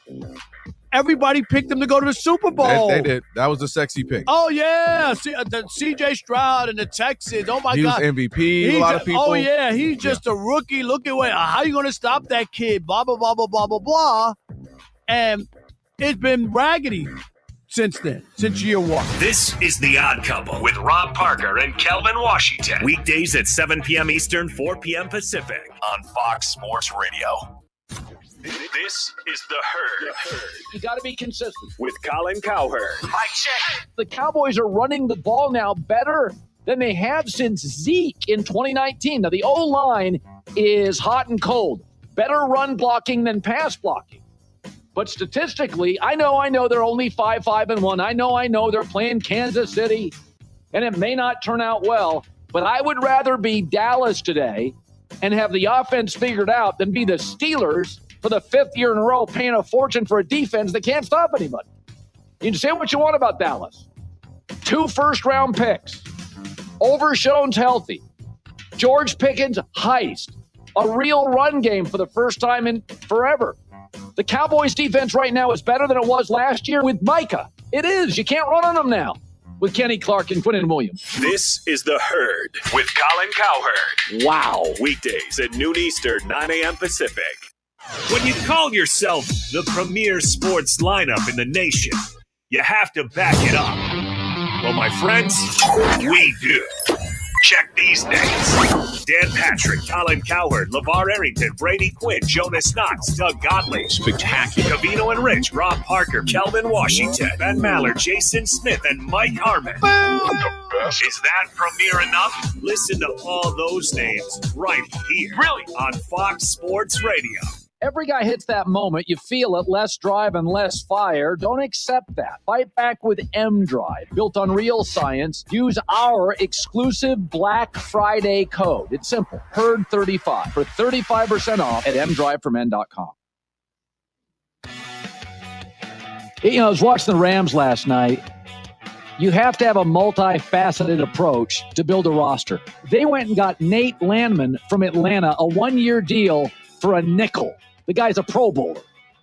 I mean, the guy's playing out of his mind. They go get Devontae Adams. They're paying him less than Calvin Ridley makes. Unstoppable.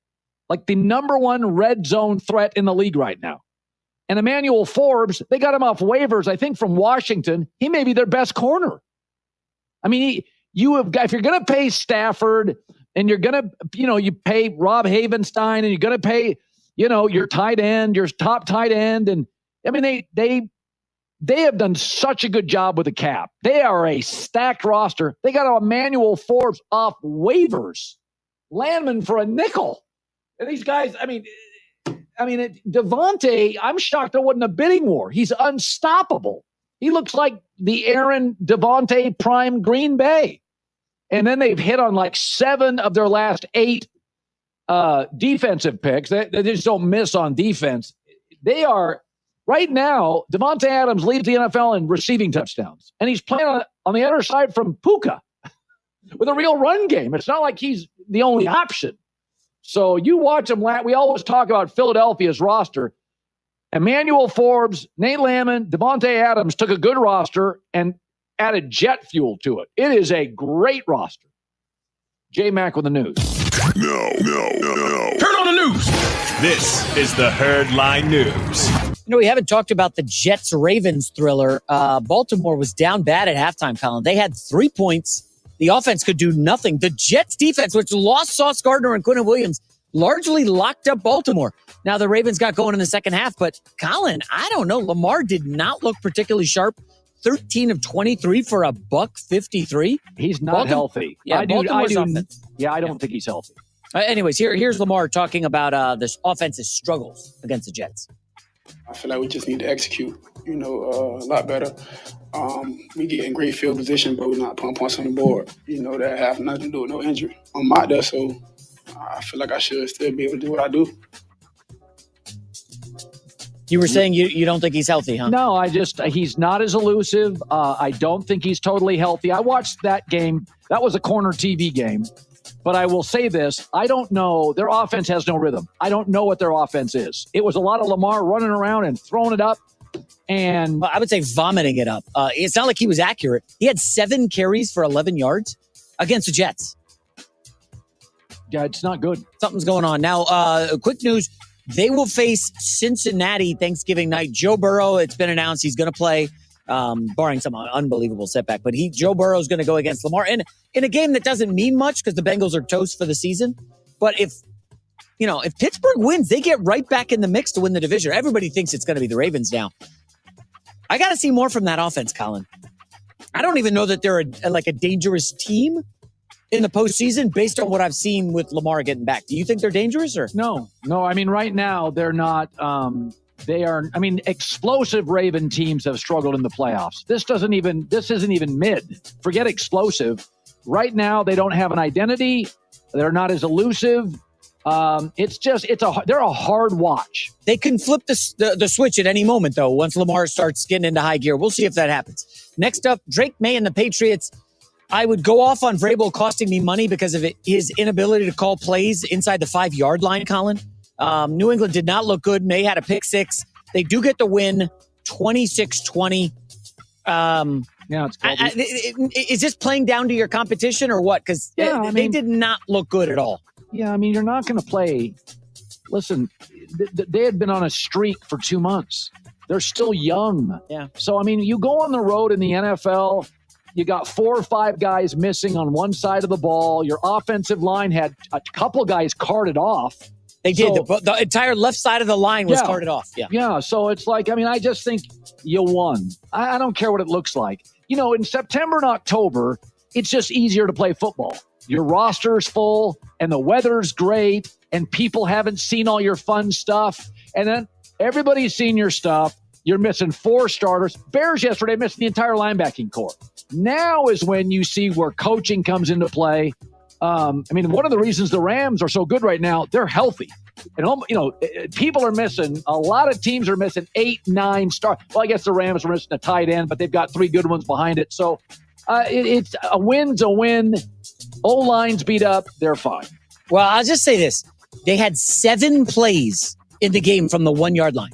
You know how many times they scored a touchdown on them? 0. Colin, that is troubling. Josh McDaniels he's been around the block. You're telling me he had no good plays at the 1-yard line? That is a little troublesome for me. Stevenson, I don't know that they can trust that guy in a big playoff spot. I'll just say this. Hopefully they get the bye because I don't even know that they're a lock to win one playoff game, Colin. We'll see. I mean, I like May as much as the next guy, but yeah, we'll see. Final story is the Detroit Lions. Their offense was not great. The interior offensive line just crumbling against the G-men. But Jahmyr Gibbs saved their bacon. 219 yards on the ground, plus another 45 through the air. He looked like a blur on the turf indoors. Monster game. First Lion to rush for over 200 yards since Barry Sanders. Lions did need overtime, did not cover. They should have lost this game. The New York Giants cannot do anything when it matters. The Giants fired their defensive coordinator and should have. I mean, and I could be wrong, just off the top of my head. I think the Giants have led 5 games in the fourth quarter. Is it 5? At least 4. I don't know about 5. But no, I mean, they cannot make stops. It was, if you're going to judge Mike Kafka, you can't do it on wins and losses because and if you're considering him, I'm going to do it on overall performance. I thought the Giants played their butt off. They don't have Dart. They don't have Scattaboo. They don't have Malik Neighbors. I thought the Giants played their tail off. Listen, Mike Kafka, I would almost count that as a win. He did his job. The offense was excellent. The effort was amazing. The passion was, even the trick play to Jameis. You're giving Kafka a lot of credit. Jameis Winston played out of his mind. Colin, here's my thing. How did Brian Daboll look at Winston, Dart, and Russell Wilson and start Russell Wilson to begin the season? Jameis Winston looks better than Russ did at any point this season. Winston was out there balling. I was stunned. Honestly, I don't want to go overboard on one game, but did Jameis not to you look like somebody who could compete for a starting spot on one of these bad teams? Well, yeah. I mean, there are quarterbacks that I'll build around, and there are quarterbacks for a year I would start. A bridge guy. Yeah, I think Jameis is a clear bridge quarterback, but he's always been productive. It's not a matter of size, arm. He likes to throw the ball down the field. He's not a dink-dunk guy. And he's kind of a joyful human being. Like doesn't have a huge ego, a little goofy, but whatever. He's going to have a good broadcasting career. He's full of, he's full of personality. But here the Giants have blown 6 fourth quarter leads, 5 in the fourth quarter. They had a lead of 10 plus points. So that's why they fired. So who's that? Who's that on? I mean, it can't all be on Daboll. Now you got Kafka doing it. No, it's the DC. He just got canned. J-Mac with the news. Well, that's the news. And thanks for stopping by. The Herd Line I want to play a Myles Garrett comment here in a second. I said this before. When Tim Tebow went on a winning streak, Saturday Night Live literally did a bit on it. It was Matt Prater's kicks and the great defense. He'd be terrible for 3.5 quarters. His team would trail, but they were within reach because the Broncos' defense and kicking game was so good. But there was a fanaticism. There was a conspiracy theory. Nobody likes it. It was all nonsense. The difference is Shedeur can make NFL big boy downfield throws consistently. I think I was as shocked as anybody that he fell to the 5th round. But what I watched yesterday, to be honest, it felt a little like Colorado, is that he has bad throws. He had a terrible pick. He missed people badly. But he doesn't lack confidence. He'll throw the ball down the field. And Myles Garrett on one of his bigger throws.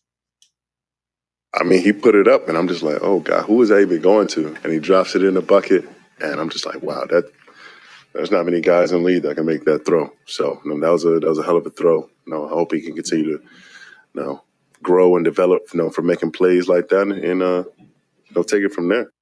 And that 3 throws 25 yards or more downfield. Okay, that's one more than Dylan Gabriel had thrown all year. I thought RG3 nailed it. Coaches love Dylan Gabriel. He'll settle the offense. He'll complete the pass. He'll do what's drawn up.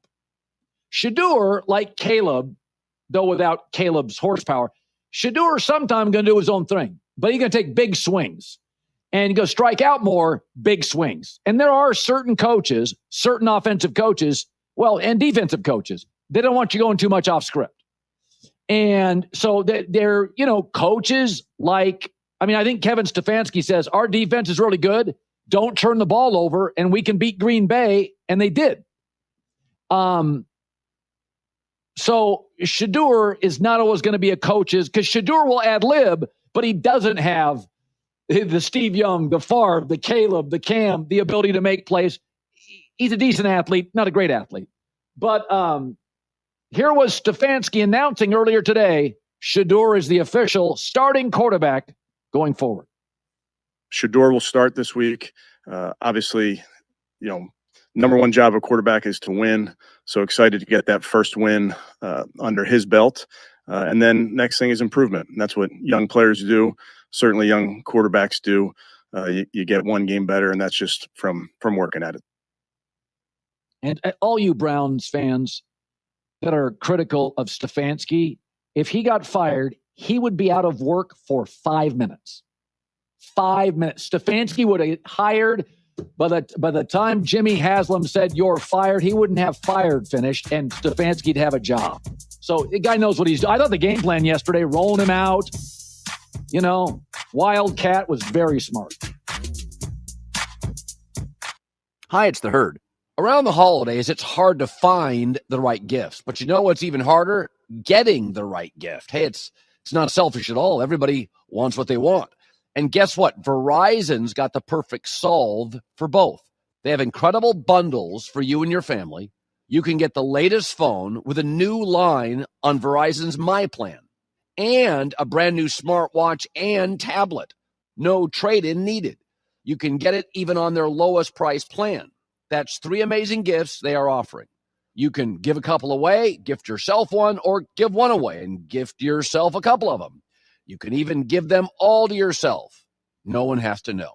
You get to decide who gets what. You're basically Santa, and you don't even have to fly all over the world in one night. Just go to your local Verizon store, get yourself a bundle, a phone, a tablet, and a smartwatch. It's a holiday miracle that you don't want to miss out on.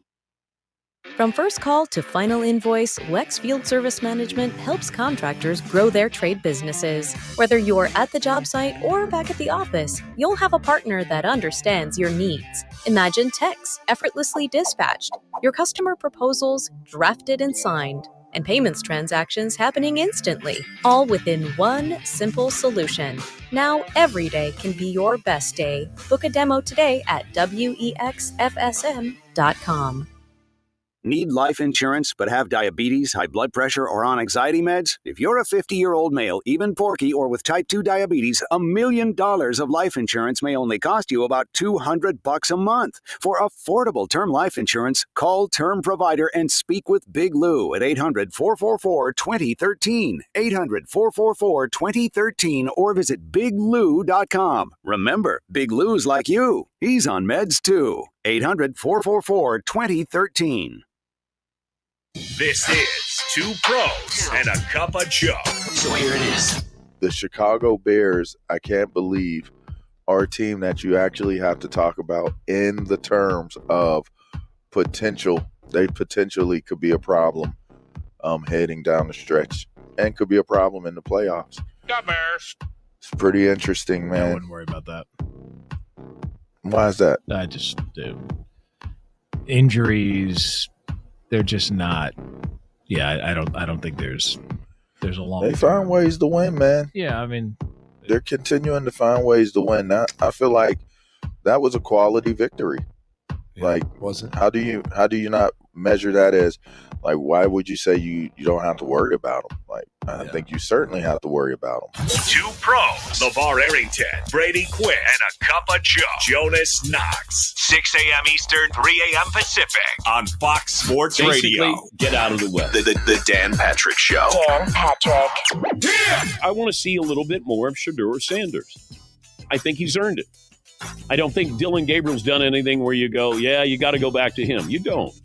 I would let Shedeur Sanders play again. But I hope that we're just letting him play. Let's not have any stupid hot takes, okay? He's just a quarterback right now. He acted like a fifth-round quarterback, and he got a chance to play with the first team. They had a game plan that they could give to him, for him, and they ended up winning that game. They got the Niners coming up next. Maybe we'll see a little bit more. And that might be a little bit more good and a little bit more bad. But that goes along with being a rookie quarterback. I don't care if you're the number one overall pick. The Dan Patrick Show. Dan and the Danettes and you. Weekdays, 9 a.m. Eastern, 6 Pacific on Fox Sports Radio. They do sports. He like football. They do life. But mostly, they do themselves. Podcasts and radio, no one's got anything to talk about, but I do. Steve Cavino. There's a spring in my step and a nickel in my pocket. Rich Davis. Fred Savage, Ben Savage, and Macho Man Randy Savage. Your afternoon pick-me-up. It's not a show, it's a lifestyle. It's Cavino and Rich. Weekdays at 5 p.m. Eastern, 2 p.m. Pacific on Fox Sports Radio. Here we go. Ben Maller. Look out. The late-night wordsmith. We speak fluent emoji. Ben Maller, holding the sports world accountable. They went out there like a toy poodle with fleas, is how they played in that game. And when he's right, you'll know about it. And you know what? I was absolutely right. It's the Ben Maller Show. So I've got NASCAR, IHOP, and opera. Listen on the overnight, 2 a.m. Eastern, 11 p.m. Pacific on Fox Sports Radio.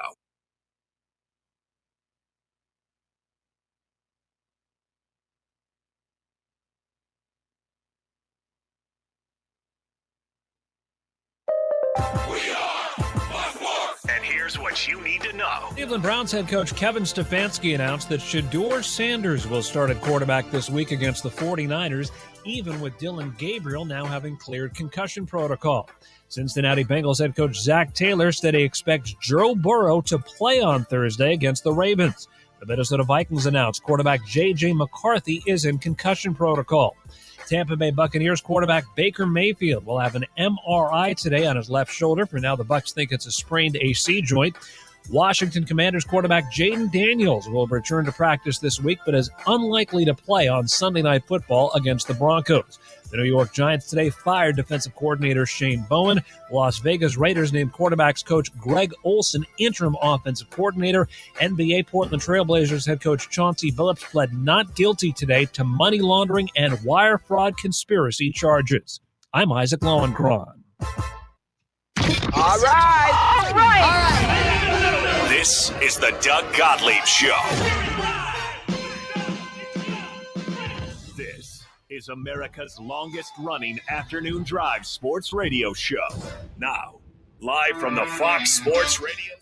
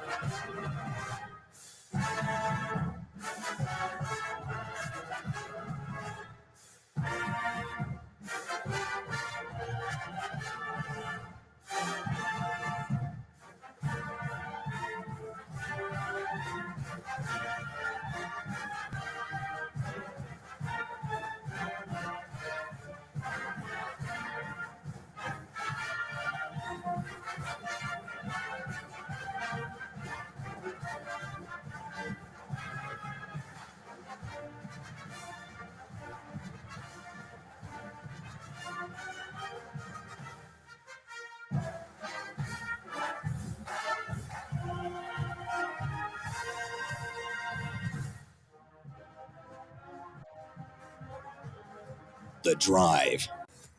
For the fans, by the fans. This is Fan Run Radio, Knoxville.